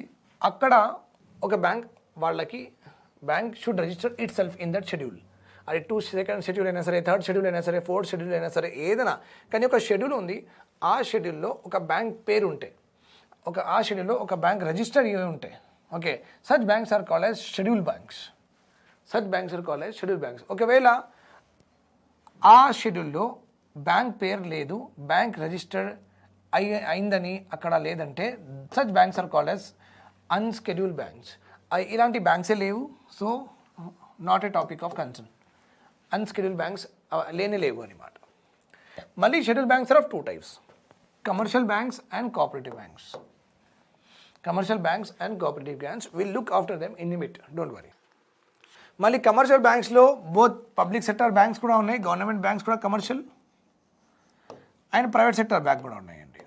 ఓకే, కమర్షియల్ బ్యాంక్ అంటే the bank which generally operates, the bank which generally operates for the sake of what? For the sake of profits. For the sake of profits. Such banks are called commercial banks. The banks which generally operates with no profit, no loss. Profit కూడా వద్దు మాకు, loss కూడా వద్దు, మధ్యలో అందరికీ మంచిగా అయితే చాలు, అలాంటి బ్యాంక్స్కి ఏమంటారు? కోఆపరేటివ్ బ్యాంక్స్ అంటారండి. Here we call it as profits. Here they are looking for profits. So commercial banks are in this commercial bank sector, both public sector banks are there and private sector banks are there. Public sector, private sector, and also foreign banks are also there, and regional rural bank, Grameen banks are also there. And what banks are also there? Grameen Bank. Okay. Then public sector banks lo SBI is there. Okay, and other nationalized banks are there, SBI. Okay, ఇక్కడ Andhra bank, okay, oriental bank of commerce, Canara bank, syndicate bank అలా ఉన్నాయి. Okay, so the numbers are not important, structure చూడండి, numbers old ఉంది. Okay, cooperative banks are again divided into 2 types. Urban ఏరియాస్లో నడిచిన కోఆపరేటివ్స్కి urban cooperative banks అంటారు. Rural ఏరియాస్లో నడుస్తున్న బ్యాంక్స్కి ఏమంటారంటే ప్రైమరీ అగ్రికల్చరల్ క్రెడిట్ సొసైటీస్ అంటారు, PACs, primary agriculture credit societies. This is also there. Okay, rural cooperative bank, urban cooperative bank, and అన్ని కోఆపరేటివ్ బ్యాంక్స్కి కంట్రోల్ చేసిన బ్యాంక్ ఏమంటారంటే state cooperative bank. We call it as TS Coop. Telangana state cooperative bank అని చెప్తాను, TS Coop. అంటే all cooperative banks ఈ TS Coop సూపర్విజన్లో, మానిటరింగ్లో ఉండాలి. Okay అండి. Okay, now let us see about commercial banks. Commercial bank గురించి చూద్దాం. Okay, 1 by 1. Okay, చూడండి మీరు public sector banks as on April 13, 2020, as on April 30, 2020 government document అండి. Public sector banks are all of these are this: state bank of India, bank of Baroda. Okay, bank of బరోడాలో Vijaya bank, Dena bank merge చేసిండ్రు రీసెంట్గా. Bank of Maharashtra, Canara బ్యాంక్లో already syndicate bank merge అయిపోయింది. So central bank of India, Indian bank of India, Indian overseas bank. Banking exam రాస్తున్న వాళ్ళు ఇది వాళ్ళకి గుర్తుండాలి, అంటే ఏ బ్యాంక్లో ఏ బ్యాంక్ మర్జ్ అయిపోయిందని. Okay, Punjab Sindh bank, Union bank of India, UCO bank, these are all what private public sector banks అండి. ఆల్మోస్ట్ 12 చిన్నగా అయిపోయినాయి, చాలా తక్కువ అయిపోయినాయి. ఇది ఎస్బీఐ తప్ప చాలా తక్కువ అయిపోయినాయి. ఏవో 2, 3, 4, మ్యాక్సిమం 5, 6, 7, 8, 9, 10, 11, 12 ఇండివిజువల్ బ్యాంక్స్ ఉన్నాయి. ఎస్బీఐ ఒకటే బ్యాంక్, అంటే ఎస్బీఐ వేరు, ఇవి వేరు. ఎస్బీఐ ఎగ్జామ్స్ ఎస్బీఐఏ కండక్ట్ చేస్తుంది. All these banking exams are conducted by IBPS, institute of banking personnel selection. Institute of banking personnel selection IBPS రాసినప్పుడు మీకు ఈ బ్యాంక్స్లో ఇలాంటి ఏదైనా బ్యాంక్స్లో మీకు జాబ్ వస్తుంది. Okay, any one of the bank will be you will getting a job. వాళ్ళే ఇస్తారు మీకు, ఈ బ్యాంక్ అని మీరు డిసైడ్ చేయలేరు, వాళ్ళే ఇచ్చేస్తారు. Okay fine. సో ఏ బ్యాంక్లో అయినా పని చేయొచ్చు మీరు, మీన్స్ ఈ లక్ ఉంటే. దెన్ ప్రైవేట్ బ్యాంక్స్ ఆల్రెడీ తెలుసు మీకు, ఇది నా అకౌంట్ దీనిలోనే ఉంది. క్యాథలిక్ సిరియన్ బ్యాంక్, ఇది మా దగ్గర లేదు కానీ కేరళలో ఉందేమో. సిటీ యూనియన్ బ్యాంక్ మా దగ్గర అంత లేదు, మనం చూడలేదు, అంటే హైదరాబాద్లో ఉంటాను నేను. డెవలప్మెంట్ క్రెడిట్ బ్యాంక్, ఇది కూడా మనం చూడలేదు. ధనలక్ష్మి బ్యాంక్ మనం చూసినాం. ఫెడరల్ బ్యాంక్ నేను చూడలేదు. హెచ్డిఎఫ్సి బ్యాంక్ మీరు చూసినారు, నేను కూడా చూసిన. ఐసిఐసిఐ బ్యాంక్ చూసినాం. ఇండస్ ల్యాండ్ ఉంది. జమ్మూ అండ్ కాశ్మీర్ బ్యాంక్ మన దగ్గర లేదు. కర్ణాటక బ్యాంక్ ఉంది, బంజారాహిల్స్లో ఉంది. కరూర్ వ్యవసాయ బ్యాంక్ ఉంది, ఇది కూడా చూసిన. కొన్ని మనం చూసినాం, కొన్ని చూడలేదు, ఎందుకంటే కొన్ని వేరే స్టేట్స్లో ఆపరేట్ చేస్తున్నాయి, వాళ్ళకి పర్మిషన్ ఉందన్నమాట. జస్ట్ లైక్ వెస్ట్ బెంగాల్లో రీసెంట్గా బంధన్ బ్యాంక్ వచ్చింది కదా, బంధన్ బ్యాంక్కి వాళ్ళు ఇచ్చారు. ఆ బంధన్ బ్యాంక్ మన దగ్గర ఒక బ్రాంచ్ ఉంది వాళ్ళది. ఓకే, అది వెస్ట్ బెంగాల్ది, అక్కడ ఎక్కువ ఫేమస్ అయ్యింది. అక్కడ నార్త్లో చాలా నడుస్తుంది, సౌత్లో వాళ్ళది లేదు. రీసెంట్గా ఒక బ్యాంక్ చూసిన నేను, బంధన్ బ్యాంక్ అనమాట. ఇంకా కోటక్ మహీంద్రా మీకు కూడా తెలుసు, నాకు కూడా తెలుసు. లక్ష్మీ విలాస్ నాకు కూడా తెలుసు, మీకు కూడా తెలుసు. నైనితాల్ బ్యాంక్ దేహరాదూన్లోనే పనిచేస్తుందేమో, మన దగ్గర లేదు. రత్నాకర్ బ్యాంక్ బంజారాహిల్స్లో ఉంది. సౌత్ ఇండియా బ్యాంక్ చూసిన నేను. తమిళనాడు మర్సెంటైల్ తమిళనాడు ఉందేమో, ఓకే మనకు తెలియదు. Yes Bank you know it very well. Bandhan bank ఇప్పుడు నాకు తెలిసింది, మీకు తెలిసిందా లేదా నాకు తెలియదు. ఐడిఎఫ్సి నేను ఎక్కువ చూడలేదు, ఐడిబిఐ చూసిన. ఓకే, సో కొన్ని బ్యాంక్స్ నేను కూడా చూడలేదు, కొన్ని బ్యాంక్స్ మీరు కూడా చూడలేదేమో, కానీ ఉన్నాయి. Okay, they may ask you in the examination which are the following are the private banks, which are the following are the private banks. So మీరు గుర్తుపెట్టుకోండి, రీసెంట్ ప్రైవేట్ బ్యాంక్స్ ఏమేమి ఉన్నాయి అంటే బంధన్ బ్యాంక్ రీసెంట్ బ్యాంక్ అది. Okay, foreign banks విపరీతంగా ఉన్నాయండి. Foreign banks ఎన్ని ఉన్నాయంటే ఇది 90% నేను మాత్రం చూడలేదు, వినలేదు కూడా. Okay, royal bank of Scotland, ఇది ఆర్బిఎస్ బ్యాంక్ ఉంది, దాని full form royal bank of Scotland. So RBS నేను చూసిన. Abu Dhabi don't know. Antwerp Arab Bangladesh అంట. Bank international Indonesia. Bank of America చూసినాం మనం. ఓకే, బ్యాంక్ ఆఫ్ బేరెన్ నాకు తెలీదు. సీలాన్ బ్యాంక్ అంట. Bank of Nova Scotia, bank of Tokyo, ఇక్కడ బార్క్లేస్ నేను చూసిన, ముంబైలో ఉంది. బిఎన్బి పరివాస్ కూడా చూసిన నేను. చైనా ట్రస్ట్ బ్యాంక్ తెలీదు. షిన్షాన్ అంద, షిన్షాన్ కాటన్ బ్యాంక్ కూడా ఉంది మన దగ్గర ఇంకా. ఓకే, సిటీ బ్యాంక్ కూడా ఉంది, కానీ ఇప్పుడు వెళ్ళిపోతుందంట city bank. Then Deutsche bank, DBS bank చూసిన. ఓకే, సో ఈ సోనాలి బ్యాంక్ ఎందుకు వచ్చిందేమో ఫారిన్ బ్యాంక్లో. ఓకే, ఇది ఫారిన్ బ్యాంకే, ఎక్కడ నడుస్తుందేమో, చిన్న దమన్ అండ్ డ్యూ, దాదర్ నాదర్ వెళ్ళి అక్కడ ఉన్నాయేమో ఇవన్నీ.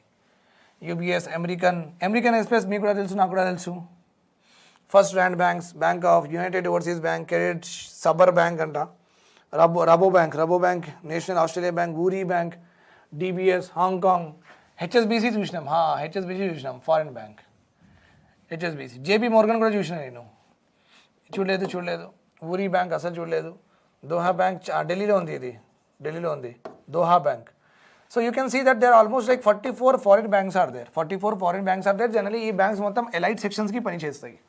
ఎలైట్ సెక్షన్స్ అంటే మన సెలబ్రిటీస్ వాళ్ళు ఇక్కడ పెట్టుకుంటారు, ఎందుకంటే 5 స్టార్ పెద్ద వాళ్ళ బ్యాంక్సే 5 స్టార్ హోటల్ లాగా ఉంటాయి. బ్యాంక్సే వాళ్ళ 5 స్టార్ హోటల్ లాగా ఉంటుంది. Minimum deposits 10 lakhs rupees, 15 lakhs rupees, 20 lakhs rupees, అలా ప్రీమియం ఇంకా ప్రీమియం ఇట్లా ఉంటుంది వాళ్ళది. సర్వీసెస్ కూడా అట్లానే ఉంటాయి, టెక్నాలజీ కూడా అట్లానే ఉంటుంది. Okay, fine. So basically I given you idea private banks అంటే ఏంటి, ఎగ్జాంపుల్స్ అంటే ఏంటి, ఫారిన్ బ్యాంక్స్ ఎగ్జాంపుల్స్ అంటే ఏంటి. I given you all the idea. So now structure of development banks. Okay, development banks అంటే పెద్ద బ్యాంక్స్ అండి. ఇలాంటి మన ఎస్బీఐ లాగా, ఆంధ్ర బ్యాంక్ లాగా ఇది కూడా పెద్దదే, కానీ వీళ్ళ ఫంక్షన్ వేరేగా ఉన్నాయి. డెవలప్మెంట్ బ్యాంక్స్ అంటే ఇంకా పెద్ద బ్యాంక్స్ అన్నమాట. వీళ్ళు జనరల్గా మనతో డైరెక్ట్గా వీళ్ళది ఇంట్రాక్షన్ ఉండదు. లైక్ ఎస్బీఐ బ్యాంక్ మనం డైరెక్ట్గా మనం అకౌంట్ ఓపెన్ చేస్తాం, ఏదైనా పనులు ఉంటే ఎక్కడ పోతాం, ఆంధ్ర బ్యాంక్కి కూడా పోతాం, యాక్సిస్ బ్యాంక్కి కూడా పోతాం, right.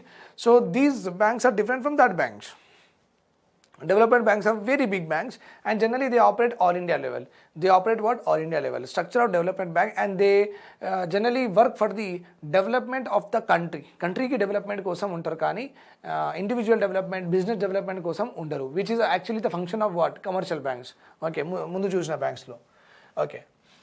Structure of development banks lo, there are two important sectors of our economy is there, industrial and agriculture. Industrial development banks అంటే ఇండస్ట్రీస్కి పెద్ద లోన్ ఇస్తారు వాళ్ళు, 30 years లోన్, 20 years లోన్ అలా ఇస్తారు. ఓకే, ఇండస్ట్రీస్కి ఇస్తారు. ఓకే, ఆ ఇండస్ట్రియల్ డెవలప్మెంట్ బ్యాంక్స్లో 2 categories. One is all India లెవెల్లో పనిచేసిన బ్యాంక్స్ ఉన్నాయి, మీన్స్ వాళ్ళు what I say is India మొత్తం వాళ్ళ బ్రాంచెస్ ఉంటాయి. ఇంకా స్టేట్ లెవెల్ బ్యాంక్స్ కూడా ఉంటాయి, state level, such as state finance corporation, state industry development corporation, state industrial institute of corporation, investment corporation companies. So state level కూడా ఉంటుంది, okay, స్టేట్లోనే operate చేస్తాయి, ఆర్ ఇండియా లెవెల్ కూడా ఉంటాయి, స్టేట్ ఇండియాలోనే operate చేస్తాయి, right. So all India level generally banks ఉంటాయి కదా, all India development banks, they are like for large scale ఇండస్ట్రీస్కి డబ్బులు ఇస్తారు వాళ్ళు. లార్జ్ స్కేల్ ఇండస్ట్రీస్కి డబ్బులు ఇస్తారు, టాటాకి, విప్రోకి, నెస్లేకి, హిందుస్థాన్ యూనిలీవర్స్కి, అలా పెద్ద కంపెనీస్కి, ఇండస్ట్రీస్కి డబ్బులు ఇస్తారు వాళ్ళు. Such as industrial development banks, IDBI, IFSI, ICICI, IRCI. So these are the examples అండి, ఇవన్నీ bank examples, development banks examples. వీళ్ళు పెద్ద ఇండస్ట్రీస్కి డబ్బులు ఇస్తారు, 1000 crores, 5000 crores, 500 crores అలా డబ్బులు లోన్ ఇస్తారు, అంత పెద్ద లోన్ ఇస్తారు వీళ్ళు. Okay, then state level banks for small scale industries like Small Industries Development Bank of India, SIDBI అని చెప్తాం, Small Industries Development Bank of India, SIDBI. ఇది స్మాల్ అండ్ మీడియం స్కేల్ అలా వాళ్ళకి డబ్బులు ఇస్తాయి. Okay, large scale industries, okay, these banks will give to large scale industries, this bank will give to small scale industries. Okay, మళ్ళీ అట్లానే అగ్రికల్చర్లో కూడా all India లెవెల్లో పనిచేస్తున్న ఒక బ్యాంక్ అంటే నాబార్డ్. ఆల్ ఇండియా లెవెల్లో పనిచేస్తున్న ఒక బ్యాంక్ అంటే NABARD, for the development of what? Agriculture and rural. NABARD, national, NA means national, B means bank, A means agriculture, R means rural, D means development. So national bank for agriculture and rural development, national bank for agriculture and rural development. Okay అండి, right. National bank for agriculture and rural development. Okay, then state level development banks ఉంటాయి. Local లెవెల్లో primary land development banks and branches of this one. Common sense. All India లెవెల్లో NABARD, state లెవెల్లో state land development banks, local లెవెల్లో primary అంటారు, అంటే district village లెవెల్లో primary అంటాం. Okay, ఇంకొకటి ఉంది, వన్ మోర్ ఈజ్ దేర్, ఇంకొకటి. Okay, which actually promotes exports and imports, which actually promotes what? Exports and imports. That bank is called as Exim Bank. X means export, I means import. Okay. So మొత్తం India మొత్తంలో ఎవరికైనా export ఇంకా import business చేయడానికి వాళ్ళు అనుకుంటున్నారంటే వాళ్ళు ఈ bank దగ్గర వెళ్ళాలి. జనరల్గా ఈ బ్యాంక్ దగ్గర కాదు, దీనికి ఫంక్షన్ ఎట్లా ఉంటుంది నేను చెప్తాను. Function is very important, their working principle చాలా ఇంపార్టెంట్ అండి. ఇది ఒకసారి నేర్చుకుంటే మీకు అయిపోతుంది, మీ పని అయిపోతుంది. Working principle of these banks, specially I'm talking about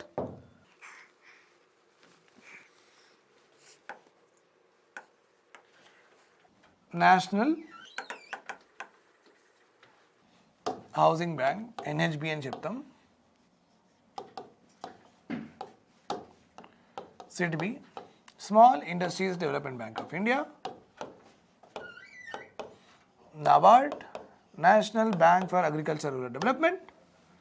Then Exim Bank, we are also having Exim Bank is there. Exim Bank is also there.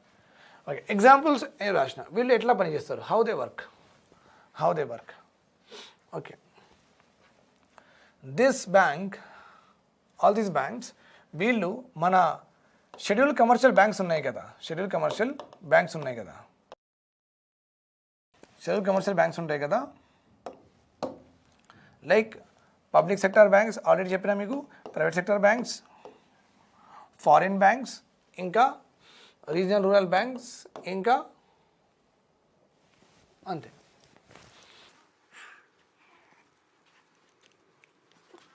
ఈ బ్యాంక్స్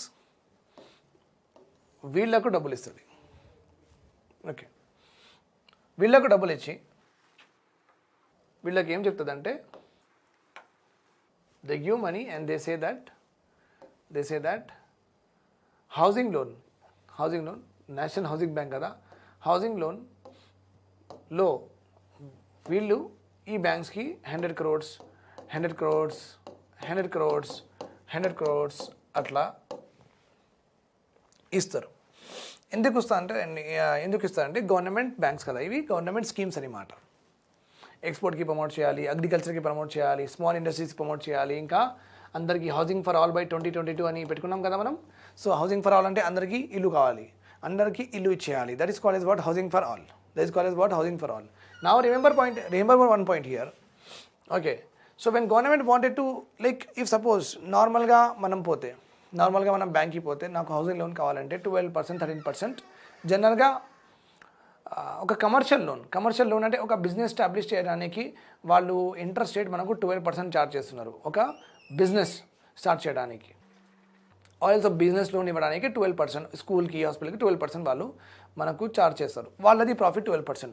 కానీ మీరు చూడండి, ఎడ్యుకేషన్ లోన్స్ అయినా సరే, హౌసింగ్ లోన్స్ అయినా సరే 7% దొరుకుతాయి. అది ఎట్లా అంటే గవర్నమెంట్ మన ఇంట్రెస్ట్ రేట్ కొంచెం గవర్నమెంట్ బేర్ చేస్తుంది, ఆ కొంచెం ఇంట్రెస్ట్ రేట్ మనం బేర్ చేస్తున్నాం.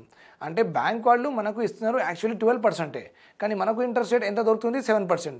రెస్ట్ 7% ఎవరు ఇస్తున్నారు, గవర్నమెంట్ ఇస్తుంది. ఎందుకంటే తక్కువ ఇంట్రెస్ట్ ఉంటే జనాలకి బాగుపడుతుంది, మంచిగా పడుతుంది, వాళ్ళ డబ్బులు ఎక్కువ పోదని అది గవర్నమెంట్ అది డెవలప్మెంట్ కింద తీసుకొని, అది వాళ్ళ రెస్పాన్సిబిలిటీ కింద తీసుకొని అట్లా డబ్బులు ఎక్స్చేంజ్ ఇస్తుంది. ఓకే అండి, fine. This is so national housing bank. ఇప్పుడు నేషనల్ హౌసింగ్ బ్యాంక్ ఉంది కదా, ఓకే సార్, వాళ్ళు డైరెక్ట్గా పని చేసుకోవచ్చు కదా సార్, ఇవన్నీ ఎందుకు? ఎస్, చేసుకోవచ్చు. కానీ వీళ్ళు నేషనల్ హౌసింగ్ బ్యాంక్ ఎవ్రీ స్టేట్లో, ఎవ్రీ డిస్ట్రిక్ట్లో, గల్లీలో ఒక డిస్ట్రిక్ట్ 2-3, ఒక విలేజ్కి ఒకటి అంటే ఎన్ని నేషనల్ బ్యాంక్స్ అయిపోతాయండి, ఎన్ని హౌసింగ్ బ్యాంక్స్ అయిపోతాయి. ఓకే, మళ్ళీ అందులో ఎంప్లాయీస్ రిక్రూట్ చేయాలి, మళ్ళీ అక్కడ ఉన్న ప్రాపర్టీలో రెంట్ ఇవ్వాలి, వాళ్ళు బ్యాంక్ ఎక్కడ ఉంది అక్కడ రెంట్ ఇవ్వాలి, అక్కడ ఏటీఎం ఎస్టాబ్లిష్ చేయాలి, అక్కడ ఎంప్లాయ్మెంట్ తీసుకోవాలి, stationery cost, house keeping cost, IT cost, online cost, అవన్నీ డబ్బులు వీళ్ళు ఇట్లా బ్రాంచెస్ పెంచుకుంటూ ఉంటే ప్రతి గల్లీలో నేషనల్ హౌసింగ్ బ్యాంక్, ప్రతి గల్లీలో నాబార్డ్ బ్యాంక్ అంటే ఎట్లా ఉంటుందంటే వాళ్ళది కాస్ట్ చాలా పెరిగిపోతాయి. ఆ డబ్బులు ఎందుకు ఎక్కువ చేయడం, దానిలో ఎక్కువ డబ్బులు ఎందుకు ఎక్స్పెండ్ చేయడం, వేరే దగ్గర అదే జనాలకి ఇస్తే మంచిది కదా అని వీళ్ళు అనుకున్నారు, గవర్నమెంట్ వాళ్ళు. అందుకే వాళ్ళు ఏం చేశారంటే, అంత పెద్ద బ్యాంకింగ్ సిస్టమ్ ఉన్న తర్వాత అన్ని ఫారిన్ బ్యాంక్స్ ఉన్నాయి, private sector banks, there are many numerous banks are there in our country. So why not we take the benefit of them. మనం వాళ్ళకి డబ్బులు ఇచ్చేస్తే వాళ్ళు మన స్కీమ్ ఇంప్లిమెంట్ చేస్తారు, వాళ్ళు మనకు సర్వీస్ ఇస్తున్నారు కాబట్టి వాళ్ళకి మనం సర్వీస్ ఛార్జ్ పే చేసేద్దాం. అది గవర్నమెంట్ అట్లా అనుకుని ఇవన్నీ బ్యాంక్స్ ఎస్టాబ్లిష్ చేసింది. సో ఇవన్నీ బ్యాంక్స్ ఏం చేస్తాయి అంటే, వీళ్ళకి they will give money to all of them and they will give to what, they will give to people. Right. So their money will not directly come to us. It will come to us indirectly. That is how their working principle is. That's why they don't interact directly. They don't interact directly with customers, but they interact what? Indirectly.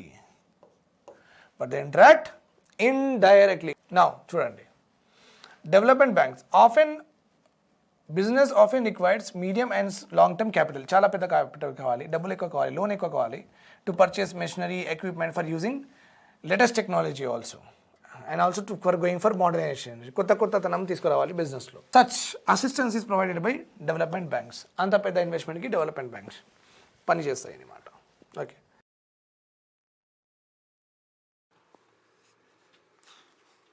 they also undertake other development measures like subscribing to the shares and debentures issued by companies in case of under subscription of issues by the public. Okay, జనరల్గా నేను ఒక company ఉంది, నాది మంచి company ఉందండి, నాది మంచి company ఉంది. Okay, let suppose my company Dabur company ఉంది నాది. ఈ డాబర్ కంపెనీ నేను మంచి కంపెనీ, అందరికీ తెలుసు మంచి కంపెనీ కాబట్టి నేను ఒక కొత్త డాబర్ చాక్లెట్స్ నేను తయారు చేయాలనుకుంటున్నాను. డాబర్ చాక్లెట్స్ ఒక కొత్త బ్రాండ్ నేను స్టార్ట్ చేయాలనుకుంటున్నారు. ఓకే, నేను డాబర్ చైర్మన్ అన్నమాట. నేను డాబర్ చైర్మన్, నేను ఒక డాబర్ చాక్లెట్స్ అని ఒక పెద్ద చైన్ అంటే డాబర్ చాక్లెట్స్ మ్యానుఫ్యాక్చర్ చేయాలనుకుంటున్నాను. కానీ నాకు డబ్బులు కావాలి, I want money. So what I have done, నాది పాత డాబర్ది కంపెనీస్ ఉన్నాయి కదా, డాబర్ ఘీ, డాబర్ మస్కా, డాబర్ ఇవన్నీ ఉన్నాయి కదా, ఆ కంపెనీస్ది షేర్స్ నేను అమ్మిన, అంటే మార్కెట్లో అమ్మడానికి పోయినా. That is only called as what, IPO. ఏమంటారు దానికి? IPO, initial public offering. Initial first time పబ్లిక్కి నేను ఆఫర్ చేస్తున్నా నా షేర్స్, ఐపీఓ అంటారు. ఫస్ట్ టైం పబ్లిక్కి నేను ఆఫర్ చేస్తున్న shares, that is called as what, IPO, initial public offering. So నేను ఏమనుకున్నా అంటే, నేను నా మొత్తం కంపెనీస్ ఉన్నాయి కదా, ఆ మొత్తం కంపెనీస్కి 10% షేర్ నేను మార్కెట్లో సెల్ చేయడానికి ఇస్తే, ఆ 10% షేర్ జనాలు తీసుకుంటే నాకు 100 crores వస్తాయి. ఓకే, 10% షేర్స్ నేను పబ్లిక్ ఇస్తే నాకు 100 crores వస్తాయి. ఈ 100 crores నేను డాబర్ చాక్లెట్ బ్రాండ్ ఎస్టాబ్లిష్ చేస్తాను, అది నేను మార్కెట్లో దానికి సెల్ చేస్తాను. వచ్చిన డబ్బులు, ఎక్కువ డబ్బులు వస్తే వీళ్ళకి నేను డిస్ట్రిబ్యూట్ కూడా చేస్తాను. That is the funda. Right. So కానీ ఏమైందంటే 10% షేర్ అమ్మిన తర్వాత కూడా వాళ్ళు 100 crores వాళ్ళకి రాలేదు, 60 crores వచ్చినాయి. ఎన్ని వచ్చినాయి? 60 crores వచ్చినాయి. అంటే ఏమైందంటే అండర్ సబ్స్క్రిప్షన్ అయింది. ఏమైంది? Under subscription. ఓకే, వాళ్ళు ఎంత అనుకున్నారు అంత రాలేదు వాళ్ళకి. In case of what? In case of under subscription. వాళ్ళు ఎంత డబ్బులు అనుకున్నారు, షేర్స్ ఇచ్చి ఎంత డబ్బులు మనం రేస్ చేద్దాం, ఎంత డబ్బులు మనం సంపాదిస్తామని వాళ్ళు అట్లా అనుకున్నారు, అంత డబ్బులు వాళ్ళకి రాలేదు. 100 crores వాళ్ళు అనుకున్నారు, 60 crores వచ్చినాయి. 40 crores దే ఆర్ షార్ట్. ఈ 40 crores ఉంటేనే ఈ డాబర్ చాక్లెట్, అంటే వాళ్ళు ఆల్రెడీ ప్లాన్ చేసుకున్నారు, ఇంతమంది కావాలి, ఇక్కడెక్కడ ప్లాన్ పెడదాం. సో అవన్నీ మొత్తం బడ్జెట్ చేసిన తర్వాత వాళ్ళకి 100 crores కావాలి. కానీ ఎంత వచ్చినాయి? 60 crores వచ్చినాయి. 40 crores కావాలి. ఈ 40 crores ఓకే డెవలప్మెంట్ బ్యాంక్స్ వాళ్ళు కొంటారు. 40 crores డెవలప్మెంట్ బ్యాంక్స్ వాళ్ళు కొంటారు. ఇండస్ట్రియల్ బ్యాంక్ అని చెప్పినా కదా, డాబర్ చాక్లెట్స్ అంటే ఇండస్ట్రీయే కదా, right. So large scale industries, IDFC, IRCI మనం చూసినాం కదా, వాళ్ళు 40 crores ఈ మిగిలినవి షేర్స్ కొని 40 crores ఇస్తారు, వాళ్ళు అట్లా బెనిఫిట్ అవుతారు. ఈ కంపెనీ మీద ట్రస్ట్ ఉంటుంది వాళ్ళకి, ఆ మేనేజ్మెంట్లో కూడా వాళ్ళు ఉంటారు, కమర్షియల్లో కూడా ఉంటారు, వాళ్ళు చూసుకుంటారు కూడా. సో ఇద్దరు కలిసి అవన్నీ చేస్తారు. So that what happens is, వీళ్ళకి కూడా బెనిఫిట్, వాళ్ళకి బిజినెస్ నడుస్తుంది, వీళ్ళది లోన్లో ఇంట్రెస్ట్ కూడా వీళ్ళు సంపాదిస్తారు. ఇంకా ఏంటంటే ఇది ఇండియా బెనిఫిట్ కోసం పనిచేస్తున్నారు కదా. సో అందరికీ ఈ కంపెనీ రావడం వల్ల అందరికీ ఎంప్లాయ్మెంట్ దొరికింది, అందరికీ పవర్టీ నుంచి అందరూ మెల్ల బయటికి, అంటే number of people who are in the poor are slowly decreasing, అట్లా కూడా అవుతుంది. Right, understood my point here. This is the importance of this development banks. Okay, development banks in India are classified into, as I have told you, EXIM bank. అంటే నేను కొంచెం factual రాసిన ఇక్కడ, మీకు కూడా ఇంపార్టెంటే. EXIM bank 1982 for what purpose అండి? Export import bank. Export import చేయాలనుకుంటున్నారంటే ఎగ్జిమ్ బ్యాంక్ మీకు హెల్ప్ చేస్తుంది. They give credit facilities to the exporters and importers. Government of India subsidiary. Okay, 100% government of India own. అంటే అక్కడ pencil rubber sharpener నుంచి అక్కడ చైర్మన్ది డబ్బులు, appointment, management, everything. Appointment, management, ఎక్కడ డబ్బులు పెట్టాలి, ఎవరికి ఇవ్వాలి, అన్నీ గవర్నమెంట్ చూసుకుంటుంది. సో అందుకే 100% government owned. Next is NABARD. 1982 okay, found by 1981 act 81లో వచ్చింది, బిల్డింగ్ 82లో వచ్చింది. Provide sharp focus to agriculture credit and rural development. Okay, we learned it. Okay, అంటే నాబార్డ్ ఇండియా మొత్తంలో ఉంటుంది. ఇక్కడ నాబార్డ్ ప్రతి స్టేట్లో ఉంటుంది నాబార్డ్. ఆ నాబార్డ్ ఆఫీస్ ఉంటుంది. ఆ ఆఫీస్, నాబార్డ్ ఆఫీస్ అక్కడ ఉన్న బ్యాంక్స్కి డబ్బులు ఇస్తూ ఉంటుంది. ఓకే, ప్రైవేట్ సెక్టర్ బ్యాంక్స్ డబ్బులు ఇస్తూ ఉంటుంది. So that they can give loans to what? They can give loans to agriculture and rural development purpose. National housing bank again 100% RBI owned ఒకప్పుడు, now it is government owned. ఒకప్పుడు 100% RBI own, now it is government own. Okay, they will give finance to housing కోసం, apartments కోసం డబ్బులు ఇస్తారు వాళ్ళు, apartment కోసం డబ్బులు ఇస్తారు. Okay, and they also release one index called as రెసిడెక్స్ is nothing but residential index. అంటే రియల్ ఎస్టేట్ ప్రైసెస్ ఎంత ఇంక్రీజ్ అయినాయి, ఎంత డిక్రీజ్ అయినాయి, లాస్ట్ ఇయర్లో ఎంత ఉన్నింది టోలీ చౌకీలో, బంజారాహిల్స్లో ఇప్పుడు ఎంత ఉంది రియల్ ఎస్టేట్ ప్రైసెస్, అది కూడా వీళ్ళు ఇన్ఫ్లేషన్ ఎంత ఉంది కూడా చెప్తూ ఉంటారు మనకు.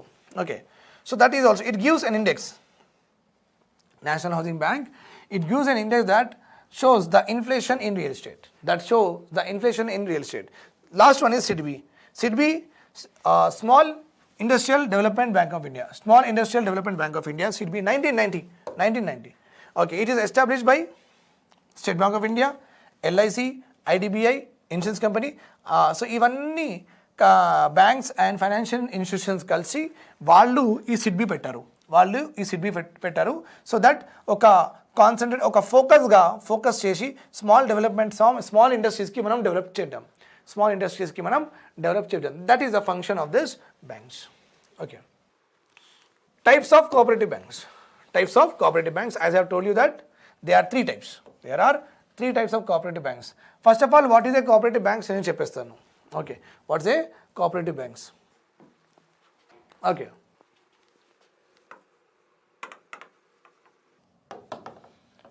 cooperative banks are those banks which are established by group of people అంతే. ఓకే, మనం అందరం కూడా కలిసి ఒక బ్యాంక్ ఎస్టాబ్లిష్ చేసుకోవచ్చు.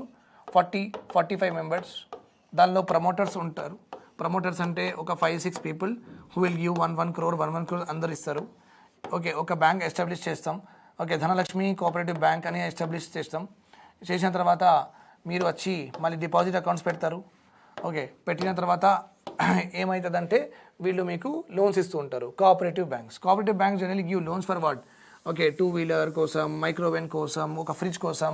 అంటే జనరల్గా కోఆపరేటివ్ బ్యాంక్స్లో వాళ్ళ మెంబర్స్కే అవసరాలు ఏమేమి ఉంటాయి, అలాంటి వాళ్ళకి డెవలప్ చేయడానికి ఈ బ్యాంక్స్ ఎస్టాబ్లిష్ అయినాయి. 40 మెంబర్స్ ఉన్నారనుకోండి, ఆ 40 మెంబర్స్ అంటే అందరి దగ్గర 1 lakh ఇచ్చేస్తే, ఓకే, కావాల్సిన వాళ్ళకి ఎక్కువ డబ్బులు వచ్చి వాళ్ళు ఒక 2-wheeler కొనవచ్చు, ఇంకొక వాళ్ళు పిల్లలకి ఎడ్యుకేషన్ చేసుకోవచ్చు, right? So that is how it is. So they will generally, cooperative banks are form to develop their own members. That's why they are working on what? No profit no loss మీద పనిచేస్తారు. Like minded people కదా, అందరూ సేమే, అందరికి తెలుసు. Okay, no profit no loss అవుతుంది, మనం అందరం మన డబ్బులకే రొటేట్ చేసుకుంటే అందరూ బాగుపడతారు. సో స్టాండ్ ఆఫ్ లివింగ్ కూడా పెరుగుతుంది, సో లోన్స్ ఇచ్చుకోవచ్చు అని అట్లా. Understood my point. These are called as cooperative banks. Fine. Cooperative banks are 3 types. They are primary credit societies which operate at village level, central cooperative banks district level, and state cooperative banks. ఇది central కాదు, district central cooperative bank, DCCB అంటారు, DCCB. Okay, then state cooperative banks. So primary credit society work in village, central cooperative banks work in district, అంటే డిస్ట్రిక్టే కదా, and state cooperative banks work in state. అంటే they are the in charge of all the cooperative banks in our state. ఎవరు? State cooperative banks. Okay, primary credit societies formed at village level or town level, okay, with borrowers and non-borrowers members residing in one locality. వాళ్ళదే. So small loans ఇస్తారు, small ఏరియాలో పని చేస్తారు, small loan ఇస్తారు. Generally పిల్లలకి ఎడ్యుకేషన్కి loan apply చేస్తారు, fridge కోసం, 2-wheeler కోసం, అట్లా అంతే. Central district cooperative banks have some primary, ఏదైనా ప్రైమరీ క్రెడిట్ సొసైటీకి డబ్బులు కావాలంటే వీళ్ళు ఇస్తారు. ఓకే, కానీ ఈ డిస్ట్రిక్ట్ కోఆపరేటివ్ బ్యాంక్స్లో సేమ్ డిస్ట్రిక్ట్ వాళ్ళు మెంబర్స్ ఉంటారు, అంటే లైక్ మైండెడ్ మెంబర్స్. ఓకే, మీరు కూడా కోఆపరేటివ్ బ్యాంక్స్ మెంబర్ అవ్వచ్చు. ఎట్లా? వెళ్ళి రిజిస్ట్రేషన్ ఆఫీస్ లేకపోతే రిజిస్ట్రార్ దగ్గర వెళ్ళాల్సిన అవసరం లేదు మీకు.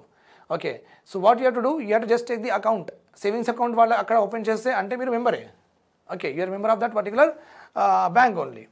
Okay, these bank provides loans to their members. Primary credit సొసైటీస్కి ఎలాగైనా ఇస్తారు, and they function as a link between the primary and the state. Remember this point. Then last one we are having what? State cooperative banks. They are the apex. They are the apex highest level cooperative banks in all the states of the country. Every state ki oka bank untadi ilanti. Every state ki oka bank untadi. Ade manam Andhra Pradesh చెప్పుకుంటే APCOB ఉంది. APCOB Andhra Pradesh cooperative bank. అదే మన తెలంగాణలో TASCOB ఉంది. మహారాష్ట్రలో MCOB ఉంది. అట్లా. Okay. Every state will have these three systems: primary for village, district central cooperative banks for district, and state cooperative banks for the state. So it's a hierarchy. Primary వాళ్ళకి డబ్బులు కావాలంటే district వాళ్ళు help చేస్తారు. District వాళ్ళకి డబ్బులు కావాలంటే state government వాళ్ళు, state cooperative banks వాళ్ళు హెల్ప్ చేస్తారు. రైట్. ఇంకా they will give loans only to the members only to the members. Means if you open a savings account then only ఇస్తారు, లేకపోతే ఇవ్వరు. కోఆపరేటివ్ బ్యాంక్స్ దగ్గర వెళ్ళి మీరు క్రెడిట్ కార్డ్ ఇవ్వండి అంటే ఇవ్వరు, ఎందుకంటే మీకు అకౌంట్ లేదు కాబట్టి మీరు ఇవ్వరు. అకౌంట్ ఓపెన్ చేస్తే మీరు మెంబర్ అయిపోతారు. Remember this point. The moment you open the account you are member itself. Okay. So if you just go and ask them credit card they will not give because you are not a member. వాళ్ళు first ఏమంటారంటే account open చేయండి sir, మీరు member అవ్వాల్సిందే. So they will give member to themself only and you have to adhere to the conditions of that particular membership. Okay, we'll see the difference between cooperative banks and commercial banks. Let us go ahead. Okay అండి, ఎనర్జెటిక్గా ఉండాలి మీరు కూడా. Okay, preparation should be on energy, consistency, goal. ఈ మూడు ఉంటే చాలు. Fine. Cooperative banks are registered under Cooperative Society Act of 1904. Very important statement for the examination. Okay. Commercial banks are registered, they are governed by Banking Regulation Act of 1949. Banking Regulation Act of 1949.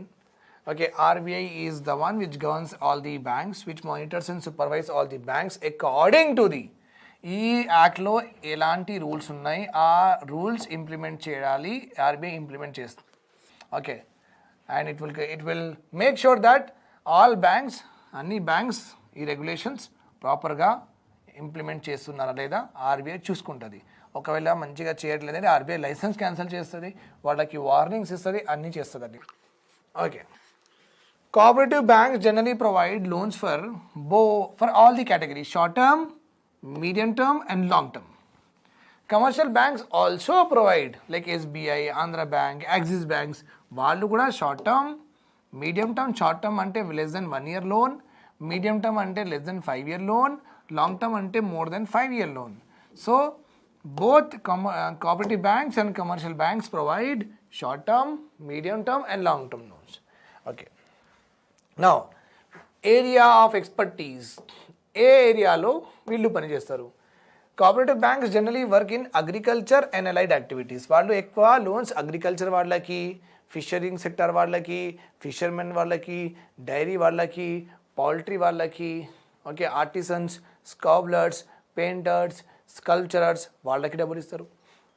Commercial bank generally provide in loans to trade, commerce, industry open చేయడానికి, trade, industry, commerce. Okay. Cooperative బ్యాంక్స్లో వాళ్ళకు డబ్బులు ఎక్కడి నుంచి వస్తాయి? వాళ్ళ members నుంచి వస్తాయి, అంతే. Shareholders borrow from a cooperative bank. వాళ్ళు ఆ బ్యాంక్లో షేర్ హోల్డర్ అంటే వాళ్ళది కూడా ఒక షేర్ ఉంది, 1% షేర్ ఆర్ 2% షేర్ వాళ్ళది షేర్ ఉంది. సో వాళ్ళు కూడా షేర్ ఉన్న వాళ్ళే బారో చేసుకోవచ్చు కోఆపరేటివ్ బ్యాంక్స్లో, బయట వాళ్ళకి ఇవ్వరు. కమర్షియల్ బ్యాంక్లో ఎవరైనా సరే మీ అకౌంట్ లేదంటే కూడా మీకు లోన్ ఇస్తారు. Right. Can give loan to any one who is willing to బరో.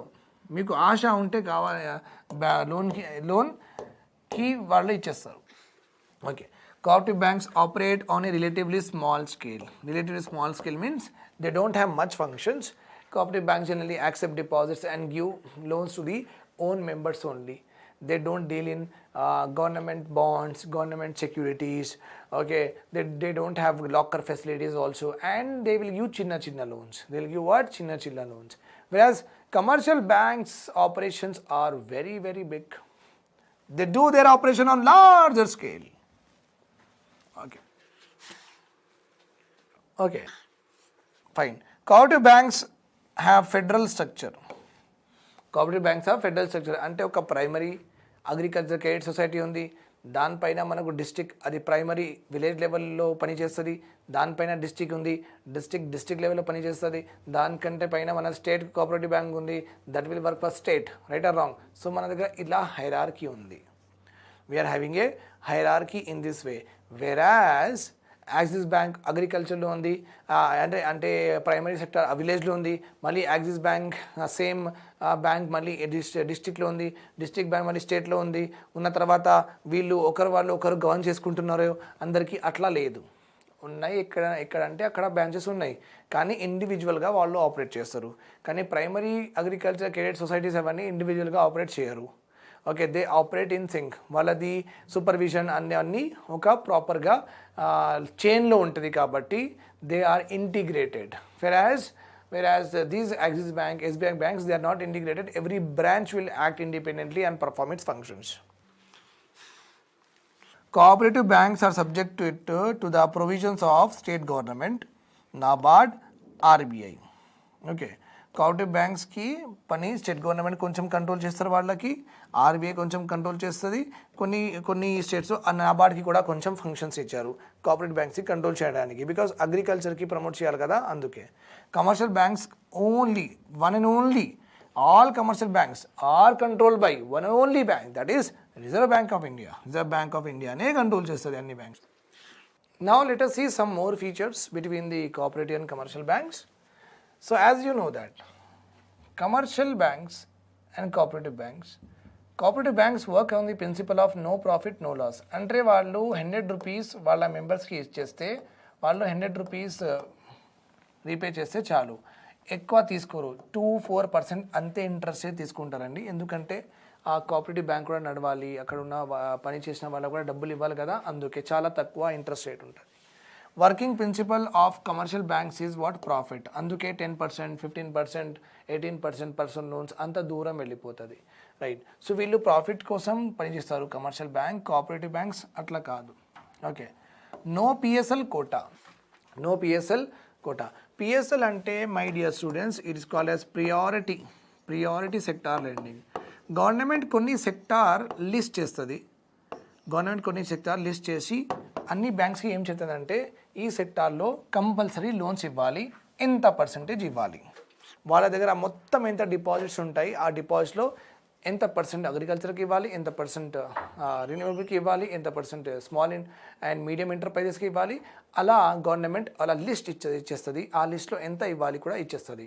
Okay, అంటే కొన్ని సెక్టార్స్లో, అంటే tourism, aviation, railways, okay, health, education, ఇవన్నీ సెక్టార్స్ ఉన్నాయి కదా. సో అందులో కొన్ని సెక్టార్స్ చాలా ఇంపార్టెంట్ సెక్టార్స్కి గవర్నమెంట్ ఏం చెప్తుంది అంటే ఈ సెక్టార్స్లో అగ్రికల్చర్ లైక్ దట్ కంపల్సరీ ఇవ్వాలి. Renewable, climate change, global warming important. Renewable ఎవరైనా solar cookers, solar geysers if they wanted, then వాళ్ళకి కొంచెం సబ్సిడీ ఎక్సెట్రా అవన్నీ గవర్నమెంట్ అనౌన్స్ చేస్తుంది కదా. సో దట్స్ వై ఎవరైనా సోలార్ ఎనర్జీ లేకపోతే రిన్యూవబుల్ ఎనర్జీ వాడుతున్నారు వాళ్ళ ఇంట్లో అంటే వాళ్ళకి లోన్స్ ఇవ్వడం. ఓకే, సో గవర్నమెంట్ కొన్ని సెక్టార్స్కి చెప్తుంది ఈ సెక్టార్స్లో ఎంత పర్సంటేజ్ ఆఫ్ లోన్స్ ఇవ్వాల్సిందే. That is called as priority sector lending. అది కోఆపరేటివ్ బ్యాంక్కి అప్లికేబుల్ కాదు, ఎందుకంటే వీళ్ళు దానిలోనే పని చేస్తారు already. The work in that field only, that's why it is not there. Okay, then PSL is compulsory for what? Commercial banks. Compulsory for commercial banks, for them it is not applicable because they work in that. And another important is monetary policy. The student who is watching my lecture for the very first time and this video only, ఈ video నుంచి మీరు నా lecture start చేస్తున్నారంటే మీరు monetary policy ముందు నేను explain చేసిన అది చూడండి, because that is important to understand many things here also. అది చూసిన తర్వాత మళ్ళీ ఇక్కడ వచ్చి చూసుకోండి, అయిపోతుంది. So margin standing facility is nothing but it is a window that is created by RBI. RBI ఒక విండో క్రియేట్ చేసింది. విండో అంటే ఆర్బీఐ ఏం చెప్పిందంటే కమర్షియల్ బ్యాంక్స్కి ఒకవేళ మీకు చాలా ఇంపార్టెంట్ ఎమర్జెన్సీ ఉంది, డబ్బు లేదు మీ దగ్గర అంటే మీరు నాకు అడగచ్చు. RBI, that is what RBI told. If any bank is having a shortage of funds, emergency funds, then please, then ask me. That is called as a margin standing facility. Our facility, cooperative banks ledu. That facility is there with commercial banks. And cooperative బ్యాంక్స్లో జనరల్గా members చాలా తక్కువ ఉంటారు. మళ్ళీ వాళ్ళు ఉన్న డబ్బులకి CRR ఎస్ఆర్ఆర్లో పెట్టలేరు కదా. వాళ్ళు ఉన్న డబ్బులకి సిఆర్ఆర్ ఎస్ఎల్ఆర్లో పెడితే వాళ్ళ దగ్గర ఏముంటాయి మళ్ళీ లోన్స్ ఇవ్వడానికి, రైట్ ఆర్ రాంగ్. అందుకే CRR SLR is not applicable to them. Versus commercial banks తప్పకుండా సిఆర్ఆర్ ఎస్ఎల్ఆర్ వాళ్ళు ఇవ్వాల్సిందే. They have to keep it for sure. They have to keep it for sure. A bank, a financial institution, sorry, not bank, financial institutions which are having functions like bank, but it's not a bank. Functions like bank, it's not a bank. Like LIC is there. LIC don't accept deposits, but give loans, right or wrong? Mali post office is there. They accept deposits, they open savings account, but they don't give loans, right or wrong? Okay. Then we are having bank here, SBI, Andhra Bank is there.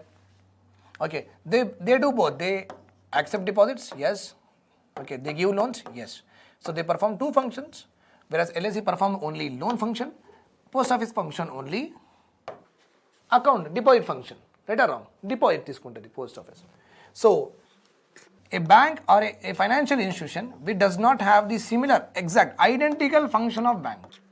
A financial institution like LIC, Muthoot, Bajaj Capital, if a financial institution which does not have the identical functions of bank is called as NBFC. So I have told you some brief of it. Okay, I have told you some brief of it. If you want some more, you can watch my previous lectures. You are having in detail. Let us go ahead. Basis for comparison, let us see. Meaning of bank. An NBFC is a company that provides banking services to the people and they don't have the banking license. First of all, వాళ్ళకు banking license ఉండదు. వాళ్ళు వేరే act లో register అయ్యి ఉంటారు. Okay, they don't have a banking license, but they still either accept or give loans. ORR give loans. Bank is a government authority, financial intermediary that aims to provide banking services to the general public. Okay, and they hold a banking license. Right, Andy? Okay. Incorporated under banks, NBFCs are registered under Companies Act of 1956, amended in the year 2013. Whereas banks are registered under Banking Regulation Act of 1949. Demand deposits, NBFC accept? No, because demand. మనం deposit వాళ్ళ దగ్గర బజాజ్లో ముతీత్లో మనం deposit చేస్తే మనం ఎప్పుడు పడితే అప్పుడు demand చేసుకోవచ్చా? నో. ఎప్పుడు పడితే అప్పుడు డిమాండ్ చేసుకోవడానికి, ఎప్పుడు పడితే అప్పుడు మనం డబ్బులు తీయడానికి మనకు ఏం కావాలి? ఏటీఎం కార్డ్ కావాలి, ఇండియన్ బ్యాంకింగ్ కావాలి, జీపే కావాలి. వీళ్ళందరూ ఇస్తారా మనకు? Bajaj capital, okay, Tata capital, Muthoot, మార్గదర్శి, కపిల్ చిట్ ఫండ్ డబ్బులు మాత్రం తీసుకుంటారు, కానీ ఇవన్నీ ఇవ్వరు, రైట్ ఆర్ రాంగ్? డిమాండ్ చేస్తే ఏమి ఇవ్వరు, right? So they don't accept what? Demand deposit. That's why they don't give ATM cards, cheque books, ఏమి ఇవ్వరు వాళ్ళు. కానీ bank, yes, demand deposits they accept. మనం డిపాజిట్ చేస్తే మనం ఎప్పుడు పడితే అప్పుడు డిమాండ్ చేస్తే వాళ్ళు ఇస్తారు మనకు డబ్బులు. ఏటీఎం కార్డ్ వేస్తే that is we're demanding only. దానికి అర్థమైంది డిమాండింగ్ ఓన్లీ. ఫారెన్ ఇన్వెస్ట్మెంట్, ఒక ఎన్బిఎఫ్సి పెట్టడానికి, ఓకే, ఫారెన్ ఇన్వెస్ట్మెంట్ అంటే స్టీవ్ జాబ్స్, వారెన్ బఫెట్, ఇంకా Shakira, you can say that Will Smith, వాళ్ళు ఇండియాలో ఏదైనా నాన్ బ్యాంకింగ్ ఫైనాన్షియల్ కంపెనీ పెట్టాలంటే వాళ్ళది ఎంత ఇన్వెస్ట్మెంట్ తీసుకోవచ్చు? 100% వాళ్ళు తీసుకోవచ్చు. 100% వాళ్ళు ఇక్కడ ఇన్వెస్ట్ చేసుకొని వాళ్ళే ఓన్ చేసుకొని వాళ్ళే రన్ చేసుకోవచ్చు. ఇండియన్ పార్ట్నర్షిప్ అవసరం లేదు. కానీ ఇక్కడ నడవదు ఇక్కడ. Okay, foreign investors, foreign persons can invest in Axis bank. Okay, can invest in what? Doha bank, can invest in what? Citi bank, can invest in any bank. కానీ up to 74%. Okay, allowed up to 74%. Up to 74, 100% ఇవ్వం. మొత్తం management 100% ఇవ్వం. Okay, payment and settlement system, no.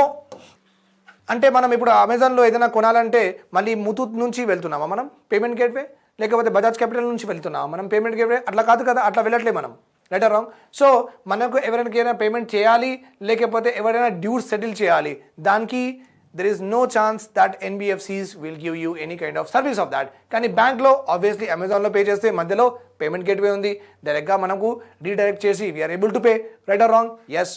Okay, payment and settlement system not a part of this, integral. ఇదే important బ్యాంక్లో. Maintenance of reserve ratio, బ్యాంకే కాదు, CRR, SLR ఎందుకు? ఇక్కడ compulsory, ఇది బ్యాంక్ కదా, compulsory, that's why. Then deposit insurance facility. బ్యాంక్లో మనం డిపాజిట్ చేస్తే 5 lakh నేను డిపాజిట్ చేస్తే గవర్నమెంట్ 2 lakhs ఇన్సూరెన్స్ అని, ఆ 2 lakhs మీద ఇన్సూరెన్స్ ఇస్తుంది. ఎందుకు? 5 lakhs బ్యాంక్లో మొత్తం రాబరీ అయిపోయింది, లేకపోతే బ్యాంక్ మొత్తం బ్యాంక్రప్ట్ అయిపోయింది, బ్యాంక్ సునామీ వచ్చి కొట్టుకొని వెళ్ళిపోయింది, అప్పుడు మన డబ్బులు అన్నీ వెళ్ళిపోతాయి కదా. అట్లీస్ట్ 5 lakhs ఉంటే 2 lakhs అయినా మనకు దొరుకుతాయి. అంటే మన డిపాజిట్స్కి కొంచెం ఇన్సూరెన్స్ ఉందన్నమాట, డిపాజిట్స్కి కొంచెం ఇన్సూరెన్స్ ఉంది. అదే ఎన్బిఎఫ్సిలో మార్గదర్శి మొత్తం అయినా ఎక్కడైనా వెళ్ళిపోతే మంచిగా వెకేషన్కి జీవితవంతమైన హ్యాపీగా యూకేలో వెళ్ళిపోయి కూర్చుంటే, ఎక్స్ట్రాడిషన్ టీటీ ఏ కంట్రీలో లేదో అక్కడ వెళ్ళి కూర్చుంటే మన డబ్బులు ఇంకా రావు. ఇంకా గవర్నమెంట్ చెప్తుంది ఎందుకు ఇచ్చిండ్రు, బ్యాంక్ అంత పెద్ద బ్యాంక్స్ ఇచ్చిన తర్వాత వేర్ ఈజ్ దేర్, మళ్ళీ పోయి అందులో మార్గదర్శి చిట్ ఫండ్ డబ్బులు ఎక్కువ కావాలంటే ఇలాంటి రిస్క్ తీసుకోవాల్సిందే, పొండి ఇక్కడ నుంచి అని వెళ్ళిపోతాం మనం. ఓకే, అంటే ఏంటి, బజాజ్ క్యాపిటల్, టాటా క్యాపిటల్, మార్గదర్శి chit fund, Kapil chit fund, ఇవన్నీ ఫండ్స్ ఉంటాయి కదా, పాన్జీ స్కీమ్స్, ఇవన్నీ స్కీమ్స్లో మనం డబ్బులు వేస్తాం కదా. అక్కడ మనం డబ్బులు వేసిన తర్వాత మీకు రెమెడీ ఏం లేదు. రెమెడీ అంటే మీ డబ్బులు వస్తాయి లేకపోతే రావు, అంతే. గవర్నమెంట్ మాత్రం మాకేం తెలియదని చెప్పేస్తుంది, ఎందుకంటే government will not encourage that. Okay, బ్యాంక్కి as I told you deposit insurance facility ఉంటుంది, కంపల్సరీ ఉంటుంది. ఓకే, లోన్ రేట్స్ జనరలీ ఎన్బిఎఫ్సిలో gold loan 15%, 2 minutes loan 20%, 3 minutes loan, 2 seconds loans అవన్నీ ఉంటాయి.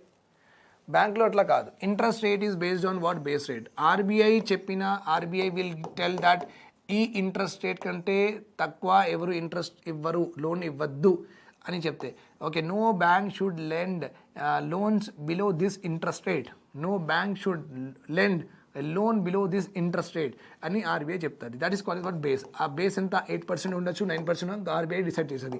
దానికంటే ఎక్కువ ఎంత ఇచ్చుకోండి కానీ దీనికంటే తక్కువ ఇవ్వలేరు. Okay, means RBI will be taking care of what, interest rate. ఇక్కడ అట్లా కాదు, వీళ్ళ ఇష్టం ఎంతైనా పెంచుకోవచ్చు. Transaction services, okay, not provided by NBFCs. Transactions ఎవరికైనా డబ్బులు ఇవ్వాలి ఏదైనా వాళ్ళు ఏమి ఇవ్వరు. Okay, they are provided by what, banks. Okay, మళ్ళీ ఎన్బిఎఫ్సిలో రికవరీ ఎట్లా ఉంది, ఓకే, ఇది ఇక్కడ రావాలండి, ఇది ఇక్కడ రావాలి. ఎన్బిఎఫ్సిలో ఇది ఇక్కడ వెళ్ళాలి.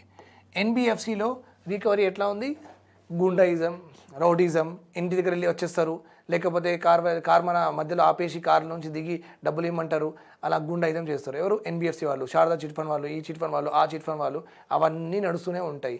ఓకే, ఎందుకంటే యాక్ట్ ఏం లేదు కాబట్టి రికవరీ టీమ్ పంపించి రౌడీలకి పంపించి మన దగ్గర డబ్బులు తీసుకుంటారు, అంతే. Okay, fine. కానీ బ్యాంక్లో రికవరీ, ఒకవేళ మీరు డబ్బులు 1 month 2 months ఈఎంఐ కూడా పే చేయలేదంటే ఒక ప్రాపర్ సిస్టమ్ ఉంది. ఒక సర్ఫేసీ యాక్ట్ అని ఉంది 2002.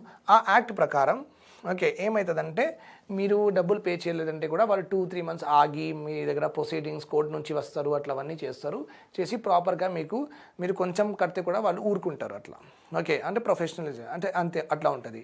లేకపోతే సపోజ్ బ్యాంక్ ఒకవేళ ఇల్లు పేపర్స్ తీసుకొని లోన్ ఇచ్చిందనుకుంటే వాళ్ళు లోన్ నుంచి లేకపోతే వాళ్ళ గోల్డ్ నుంచి రికవర్ చేసుకుంటారు.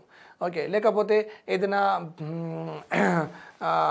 కంపెనీది షేర్స్ ఉంటాయి కదా, అవన్నీ కూడా ఆక్షన్ చేసేస్తారు.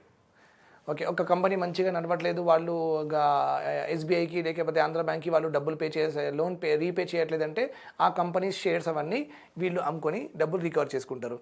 అంటే మనకు అంటే ఫిజికల్ టార్చర్లు, మెంటల్ టార్చర్లు ఏమి ఇవ్వరు. జస్ట్ లైక్ ఎన్బిఎఫ్సి వాళ్ళు గుండాయిజం చేస్తారు కదా, అలాంటి వాళ్ళు కాదు. ఇది bank are like professional. Banks are like what? Professional. Two important concepts are there that we have to study. One is cooling, like heating up economy. Another one is cooling economy, right? So what is there in cooling and what is there in, what is there in heating? What is there in cooling? That is important. Okay. So heating economy is one. Heating economy is one where generally what happens, there is a lot of inflation is there in the country. And where the government, or obviously RBI comes into picture, you know that, right? RBI comes into picture whenever there is a inflation is there, right? So whenever there is a price rise is there, okay, I'm also just moving away like this, okay. Whenever there is a price rise is there, so in that case what happens is, RBI comes into picture and RBI does what? RBI invokes the monetary policy. RBI monetary policy తీసుకుంటుంది అన్నమాట, start చేస్తుంది. Okay, right. So this పాలసీలో చాలా tools ఉన్నాయి. Monetary పాలసీలో quantitative tools, qualitative tools. Basically two important tools are there. Okay, whenever there is a heating economy, whenever there is inflation is there, there are two important tools are generally operationalized by the RBI. One is very clear one is repo rate, another one is reverse repo rate. So in this, either of these two could be useful, right, to control what inflation. So RBI does what in the inflation is in the economy. RBI just increases what repo and reverse repo rate. Okay, so with that what happened? Banks borrow less from the RBI, or RBI gives in high interest rate, so and so forth, whatever it is. Okay, so with that what happens? Bank will have less money and banks will charge more interest rate for the customers, and customers will not be willing to actually take the loans on that interest rate, on that high interest rate, right? This is called as heating economy.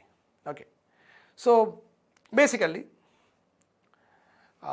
Inflation ఎక్కువ ఉన్నప్పుడు RBI monetary policy start చేసి, and with help of monetary policy RBI try to control what inflation and try to stabilise the economy. That is what is heating. And basically you can correlate this with contractionary monetary policy కూడా చెప్పుకోవచ్చు మీరు, tight money policy, dear money policy కూడా చెప్పుకోవచ్చు. కానీ economy మాత్రం heating economy అంటాం. Cooling economy అంటే price cool అయిపోయినాయి, కొంచెం ప్రైస్ తగ్గిందన్నమాట. దానివల్ల ఏమైంది? మళ్ళీ ప్రైస్ పెంచాలి కదా, బిజినెస్ వాళ్ళకి ఇంట్రెస్ట్ రావాలి, మోటివేషన్ రావాలి, ఇంకా పెద్ద ఎక్స్పాన్షన్కి వెళ్ళాలి, ఇంకా కొత్త న్యూ ఇండస్ట్రీ వాళ్ళు ఎస్టాబ్లిష్ చేయాలి, ఇవన్నీ ఉన్నాయి కదా. సో వీళ్ళు ఏం చేస్తారు? ప్రైస్ కిందికి పడుతున్నప్పుడు, అంటే ప్రైస్ కిందికి ఎందుకు పడుతుంది? మనం డిమాండ్ చేయట్లేదు. మనం ఎందుకు డిమాండ్ చేయట్లేదు? మన చేతిలో డబ్బులు ఎక్కువ లేవు. మన చేతిలో డబ్బులు ఎక్కువ ఎందుకు లేదు? ఇంట్రెస్ట్ రేట్ ఎక్కువ ఉంది బ్యాంక్లో, అందుకే డబ్బులు మన చేతిలో తక్కువ ఉన్నాయి. సో అప్పుడు ఆర్బీఐ ఏం చేస్తుందంటే ఇంట్రెస్ట్ రేట్ తగ్గిస్తుంది.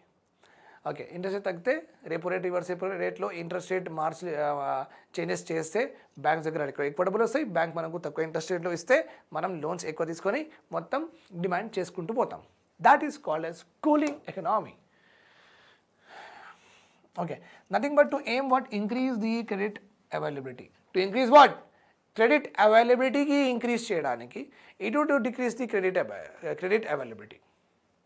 Okay, you can say this as cheap money policy చెప్పుకోవచ్చు, లూజ్ మనీ పాలసీ చెప్పుకోవచ్చు, ఎక్స్పాన్షనరీ మానిటరీ పాలసీ చెప్పుకోవచ్చు మీరు. That's not a problem at all. Okay అండి, రైట్.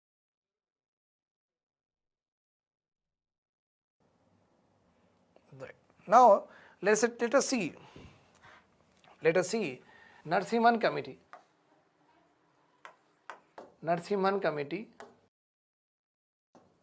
2 times అపాయింట్ అయింది. ఆయన 2 times రిపోర్ట్ ఇచ్చారు. బ్యాంకింగ్ రిఫార్మ్స్, బ్యాంక్లో ఎలాంటి మార్పులు తీసుకువస్తే అందరికీ మంచిది. That is called as what? Reform. Already మంచి ఫామ్లో ఉంది, కానీ యాజ్ ది సొసైటీ ఎవాల్వ్స్ మార్చాలి కదా, అందుకే రీఫార్మ్, కొత్తతనం తీసుకురండి. సొసైటీ మారుస్తుంది, టెక్నాలజీ కొత్తగా వచ్చింది. That's why you have to bring what? New. So Narasimhan committee 1992. Okay, he recommended government must not regulate the bank loan interest rate. Banks should be allowed to decide interest rate by themselves. As you have already learned in monetary policy, interest rates, base rate, interest rate okappudu used to be decided by RBI. Now RBI does not decide interest rate. ఎంతైనా పెట్టుకోవచ్చు మీరు interest rate, పర్వాలేదు. Okay, but base రేటే decide చేస్తుంది RBI in order to give a level playing field to all the big and small business banks కి, అందరికీ చిన్న పెద్ద బ్యాంక్స్లకి సమానంగా చూడడానికి బేస్ రేట్ ఇస్తుంది government. RBI base rate fix చేస్తుంది, but not more than that. ఆ బేస్ రేట్ తర్వాత మీరు మీ ఇష్టం ఎంతైనా పెట్టుకోండి. RBI is not regulating it.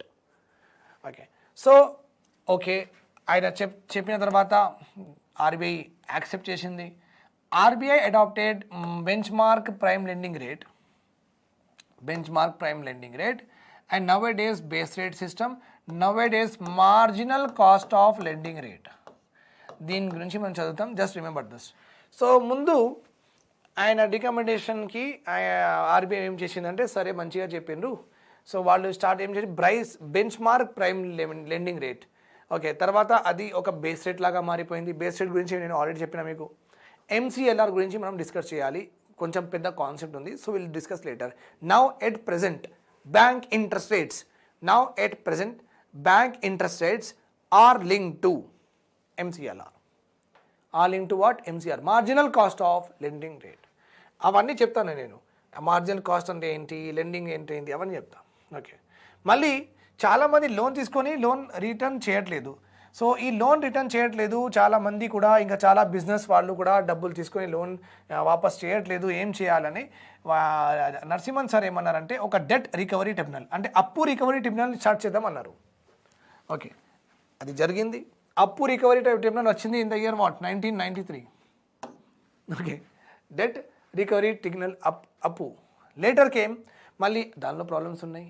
దానిలో ప్రాబ్లమ్స్ ఆ డెట్ రికవరీ ట్రిబ్యునల్లో మళ్ళీ నాకు కంపెనీ ఉంది, T1 ఉందనుకోండి, T1 మంచిగా నడవట్లేదు. It should not happen, it's very unfortunate, it should never happen. Okay, T1 is not doing well, but T1 has taken loan from SBI. So మేము loan we are not in a position to pay loan to the SBI. So అప్పుడు ఏమైందంటే వాళ్ళు వచ్చి assets అవన్నీ auction చేస్తారు, అవన్నీ తాళం వేసిన తర్వాత మేము కోర్టుకి వెళ్ళి అప్పీల్ చేసినాం. అప్పీల్ చేస్తే కోర్టు జ్యుడిషియల్ ఆఫీసర్ ఒక అపాయింట్ చేయాలి, ఒక PP పబ్లిక్ ప్రాసిక్యూటర్ రావాలి. సో ఒక పెద్ద ప్రాసెస్ ఇచ్చారు ఇక్కడ డెట్ రికవరీ ట్రిబ్యునల్లో. ఈ ప్రాసెస్ ఇయర్స్ నడిచింది, బ్యాంక్కి డబ్బులు రావట్లేదు, ఇంకా T1 కూడా అట్లనే ఉండిపోయింది. అంటే ఇక్కడ మాకు ఈజీ, అంటే మేము తొందరగా దీని నుంచి బయటికి పడి మనం చేద్దామంటే మాకు ఇక్కడ ఛాన్స్ లేదు, ఇంకా బ్యాంక్కి కూడా డబ్బులు ఎక్కువ తొందరగా రికవర్ అవ్వలేదు. సో ఆ కాంప్లెక్సిటీ ప్రాసెస్ ఎక్కువ ఉంది. ఎందులో డెట్ రికవరీ ట్రిబ్యునల్లో complexity process is more. That's why దానిలో కూడా కొంచెం మార్పులు తీసుకొచ్చినాం. ఎందులో we have bought in SARFAESI act of 2002, SARFAESI act of 2002, so that bank వాళ్ళకి తొందరగా డబ్బులు రియలైజ్ అయిపోవాలి. సో ఆయన 2 రికమెండేషన్స్ ఇస్తే 2 రికమెండేషన్స్కి ఓకే చెప్పింది RBI. మళ్ళీ liberate branch expansion policy. Okay, ఎప్పుడైనా ఇప్పుడు యాక్సిస్ బ్యాంక్ ఇంకొక బ్రాంచ్ పెట్టాలంటే మళ్ళీ RBI నుంచి అప్రూవల్ తీసుకోవాలి, మళ్ళీ ఇంకొక బ్రాంచ్ ఎక్స్టెండ్ చేయాలంటే మళ్ళీ RBI నుంచి అప్రూవల్ తీసుకోవాలి. అవి ఇదే పని చేసుకుంటూ పోతావా కదా. ఆయన ఏం చెప్పిండంటే బ్యాంక్ బ్రాంచెస్ పెడితే మీరేందండి బాధ అని అడిగిండు.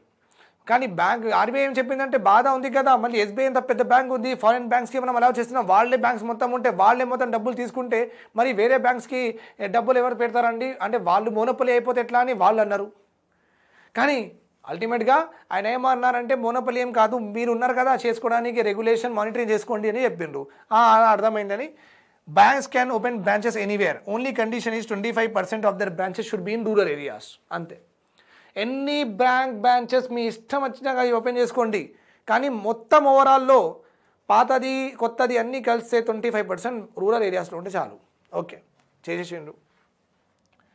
Reduce CRR SLR. So bank are left with more money to lend. ఒకప్పుడు CRR 20%, SLR 40%. అంటే నేను ఒక బ్యాంక్, ఓకే 100 crores నాకు వచ్చినాయి, CRRలో 20% ఇవ్వాలంట, మళ్ళీ SLRలో 40% ఇవ్వాలంట, 60% ఖాళీగా డబ్బులు తీసుకొని పెట్టుకోవాలంట. 40%లో నేను లోన్స్ ఇస్తే మొత్తం కాస్ట్ ఎట్లా కవర్ అవుతుందండి. మళ్ళీ 60 crores ఉన్నాయి కదా ఖాళీగా, అది కూడా జనాల డబ్బులే కదా. మళ్ళీ అందులో సేవింగ్స్ రేట్, నేను FD రేట్ అవన్నీ ఇవ్వాలి కదా. మరి ఈ 40 crores నేను 10-20%లో ఇవ్వాలా లోన్స్? అట్లా జరగదు కదా. So what Narasimhan committee told, CRR SLR తక్కువ చేయండి, వాళ్ళ దగ్గర ఎక్కువ డబ్బులు ఇస్తే వాళ్ళు ఎక్కువ లోన్స్ ఇస్తారు, ఎక్కువ ఎకనామీ గ్రో అవుతుంది. Yes sir, you are right, we did it. So generally reduce from 40 ఉంటే 15 చేసినాం. ఓకే, 21 ఉంది, CRR 4 చేసినాం. ఓకే, అండ్ SLR 15, ఇప్పుడు ఇంకా తక్కువ ఉంది. ఓకే, NBFC, ముతూట్, మార్గదర్శి, Kapil chit fund, Tata capital, వీళ్ళకి ఒక రెగ్యులేటరీ ఫ్రేమ్వర్క్ ఉండాలండి అని చెప్పిండు. అంటే వీళ్ళు ఇష్టం వచ్చినాక ఆఫీస్లో పెట్టుకొని అందరి దగ్గర జనాల దగ్గర నుంచి డబ్బులు తీసుకుంటున్నారు, ఇంట్రెస్ట్ రేట్ లోన్ ఇస్తున్నారు, అన్నీ చేస్తున్నారు, ఎవరు రెగ్యులేట్ చేయట్లేదంటే ఎట్లా మరి అని అన్నారు. ఓకే, RBIకి అర్థమైంది, సార్ కరెక్టే సార్, ఇంప్లిమెంటెడ్ కంపెనీస్ యాక్ట్లో రిజిస్టర్ చేసుకొని, కంపెనీస్ యాక్ట్తో రిజిస్టర్ చేసుకోవాలి అన్ని NBFCs, ఆ యాక్ట్తో రెగ్యులేట్ అవుతాయి. Government should reduce it's share holding from the public sector banks. అప్పుడు SBIలో 100%, ఆంధ్ర బ్యాంక్లో 100%, అన్నిట్లో 100%. ఓకే, ఆయన ఏమన్నారంటే మీరు మొత్తం గవర్నమెంట్ వాళ్ళకి పెట్టుకుంటే వాళ్ళు పని చేయరు. ఓకే, ప్రొఫెషనలిజం రాదు, మరి 10కి 10:30కి వస్తారు, లోన్ మెల్లగా ఫార్వర్డ్ చేస్తారు, లంచ్ బ్రేక్కి వెళ్తారు. సో ఇవన్నీ ప్రొఫెషనలిజం రాదు. సో ప్రైవేట్ సెక్టర్ ఉంటే ప్రైవేట్ వాళ్ళు డబ్బులు పెడితే నాకు డబ్బులు ఇస్తున్నాయా 9 to 5 చేయండి టైమింగ్స్, ఓకే 1 hour బ్రేక్ ఎందుకు, హాఫ్ అన్ అవర్ చేయండి. ఇంకా చాలామంది మనం సర్వీస్ ఎక్కువ ఇద్దాం, వాళ్ళు ఎక్కువ ఇస్తున్నారు కదా ప్రైవేట్ బ్యాంక్స్ వాళ్ళు, మనం ఎక్కువ ఇద్దాం, మనం కూడా కొంచెం ప్రొఫెషనల్ వెళ్దాం, మా దగ్గర కూడా ఎక్కువ డిపాజిట్స్ వస్తాయి, మనం కూడా అంటే ప్రైవేట్ వాళ్ళ ఇన్వాల్వ్మెంట్ ఉంటే వాళ్ళు చాలా మనీ మైండెడ్. ఓకే, సో వాళ్ళు ఒకవేళ గవర్నమెంట్ బ్యాంక్స్లో వాళ్ళు ప్రైవేట్ వాళ్ళకి షేర్స్ ఇస్తే వాళ్ళు మొత్తం హడావుడి చేసి ఎలాగైనా ప్రొఫెషనలిజం మెయింటైన్ చేయడానికి ట్రై చేస్తారు. Then RBI share sold, SBI share sold. Nowadays government hold ఇంచుమించు 60% ఉంది. Government is owner of the banks up to 60% only. అందుకే bank jobs are not called as government jobs. ఎందుకంటే ఇది 100% not owned by government. Banks are not owned by government. That's why bank jobs are not called as government banks. అది private and public sector కింద వస్తుంది రెండు. And Narasimhan garu ఏమన్నారంటే allow entry of private banks, అలా entry of private sector banks foreign banks. అది కొత్త banks రానివ్వండి అండి, మొత్తం మీరు చేస్తే ఎట్లా నడుస్తుంది? ప్రైవేట్ బ్యాంక్స్ రానివ్వండి, వాళ్ళు కొత్త టెక్నాలజీ ప్రొడ్యూస్ చేస్తారు, వాళ్ళది కూడా కొత్త ప్రాక్టీసెస్ ఉంటాయి, వాళ్ళు జనాలు లోపలితే వేస్తారు, స్కీమ్ ఇస్తారు, అట్లా చెప్తారు, మనం కూడా అట్లా నేర్చుకుందాం. ఓకే, సో ప్రైవేట్ బ్యాంక్స్కి ఫారిన్ బ్యాంక్కి రానివ్వండి, implemented yes. Okay, so RBI first round of banking licence start చేసింది, చాలా బ్యాంక్స్, యాక్సిస్ బ్యాంక్స్ అవన్నీ వచ్చినాయి.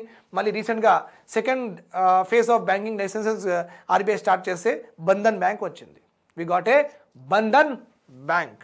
ఓకే అండి, మళ్ళీ in order to initiate the second generation of financial sector reforms, committee on banking sector reforms are formed in 1998 under the again chairmanship of Narasimhan garu. Second time వచ్చిండు 1998లో, first time వచ్చిండు 1992లో. ఇప్పటివరకు మనం discuss చేసినాం 1992 Narasimhan committee 1 recommendation. This is what 1998 Narasimhan committee recommendation. ఇంకా కొత్తదనం, let us see more what he has given.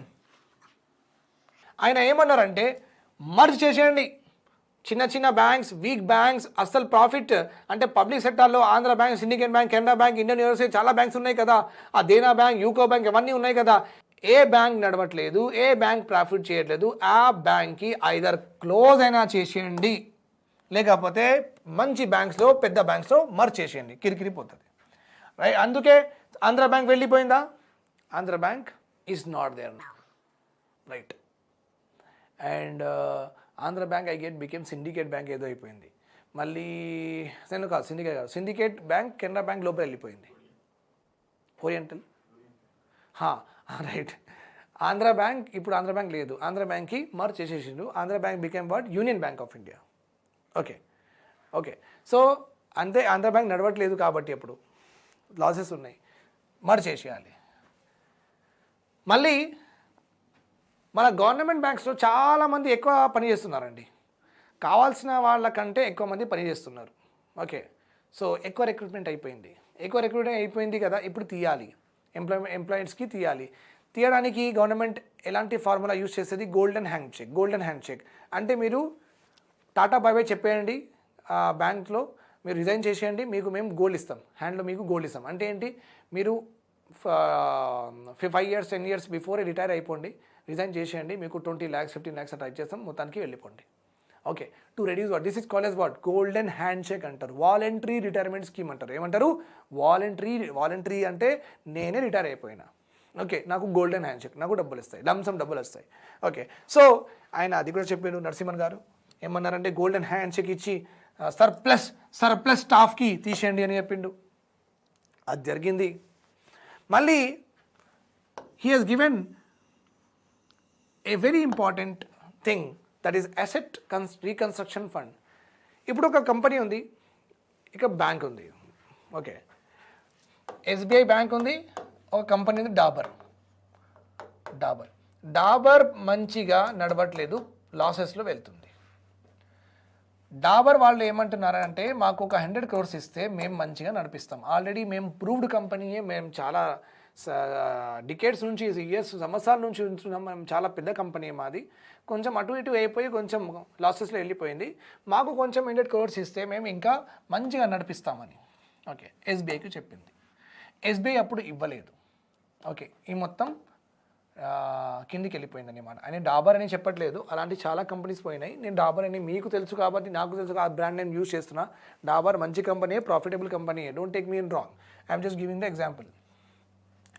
ఆయన ఏమన్నాడంటే, నరసింహన్ గారు ఏమన్నారంటే అవును, ఇలాంటి కంపెనీస్ ఎప్పుడైనా వాళ్ళు రీస్ట్రక్చర్ చేయడానికి వస్తే, సరే మేము మళ్ళీ రీస్ట్రక్చర్ చేసుకుంటాం, మళ్ళీ మేము కొత్తతనం తీసుకొస్తాం మా కంపెనీలో, మళ్ళీ మేము రన్ చేస్తాం సార్, ప్రాఫిటబుల్ చేస్తాం సార్ అని వాళ్ళు ఒక మీకు ప్రపోజల్లు ప్లాన్లు మీకు సబ్మిట్ చేసి ఆ ప్రపోజల్లు ప్లాన్లు చూసుకొని మీరు రీకన్స్ట్రక్షన్ వాళ్ళకి డబ్బులు ఇవ్వాలి. అంటే అసెట్, మీ కంపెనీ ఒక అసెట్కి రీకన్స్ట్రక్షన్ చేయడానికి ఒక సపరేట్ ఫండ్ క్రియేట్ చేయాలి బ్యాంక్ వాళ్ళు, ఒక సపరేట్ ఫండ్. అంటే కంపెనీస్ లాసెస్ లేకపోతే ఈ ఫండ్ నుంచి వాళ్ళకి హెల్ప్ చేద్దాం, అట్లా ఆయనని చెప్పిండు. Okay, capital adequacy norms should be enhanced from the present level of 8%. Capital adequacy norms, how much capital is adequate అంటే ఎంత క్యాపిటల్ ఒక బ్యాంక్కి ఇంపార్టెంట్ టు బేర్ లాసెస్. ఒకవేళ నా దగ్గర 100 crores ఉన్నాయి, 50 crores నేను లోన్లు ఇచ్చిన, మొత్తం 50 crores లోన్లు ఇస్తే కూడా మిగిలిన 50 crores నేను నా బ్యాంక్ రన్ చేసుకోవచ్చా లేదా? ఒకవేళ 50 crores రెస్ట్ 50 crores నేను బ్యాంక్ రన్ చేసుకోవచ్చు అంటే that is my capital advocacy norms. Okay, నేను జనరల్గా మీకు ఎక్స్ప్లెయిన్ చేస్తున్నా, కానీ ఒక పర్సంటేజ్ ఉంటుంది, ఈ పర్సంటేజ్ మినిమం మెయింటైన్ చేయాలి. ఓకే, ఇంత లోన్స్కి ఈ పర్సంటేజ్ మెయింటైన్ చేస్తే చాలు. అంటే ఒక బ్యాంక్ మంచిగా ఒకవేళ లాసెస్ అయితే కూడా సస్టైన్ అవుతుంది అనమాట. సో క్యాపిటల్ అడిక్వేట్గా ఉండాలి, so that you can bear any losses. Competition between public and private sector should be enhance. Okay, మనం కూడా ఎస్బీఐ బ్యాంక్, మీరు మూవీకి వెళ్తే ఎస్బీఐ ఇన్సూరెన్స్ ఇవన్నీ ఏదో వస్తాయి. So competition between public and private sector banks should be enhanced. Now let us see the lending functions చూద్దాం. Okay, ఇది మొత్తం డిపాజిట్స్ వాళ్ళకి facility, lending of funds, loans ఇవ్వడం. నాన్ ఫైనాన్షియల్ సర్వీసెస్ అంటే ఫైనాన్స్ అంటే డబ్బులతో సంబంధం కాదు, జస్ట్ మనకు గవర్నమెంట్ అంటే బ్యాంక్ మనకు హెల్ప్ చేస్తుంది. Okay, in our day to day life government bank మనకు హెల్ప్ చేస్తుంది. అలాంటి సర్వీసెస్కి నాన్ ఫైనాన్షియల్ సర్వీసెస్ అంటారు. The first one here is safe custody deposits. ఏదైనా ఇల్లు పేపర్లు ఉంటే వాళ్ళు పెట్టుకుంటారు. ఓకే, సేఫ్ కస్టడీగా మన పేపర్స్ పెట్టుకుంటారు. లాకర్ ఫెసిలిటీ మీకు తెలుసు, గోల్డ్ లాకర్ ఫెసిలిటీ మీకు తెలుసు. ఓకే, ట్రాన్స్ఫర్ ఆఫ్ ఫండ్స్, నేను మీకు డబ్బులు పంపించాలంటే బ్యాంక్తో మనం చేసుకోవచ్చు. ATM, gift cheque, credit card. Gift cheque కూడా ఉంటుందండి, పర్సనలైజ్గా చేస్తారు.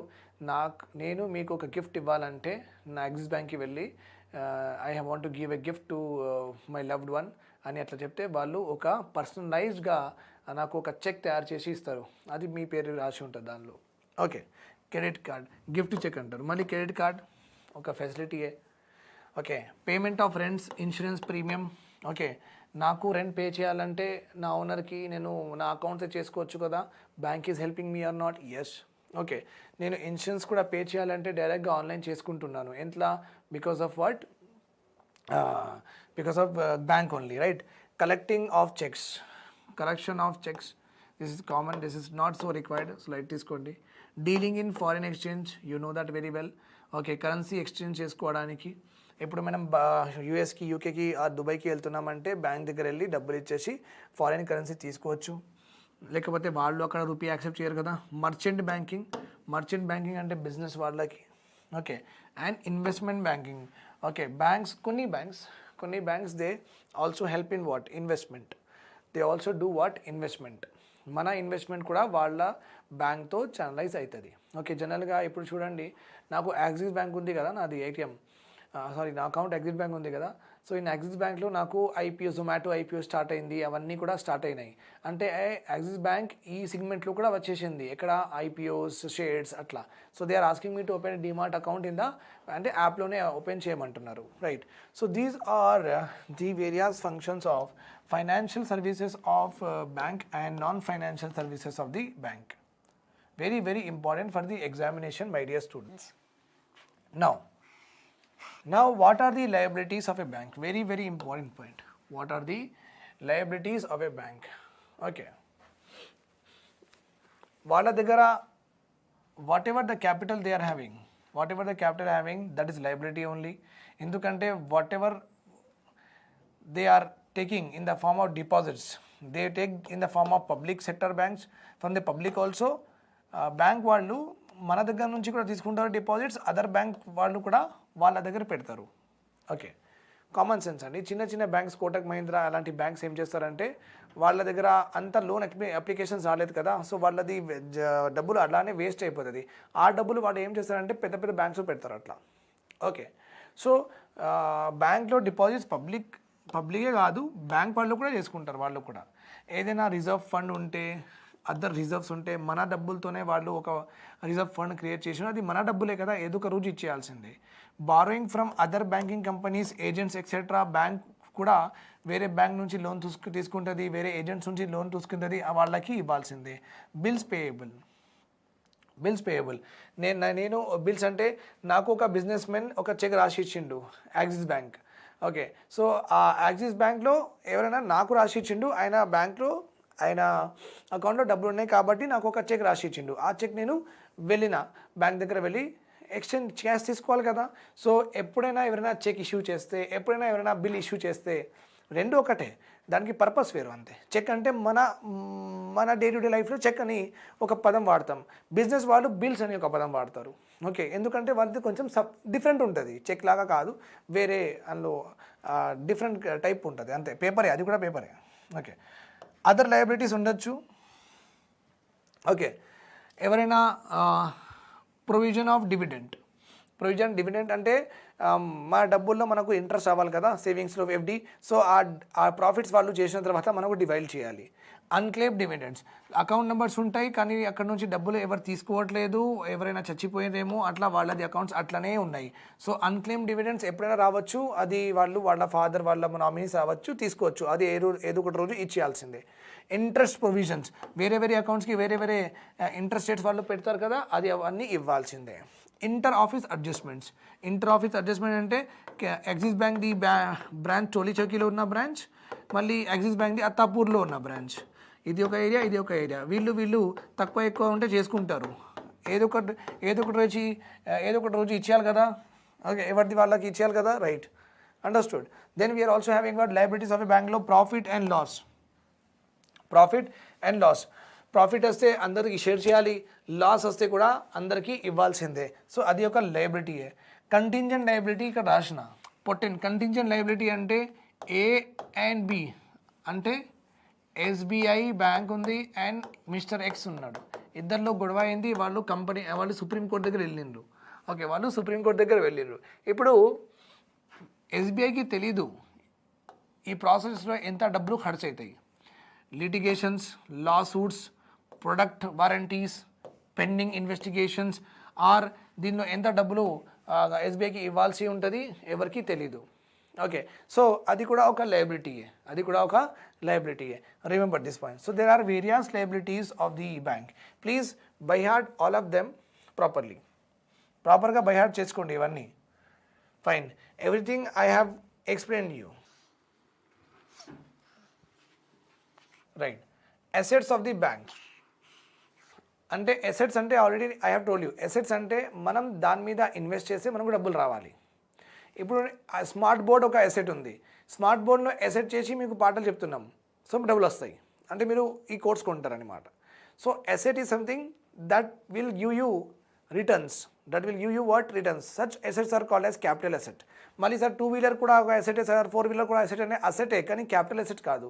క్యాపిటల్ అసెట్ అయితేనే, క్యాపిటల్ అంటే something which is use in production, like xerox machine, like ఒక ఇండస్ట్రీ, లైక్ ఒక పవర్ లూమ్, అవన్నీ ఏంటి క్యాపిటల్ అసెట్స్ అనమాట. These are all what capital asset. అంటే అది మనం కొంటే దాంతో మనం జిరాక్స్ చేసుకొని, ఫోటో కాపింగ్ చేసుకొని మనం మళ్ళీ అమ్మచ్చు. So we can earn money, like juicer is there, grinder is there, many are there అండి, shawarma is there, etcetera. These are all what capital assets only. So నేను మన అసెట్స్ వేరు, capital assets వేరు. నేను క్యాపిటల్ అసెట్స్ గురించి మాట్లాడుతున్నా. Capital assets means when you invest you should get money, thus are called as what capital assets. అట్లానే bank దగ్గర what are the various capital assets on which they can earn money, let us see that. Assets of the bank are grouped under 2 following heads. One is cash, వాళ్ళ అకౌంట్స్లో ఎంత ఉన్నాయి, okay, and also with reserve bank of India including వాళ్ళది foreign currency notes కూడా, అన్ని క్యాష్లో ఉన్నాయి. Cash balances with other bank, SBI axis bank ఇచ్చింది, axis bank వాళ్ళు ఎస్బీఐకి plus అంటే ఒక 100 crore ఇవ్వాలి, అక్కడ వాళ్ళు అప్పు ఉన్నారు ఎస్బీఐకి. సో ఆ బ్యాలెన్స్ కూడా వీళ్ళదే కదా, వీళ్ళది అసెట్ కదా on current account and deposit account. Okay, money at call and short notice. Money at call and short notice. Call అంటే 1 day కోసం ఏమైనా తీసుకున్నారా, షార్ట్ నోటీస్ అంటే 14 day కోసం ఎవరైనా తీసుకున్నారా. Okay, that is called as like ఇది అవన్నీ అప్పులు. అంటే బ్యాంక్ వాళ్ళకి, లేకపోతే ఫైనాన్షియల్ ఇన్స్టిట్యూషన్స్కి, లేకపోతే ముతూట్, బజాజ్ క్యాపిటల్, టాటా క్యాపిటల్ వాళ్ళకు డబ్బులు ఇవ్వడం ఇట్లా ఇస్తారు. Money at call, money at short notice అంటే వన్ డే కోసం, 5 days కోసం, 12 days కోసం, 14 days కోసం అట్లా ఇచ్చుకుంటారు వీళ్ళు. సో అవన్నీ రావాలి కదా. సో ఏదైనా బ్యాలెన్సెస్ ఉంటే అది కూడా వాళ్ళ అసెట్సే. వాళ్ళకు ఎవరైనా డబ్బులు ఇవ్వాలి, 1 dayలో డబ్బులు ఇవ్వాలి, 14 days డబ్బులు ఇవ్వాలి, అది కూడా వాళ్ళది అసెట్సే. ఇంకా ఇన్వెస్ట్మెంట్స్, ఒకవేళ బ్యాంక్ ఇన్వెస్ట్ చేసింది అనుకోండి, సెంట్రల్ అండ్ స్టేట్ గవర్నమెంట్ సెక్యూరిటీస్లో ఇన్వెస్ట్ చేస్తుంది కదా బ్యాంక్, ట్రెజరీ బిల్లో కూడా చేస్తుంది కదా. Yes, okay. So that is also called like Axis Bank may buy railway bonds, Axis Bank may buy Air India bonds, Axis Bank may buy ISRO bonds.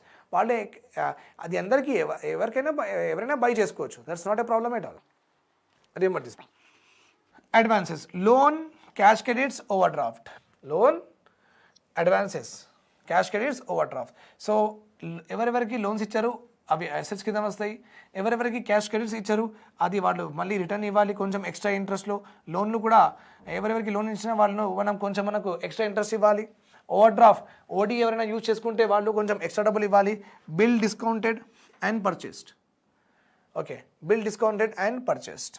Okay, so వీళ్ళు ఏదైనా bill purchase చేసుకుంటే, వీళ్ళు ఏదైనా bill discount చేసుకున్నారు, మళ్ళీ వీళ్ళకి రావాలి డబ్బులు. ఓకే, డిస్కౌంటెడ్ గురించి నేను ఆల్రెడీ చెప్పిన మీకు. So please do remember it. Premises less depreciation, వాళ్ళది ఆఫీస్ ఉంది కదా, వాళ్ళది అసెట్ అది.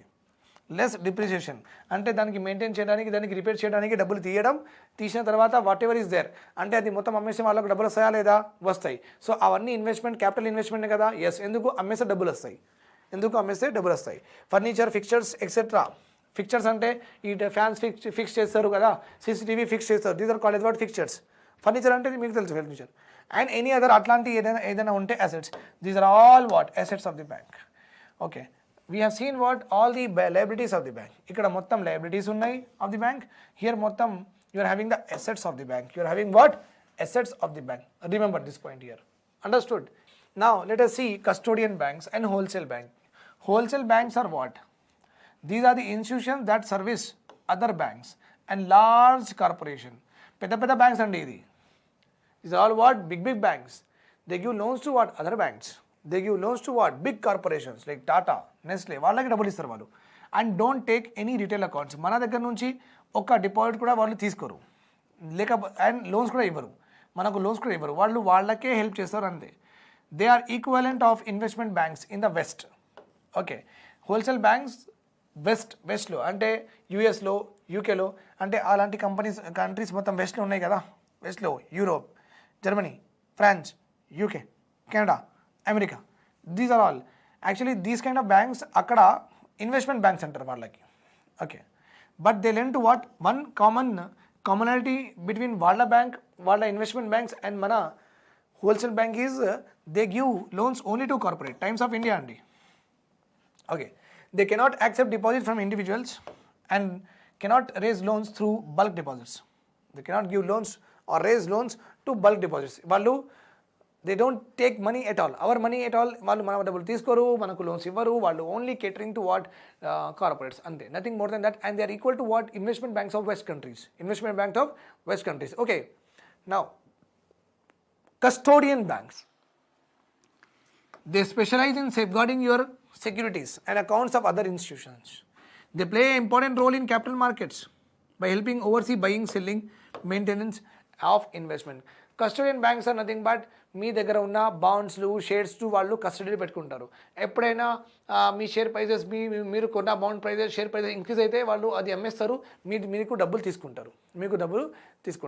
జనరల్గా వాళ్ళు ఏమంటారంటే సార్ ఒక 10% ఎక్కువ వస్తే అమ్మేయాలా సార్ అని అడతారు, లేకపోతే 20% ఉంటేనే అమ్మేయాలా సార్ అని అడతారు. ఒకవేళ మనం చెప్పినాం అనుకోండి, మనం రాస్తాం అక్కడ మన డిక్లరేషన్ ఇస్తాం, ఎస్ 10% కంటే ఎక్కువ నా షేర్ మీద దొరికితే మీరు అమ్మేయండి అని మన దగ్గర నుంచి సంతకం తీసుకుంటారు. మనం సంతకం చేసిన తర్వాత ఎప్పుడైనా మన షేర్స్ మన బాండ్కి 10% ఇంక్రీజ్ అయితే వాళ్ళు అమ్మేస్తారు. మళ్ళీ మనం వచ్చి అడగద్దు, ఎందుకు 10%కి అమ్మిర్రు, నా ఫ్రెండ్ 20%కి అమ్మిండు కదా అంటే, అరే భయ్ నువ్వు రాసినావు ఎందుకు మరి 10%? మేము మీకు ఎలాగైనా హెల్ప్ చేయడానికి ట్రై చేస్తున్నాం. ఓకే, 100కి 10% ఎక్కువ, 100 మీరు ఎంత అయినా ఇస్తే మీరు 10%కి అమ్మేమన్నారు, అమ్మేసినాం. ఆయన 20% అన్నాడు, 20%. సో షేర్ ప్రైజెస్ 10 కంటే ఎక్కువ కూడా వెళ్ళిపోయినాయి. Okay, so they do these kind of business. Speculative బిజినెసెస్లో ఉంటారండి వాళ్ళు. They are in what? Speculative businesses. Speculation అంటే prediction, forecasting. That is called what? Speculative businesses. Then what is retail banking? Retail banking అంటే మనం చేసేది retail బ్యాంకింగే. Retail banking is, however, quite broad in nature. It refers to dealing of commercial banks with individuals like you and me and customers. Okay, and it is మన balance వాళ్ళది, balance sheet వాళ్ళది, assets and liabilities, వాళ్ళకు డబ్బులు రావడం, వాళ్ళు డబ్బులు అందరికీ ఇవ్వడం. This all are managed by us only. మన డబ్బులతోనే ఇవన్నీ జరుగుతాయి in the retail banks. Fixed deposit, current accounts, savings accounts on the liability sides, and mortgages, loans on the asset sides. Okay, are the more important of the product offered by the banks. Okay, along with that they give us some other facilities like locker facility, bill of exchange, cash credit avanni kuda istaru. So retail banking ante maname chesedi, right? These are called as a retail banking. Generally banks will have multiple products, multiple channels, multiple customers. Multiple products ante bank will take deposits, give credit cards, also sell insurance, also do investments, and also buy securities, etc. Multiple channels of distribution like bank will give services through call centers, through branch, through internet, through kiosk. Kiosk is something about a machine which gives you the information. ATM card laga, right? Multiple customers. Bank ki multiple customers untai retail bank ki. Okay, consumers, small businessmen and corporates kuda. Kani మన wholesale బ్యాంక్స్కి multiple customers ఉండరు, ఎందుకంటే they give only to what? Corporates. But they don't give what? Consumers, small business mens వాళ్ళు ఇవ్వరు. Understood? Okay, this is same and this is same, right? Wholesale బ్యాంకింగ్ది కొంచెం examples ఉన్నాయి. Mortgage banks, commercial banks, large corporations, mid size companies, real estate development investors, institutional customers. Okay, government agencies. Wholesale banking includes currency conversion also and large scale transaction. Wholesale banking is also called as corporate banking or commercial banking, as opposed to retail banking, which generally caters to small customers like individuals. Already we have seen everything I have told you. But you remember wholesale banking, the customers of wholesale banks, పెద్ద banks ఇస్తారు వాళ్ళు. Mortgage banks అంటే ముతూట్ వాళ్ళకే డబ్బులు ఇస్తారు. Commercial banks అంటే corporates, Tatas, Birlas, Wipro, Infosys వాళ్ళకు డబ్బులు ఇస్తారు. లార్జ్ కార్పొరేషన్స్ ఇంకా పెద్ద వాళ్ళకి కూడా ఇస్తారు. GHMC, Greater Hyderabad Municipal Corporation వాళ్ళకు కూడా డబ్బులు ఇస్తారు. మిడ్ సైజ్ కంపెనీస్ T1 లాగా. Real estate development like Aditya Birla is there. Institutional customers are also there. Institutional customers companies వాళ్ళు. ఓకే, గవర్నమెంట్ ఏజెన్సీ కూడా ఇస్తారు. గవర్నమెంట్ నాబార్డ్కి ఇస్తారు, నేషనల్ హైవే అథారిటీ ఆఫ్ ఇండియాకి ఇస్తారు, బిఎస్ఎన్ఎల్కి ఇస్తారు. సో ఎవరికైనా ఇస్తారు. గవర్నమెంట్ ఏజెన్సీస్ కూడా డబ్బులు ఇస్తారు. So can you understand that wholesale బ్యాంకింగ్లో ఇండివిజువలే లేదు. Who is not there in wholesale bank? Individual is not there in wholesale bank. What are the various types of banks?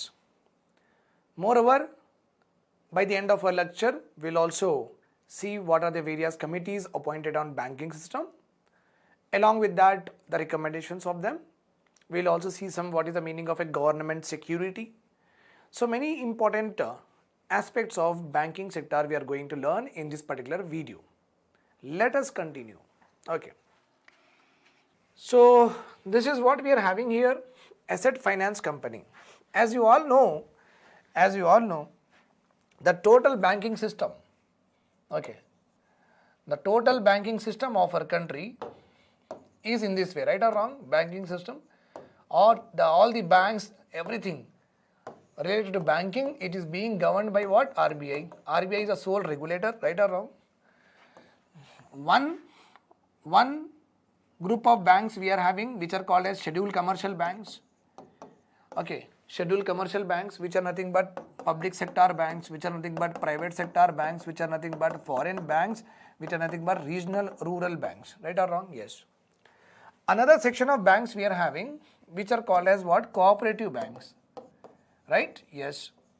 And the last sections we are having developmental banks, right or wrong? Yes. Developmental banks like National Housing Bank, Export Import Bank is also called as Exim Bank. We also have what? NABARD we are having, and SIDBI for Small Scale Industries Development, Bank of India Small Scale Development, IDFC, many are there, okay, which are working as a developmental bank. So basically 3 groups of banks are there అండి. Okay, so మనం ఇవన్నీ చూసేసినాం already in our previous lecture. Those are watching me for the very first time నాకు watch చేస్తున్నారంటే వాళ్ళు నా ముందు నా లెక్చర్స్ వాచ్ చేసుకోవాలి, because it is a continuation. Okay, right. Now we are also having the area of these banks and many other banks, there area of investment చూద్దాం. వాళ్ళు ఎక్కడ ఇన్వెస్ట్ చేస్తారు. జనరల్గా నా దగ్గర ఒక బ్యాంక్ ఉంది. Okay, as because bank is a deregulated sector, right or wrong? Regulated sector కానీ dereserved sector, right or wrong? Banking industry a dereserved sector. అంటే బ్యాంక్ ఒక సెక్టార్ గవర్నమెంట్ రిజర్వ్ చేయలేదు, గవర్నమెంట్ కోసమే. ఇది ఒక D reserve sector. అంటే మీరు, నేను, ఎవరైనా బ్యాంక్ ఓపెన్ చేసుకోవచ్చు, ప్రొవైడెడ్ ఆర్బీఐలో ఇచ్చిన మొత్తం గైడ్లైన్స్ క్రైటీరియా మనం ఫుల్ఫిల్ అయితే చాలు. That is enough. We can start a bank. That is not an issue. So bank is a dereserve sector, but కానీ రెగ్యులేటెడ్. అబ్వియస్లీ రెగ్యులేటెడ్ బై ఎవరు? Regulated by RBI. Understood అండి? Right, very right. Now suppose Shujath Bharat Bank, నా bank పేరేంటి? Shujath Bharat Bank, or you can also consider it as SBI also. నా దగ్గర 100 crore rupees deposits ఉన్నాయండి. So ఈ 100 crore ఒక 50 కస్టమర్స్ లోన్ అప్లై చేసిండు. 50 కస్టమర్ లోన్ అప్లై చేసిండు. అప్లై చేస్తే ఒక 50 crores లోన్లో తిరిగింది. అవుట్ ఆఫ్ 100 crores 50 crores వరకు నేను లోన్లో ఇచ్చిన డబ్బులు. ఇంకా 50 crores ఉన్నాయి కదా. ఓకే, అది ఒట్టిగా నా దగ్గర బ్యాంక్లో డిపాజిట్లో లై అవుతున్నాయి. జస్ట్ ఒక డెడ్ అసెట్ లాగా ఉన్నాయి అన్నమాట. సో ఎవరు లేరు తీసుకోవడానికి లోన్. చాలామంది అప్లై చేస్తున్నారు కానీ వాళ్ళకి క్రెడిట్ లేదు. వాళ్ళు క్రెడిట్ వర్తి కాదు. They are not what? Credit worthy. Understood my point here? So they are not credit worthy in the senses నేను వాళ్ళకి ఒకవేళ డబ్బులు ఇస్తే, నేను వాళ్ళకి ఒకవేళ లోన్ ఇస్తే ఏమవుతుందంటే వాళ్ళు మనకు పే చేయలేరు. ఇంకా నా డబ్బులు మొత్తం లాస్ మేకింగ్లో వెళ్ళిపోతుంది.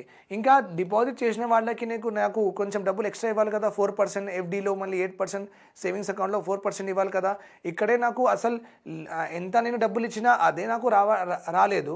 దానికంటే ఎక్కువ ఇంట్రెస్ట్ పైన ఎవరు ఇస్తారండి, అది కూడా రాలేదు. అసలు మెయిన్ మనీ రాలేదు నాకు, రైట్?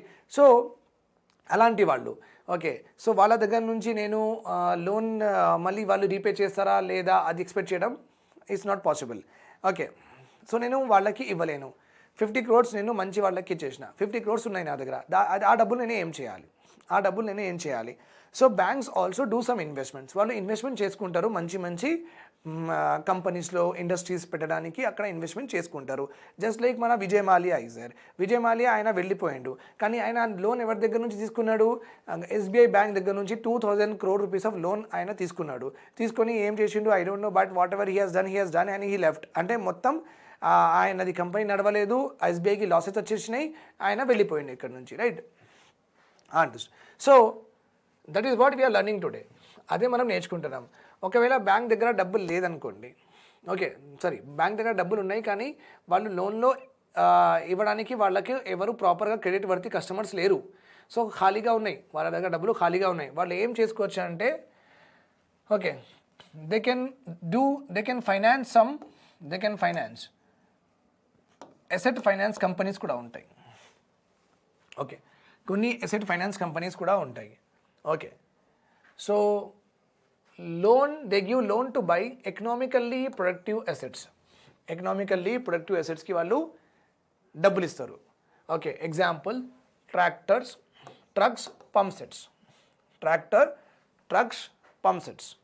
ఓకే, మళ్ళీ infrastructure companies are also there. They give loans to infrastructure projects. They give loans to the infrastructure projects. Okay, అంటే మెట్రో రైల్, ఎంఎంటీఎస్, ఒక ఫ్లైఓవర్ కట్టడానికి, అలా బ్రిడ్జ్ కట్టడానికి అలా లోన్ ఇస్తారు ఇన్ఫ్రాస్ట్రక్చర్ కంపెనీ వాళ్ళు. మళ్ళీ ఇన్ఫ్రాస్ట్రక్చర్ డెట్ ఫండ్ కంపెనీ కూడా ఉన్నాయి, ఇలాంటి కంపెనీస్ కూడా ఉంటాయి. జస్ట్ లైక్ అబౌవ్ కానీ లాంగ్ టర్మ్ లోన్స్ ఇస్తారు. Infrastructure, they also sponsor what infrastructure only, they also assist infrastructure development only. ఒక రైతు బజార్ కట్టడానికి, ఒక ఇండస్ట్రియల్ జోన్ కట్టడానికి, ఒక సెస్ జోన్ కట్టడానికి, అక్కడ బిల్డింగ్స్ పెట్టడానికి, అక్కడ రోడ్ కట్టడానికి మొత్తం ప్లాన్ తీసుకొని వాళ్ళు మొత్తం డెవలప్ చేస్తారు. రైట్కి వెళ్ళాలా, లెఫ్ట్కి వెళ్ళాలా, ఫ్లైఓవర్ ఎక్కడ ఉండాలి, డ్రైనేజ్ ఎక్కడ సిస్టమ్ ఎట్లా కనెక్ట్ చేయాలి, ఎలక్ట్రిసిటీ గ్రిడ్ ఎక్కడ ఉండాలి, ఇవన్నీ ఏంటి ఇన్ఫ్రాస్ట్రక్చర్ డెవలప్మెంట్ సెస్లో ఇవన్నీ కాంపోనెంట్స్ ఉంటాయండి. ఓకే, అలాంటి companies. Okay, so these companies will sponsor such big projects also. Okay, these companies, infrastructure companies give loan for 10-15 years ante infrastructure debt fund company ilanti companies will give loan for 30 years. Okay, 30 years atla istaru. Just like mana metro loan undi, metro rail, Hyderabad metro rail. Okay, so L&T vallu private persons L&T. So వాళ్ళు 30 years వరకు లీజ్లో తీసుకున్నారు ఆ metro, government నుంచి 30 years వరకు లీజ్లో తీసుకున్నారు వాళ్ళు. ఎందుకంటే వాళ్ళే అది కట్టారు, వాళ్ళే అది నడుపుతున్నారు, గవర్నమెంట్ది ఓన్లీ సూపర్విజన్ ఉంది. ఎందుకంటే గవర్నమెంట్ కూడా వాళ్ళకి హెల్ప్ చేసింది, గవర్నమెంట్ డబ్బులు కూడా ఉన్నాయి, అది వేరే విషయం. బట్ మేజర్లీ వాళ్ళకి వాళ్ళ డబ్బులు వచ్చిన తర్వాతనే వాళ్ళు ఆ మెట్రో రైల్ గవర్నమెంట్కి ఇచ్చేస్తారు, అప్పుడు వరకు ఇవ్వరు. Okay, fine. సో కొన్ని ఇన్ఫ్రాస్ట్రక్చర్ డెట్ ఫండ్ కంపెనీస్ ఉంటాయి, they give long term loans. కొన్ని investment companies they investment securities. కొన్ని కంపెనీస్ ఉంటాయి only they do what investments, like Muthoot finance and L&T finance. They invest in what securities, Tata shares కొనాలి, ఇంకా Dabur shares కొనాలి, bonds కొనాలి. So వాళ్ళు అక్కడే ఇన్వెస్ట్ చేస్తారు, అంటే స్పెసిఫైడ్ అని మాట. What is it? Specific investment చేసిన వాళ్ళకి ఏమంటారు? Invest in securities. కొన్ని ఉంటాయి కోర్ ఇన్వెస్ట్మెంట్స్ కంపెనీస్ కూడా ఉంటాయి. Okay, core investment company same ఈ కంపెనీస్ లాగానే, but they invest only for long term. Core investment companies long term కోసం, only investment company short term. Securities నేచరే short term. Securities nature only, shares nature only, short term. So these are short term, these are long term. These are short term, these are long term. Same to same. This is what a different one. I hope you have understood this. You can take a screenshot. Fine. Right. Now, what is a government security? Very important. Right or wrong andi? Chala important. Chudandi. Government of India di undi idi. Government of India. Okay, మన దగ్గర some of 10 rupees government of India ఉంటుంది, ఇక్కడ మన Sarnath symbol ఉంటుంది, అలా 10 rupees వేస్తారు. Okay, నా మనం గవర్నమెంట్కి 10 రూపీస్ ఇస్తే గవర్నమెంట్ మనకు ఈ పేపర్ ఇస్తుంది. ఇది ఎట్లా ఉంటుందంటే June 8 బాంబే 1863 అంతా 1863. Okay, fine. అప్పుడు అలాంటివి ఉన్నాయి, ఇప్పుడు ఇంకా మంచిగా ఉన్నాయి. అప్పుడు గవర్నమెంట్ ఆఫ్ ఇండియా, ఇక్కడ క్వీన్ ఉంది. మనం ఎప్పుడు గవర్నమెంట్ ఆఫ్ ఇండియాది సెక్యూరిటీస్ బాండ్స్ ఎట్లా ఉంటాయండి? సార్నాథ్ సింబల్, మన 4 లయన్స్ ఉంటాయి ఇక్కడ. 4 lions will be there, right? Fine. So securities అంటే ఒక piece of paper. Generally what happens? Government అలాంటి మనకు పేపర్స్ ఇస్తుంది.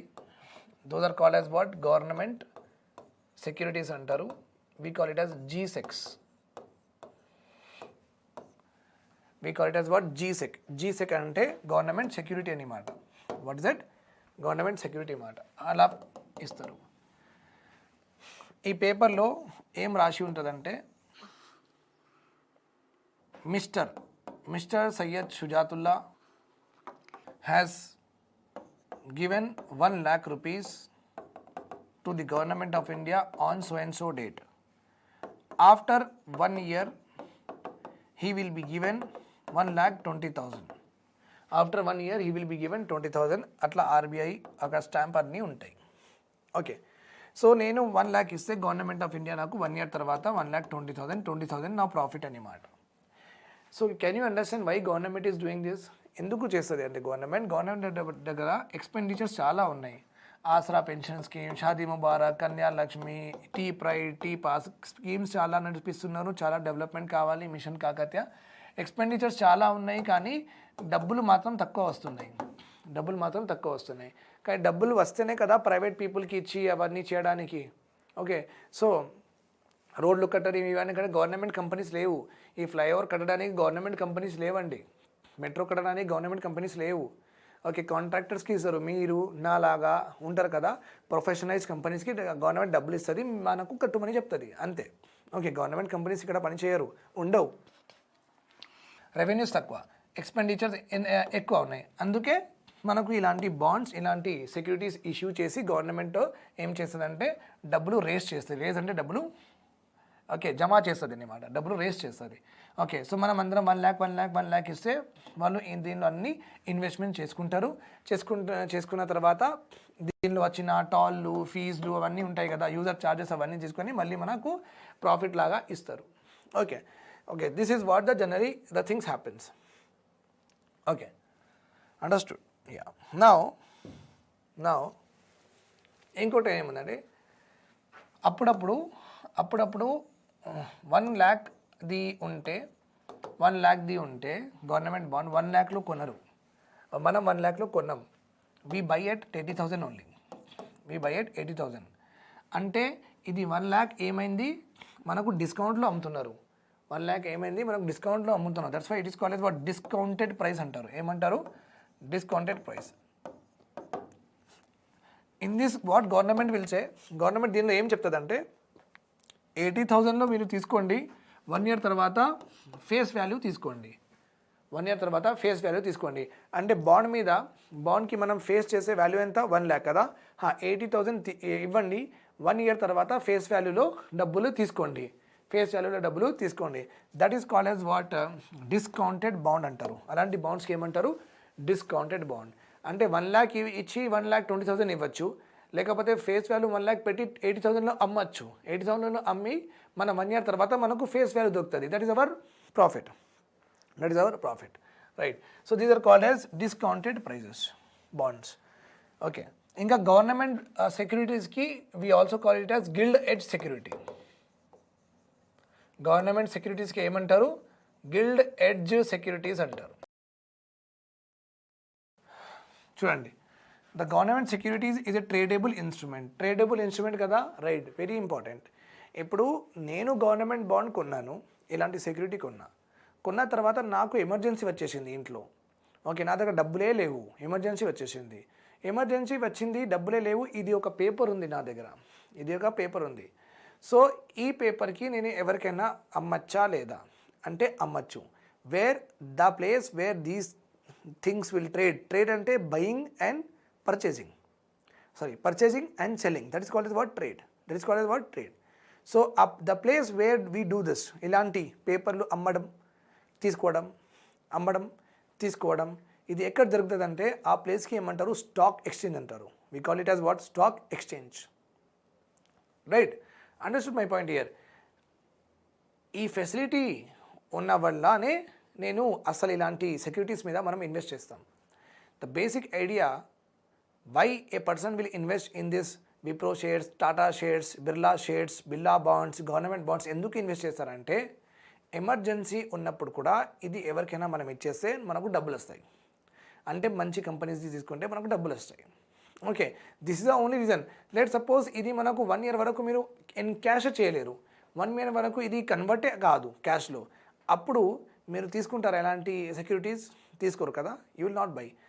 దెర్ ఈజ్ ఎ ఫెసిలిటీ, ఈ ఫెసిలిటీ ఉంది. You can cell these okay on any time. ఇంకా గవర్నమెంట్ బాండ్ అంటే ఎవరైనా తీసుకుంటాడు. ఓకే, డబ్బులు ఉన్నవాళ్ళు. ఎందుకంటే 80,000కి 1 lakh వస్తుంది ఆయనకి. అదే 80,000 ఎఫ్డీ చేసుకుంటే 1 lakh ఏమొస్తుంది, ఒక 7,000 వస్తుంది. ఓకే, 80,000 మీద ఎఫ్డీ 80,000కి ఎఫ్డీ చేసుకుంటే ఒక 7,000 6,000 వస్తాయి. ఓకే, వెరాజ్ ఇక్కడ బాండ్లో ఎంత ఉంది, 80,000కి 20,000 ఎక్స్ట్రా. అంటే that government of India bond అనమాట. అసలు మీ డబ్బులు ఏదైనా రిస్క్ ఉందా, అస్సలు రిస్క్ లేదు. సో ఎవరైనా తీసుకుంటాడు, అది మంచిగానే అని వస్తుంది కాబట్టి. Right, understood my point here? Yes. Now so that's why it is called as what, tradable అంటారండి. Fine. Now issued by central government, of course మన గవర్నమెంట్ ఆఫ్ ఇండియా రిలీజ్ చేస్తుంది. Okay, or state government of India release చేస్తుంది. Okay, కానీ remember this point, అది government of India, state government వాళ్ళు issue చేస్తారు, కానీ అమ్మడం మాత్రం ఆర్బీఐ చేస్తుంది on behalf of RBI. Okay, RBI will trade this, not government directly trade చేయదు, ఆర్బీఐ చేస్తుంది. Okay, on behalf of them. It acknowledge the government debt obligation. Government మనకు అప్పు ఉంది, ఓకే, ఇంకా అప్పు తీరాలి. అబ్లిగేషన్ అంటే అప్పు తీరాలి. ఓకే, దిస్ పర్టికులర్ పేపర్, అంటే నేను 80,000 ఇచ్చిన, నాకు 1 lakh రావాలి కదా. సో ఈ పేపర్ నా దగ్గర ఉంటే నాకు ఒక సెక్యూరిటీ కదా, ఒక రిసిప్టే కదా ఇది. మనం ఏదైనా కొంటే రిసిప్ట్ తీసుకుంటాం, ఎందుకు, ఇది కొన్నామని. ఇది కూడా అంతే. సో ఇట్ ఎక్నాలజెస్, ఇది నా దగ్గర ఉంటే it means what, government owe me money, government owe me money. That is only called as what, it acknowledges government debt obligations. Such securities are short term కూడా ఉండొచ్చు, లాంగ్ టర్మ్ కూడా ఉండొచ్చు. Okay, short term examples నేను ఇక్కడ రాసిన అండి, please remember this. Treasury bills, okay, ఇంకా long term government bonds or dated securities with original maturity 1 year or more. Dated bonds అంటే ఈ డేట్లో మెచ్యూర్ అవుతాయి అనమాట, ఈ డేట్లో మెచ్యూర్ అవుతాయి. Government bonds or dated bond, both are same with original maturity of 1 year or more. 1 year minimum ఉంటుంది, 1 year కంటే మోర్ కూడా ఉండొచ్చు. That kind of securities are called as long term. More than 1 and 1 year, more than 1 year. Short term అంటే less than 1 year. Short term means less than 1 year. So you can understand that మీకు ఒకవేళ treasury bills physical డెఫిసిట్లో వస్తాయా లేదా అని question వస్తుంది. రావు. ఎందుకంటే treasury bills ఏంటంటే, ట్రెజరీ బిల్స్ ఒక గవర్నమెంట్కి అప్పువా లేదా అడతారు. In a physical deficit, in a government, in a budget treasury bills, okay, forms a component or not. బడ్జెట్లో ట్రెజరీ బిల్స్ గురించి మాట్లాడతామా లేదా? నో. ఎందుకు? 1 year కంటే బిఫోరే దానికి ఎక్స్పైరీ అయిపోతుంది, మనం ఇచ్చేస్తాం.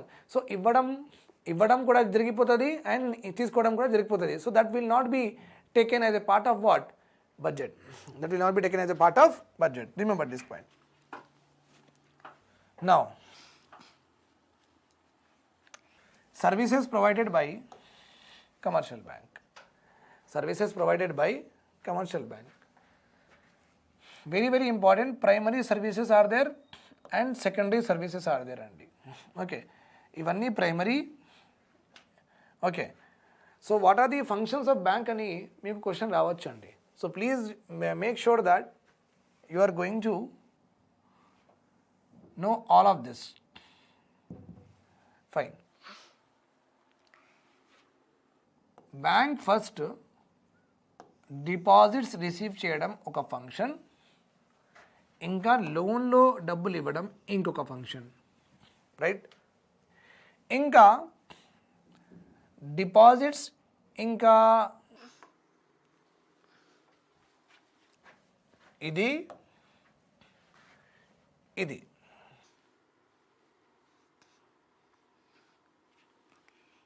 ఈ కాలం ఫైనాన్షియల్ సర్వీసెస్ అంటాం. ఏమంటాం? ఫైనాన్షియల్ సర్వీసెస్ అంటే డబ్బులతో మనకు సంబంధం ఉంది. ఇవన్నీ టర్మ్స్లో. ఇంకా ఇవన్నీ ఉన్నాయి కదా, ఇవన్నీ ఆర్దేనా, all these are there. No, these are non financial services. అంటే డబ్బులతో సంబంధం లేదు, బ్యాంక్ వాళ్ళది ఒక ఫెసిలిటీస్ అన్నమాట. డబ్బులతో సంబంధం లేదు, వేరే ఫెసిలిటీస్ కూడా మనకు బ్యాంక్ ఇస్తుంది. ఆ ఫెసిలిటీస్ గురించి మాట్లాడుతున్నాం. That's why all of them are what, non-financial services. All of them are what? Non-financial services. One by one మనం చూద్దాం.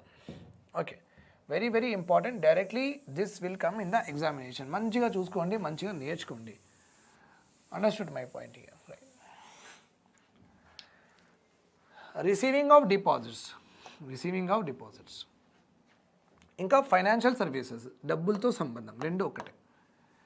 First one is banks will receive deposits in savings account, bank will receive deposits in the current account, bank will receive deposits in FD, fixed deposit, banks will receive deposit in the form of RD also, in the form of RD. ఈ 4 type of accounts in bank నేను ప్రాపర్గా discuss చేసిన. ప్రాపర్గా in my last lectures I have properly given a big tabular chart for these 4 important accounts that can be opened by individuals in a bank. Enduku, enta, why, everything I have told you in a very tabular manner. Okay. ఇంకా వేరే ఏదైనా miscellaneous type of deposits కూడా ఉంటాయి. Apart from this వేరే deposits కూడా చేస్తూ ఉంటారు. కిసాన్ వికాస్ పత్ర అట్లాంటివి ఉంటాయి. ఓకే, గోల్డ్ మానిటైజేషన్ డిపాజిట్స్ కూడా ఉంటాయి. సోవరెన్ గోల్డ్ బాండ్స్కి డిపాజిట్స్ కూడా ఉంటాయి. అటల్ పెన్షన్ యోజనలో కూడా డిపాజిట్ చేస్తున్నాం మనం, రైట్ ఆర్ రాంగ్. మన 13 రూపీస్ ప్రధాన్ మంత్రి జీవన్ జ్యోతి యోజనలో కూడా మనం డబ్బులు ఇస్తున్నాం, రైట్. సో వేరే కూడా ఉన్నాయి. ఇంకా క్యాష్ కూడా తీసుకుంటారు, క్యాష్ డిపాజిట్ కూడా తీసుకుంటారు. Understood my point here? Cash deposit also they will be doing it. All of these are what? Financial services of the bank, and all of them are what? Primary services of the bank, and all of them are what? Deposit services of the bank. Financial, deposit, primary. Financial, deposit, primary. Now, ఇది మీకు తెలుసు, కానీ దీనిలో కూడా మనకు we are also having what? Some other important functions are there by the bank. One is overdraft facility. Overdraft facility అంటే ఒక కంపెనీకి ఒక సపరేట్ అకౌంట్ కూడా క్రియేట్ చేస్తారు. That is called yes OD account అంటాం. Apart from this account, suppose Sujat milk company ఉంది, నాకు ఒక కరెంట్ అకౌంట్ ఉంది. ఎందుకంటే బిజినెస్ చేస్తే కరెంట్ అకౌంట్ ఓపెన్ చేస్తారు. ఓకే, కరెంట్ అకౌంట్ ఉంది, నేను మంచిగా ప్రాఫిటబుల్ కంపెనీ కాబట్టి నాకు వాళ్ళు ఓడి అకౌంట్ కూడా ఫెసిలిటీ ఇచ్చారు. ఓడి అకౌంట్ అంటే నా దగ్గర ఇన్ కేస్ ఇన్ ఫ్యూచర్లో నా దగ్గర డబ్బులే లేవు, సడన్గా ఏమైందంటే మొత్తం మిల్క్ మొత్తం పాడైపోయింది, దానిలో మొత్తం బ్యాక్టీరియా వచ్చేసినాయి. సో లీటర్స్ మొత్తం పాడైపోయినాయి. ఓకే, అప్పుడు నేను చాలా లాసెస్లో వెళ్ళిపోయిన తర్వాత ఇప్పుడు నా ఎంప్లాయీస్కి నేను శాలరీస్ ఇవ్వాలి. నేను ఇక ఈ కంపెనీ నేను రెంట్లో తీసుకున్నా, ఈ స్పేస్ ఆయనకి ల్యాండ్ ఓనర్కి రెంట్ ఇవ్వాలి, ఇవన్నీ ఎక్స్పెన్సెస్ ఉన్నాయి. ఓకే, అప్పుడు bank will come for my rescue. నా రెస్క్యూ కోసం బ్యాంక్ వస్తుంది. బ్యాంక్ ఏం చెప్తుంది అంటే, ఓకే టెన్షన్ పడకండి సార్, మీరు మంచి కంపెనీ, మంచి ప్రాఫిటబుల్ కంపెనీ, ఇది బ్యాక్టీరియా వల్ల మొత్తం ఇది మిల్క్ ఖరాబ్ అయింది, వీ కెన్ అండర్స్టాండ్. మీరు ఓడి అకౌంట్లో మేము ఒక 5-6 lakhs ఇస్తున్నాం, మీరు యూజ్ చేసుకోండి, శాలరీస్ పే చేసుకోండి, ఇంకా మీ బిజినెస్ మళ్ళీ స్టార్ట్ చేయండి అని వాళ్ళు నాకు ఎమర్జెన్సీ సిచ్యువేషన్లో నేను యూజ్ చేయడానికి నాకు ఒక అకౌంట్ ఇస్తారు. That is called yes OD account. ఇంకొకటి ఏముందంటే క్యాష్ క్రెడిట్. ఓకే, నాకు ఒక క్లాతింగ్ షోరూమ్ ఉంది, కొత్త స్టాక్ వచ్చింది. మీరు ఒక పెద్ద డీలర్ అనమాట. నా ఏరియాలో ఒక షాప్ ఉంది, క్లాతింగ్ షాప్. నా దగ్గర ఇంకా డబ్బులు లేవు. నేను ఏం చేసిన అంటే నా బ్యాంక్కి వెళ్ళిన. నా బ్యాంక్కి నాకు మంచి రిలేషన్స్ ఉన్నాయి, నేను ఒక ప్రాఫిటబుల్ కస్టమర్ అని బ్యాంక్కి తెలుసు. ఓకే, నేనేం చేసిన అని, ఇప్పుడు మీరు డీలర్ కదా, నేను మీ దగ్గర వచ్చి నాకు ఒక 5 lakh రూపీస్ది బట్టలు కావాలని చెప్పిన. సో మీరు ఏమడతారు నాకు, సార్ డబ్బులు ఇవ్వండి అని అడతారు. నేనేమంటా అంటే డబ్బులు నాకు ఇప్పుడు ఏం లేదని చెప్తాను. మీరేమంటారు, సార్ ఏదో ఒకటి పెట్టండి సార్, సెక్యూరిటీ పెట్టండి, మేము ఇస్తాం, మీరు మంచి బిజినెస్ మ్యానే, మీరు మంచిగా అమ్ముతారు, మళ్ళీ మాకు రిటర్న్ చేసేస్తారు, మాకు తెలుసు, కానీ ఏదో ఒకటి సెక్యూరిటీ పెట్టండి కదా సార్ అని నాకు అడతారు. అడిగితే నేను నా బ్యాంక్కి పోతా, నాకు కొంచెం క్యాష్ డబ్బులు లేవు, సో నాకు ఎట్లా అంటే వాళ్ళు ఏమంటారు, సార్ టెన్షన్ పడకండి, ఎందుకంటే మీరు ఒక మంచి కస్టమర్ కాబట్టి, మంచి బిజినెస్ మ్యాన్ కాబట్టి మేము క్యాష్ క్రెడిట్ ఇస్తున్నాం. ఏమిస్తున్నాం? క్యాష్లో క్రెడిట్. సో మీ అకౌంట్లో ఒక 2-3 lakhs మేము ఎక్కువ పెడుతున్నాం, 2-3 lakhs మేము ఎక్కువ పెడుతున్నాం, దాంతో కొనండి. This is called as what? Cash క్రెడిట్లో ఇస్తున్నారు. క్యాష్ క్రెడిట్ అంటే క్రెడిట్ కార్డ్ లాగా, అంటే క్రెడిట్ కార్డ్ లాగా మీరు మంచి వాళ్ళు కాబట్టి మీకు కొంచెం క్రెడిట్ ఇస్తాం మేము. Okay, so that is called as what cash credit. OD account వేరు, క్యాష్ క్రెడిట్ వేరు. క్యాష్ అంటే మీకు డైరెక్ట్గా కొంచెం 2-3 lakhs అంటే based on your size of the business etcetera వాళ్ళు మీకు ఎంత క్రెడిట్ మీరు ఎక్స్ట్రా తీసుకోవచ్చు, యూ కెన్ యూజ్ ఇట్ అట్లా. That is called as cash credit. Discounting of bills that already we have learned how to discount the bills. Now bill of exchange. ఇప్పుడు same సినారియోకి ఏం చేస్తానంటే నేను, నాకు ఒక బ్యాంక్ వాళ్ళు సార్ మీది ఎంత సార్ అది రా మెటీరియల్ ఎంత మీరు ఏదో కొంటున్నారు కదా ఇది ఎంత అంటే 5 lakhs అని చెప్పిన. వాళ్ళు నాకు ఒక పేపర్ ఇస్తారు. ఏం పేపర్ ఇస్తారు? Bill of exchange.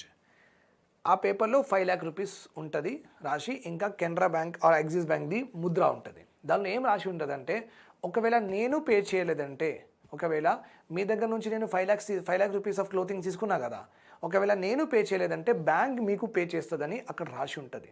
సో నేను బ్యాంక్ నాకు మంచి కస్టమర్ కదా, బ్యాంక్కి చాలా ప్రాఫిట్ చేస్తున్నా నేను. సో బ్యాంక్ కూడా తెలుసు నేను ఒక మంచి బిజినెస్ మ్యాన్ అని. సో వాళ్ళు నాకు బిల్ ఆఫ్ ఎక్స్చేంజ్ ఇచ్చారు, 5 lakh rupees బిల్ ఇచ్చారు.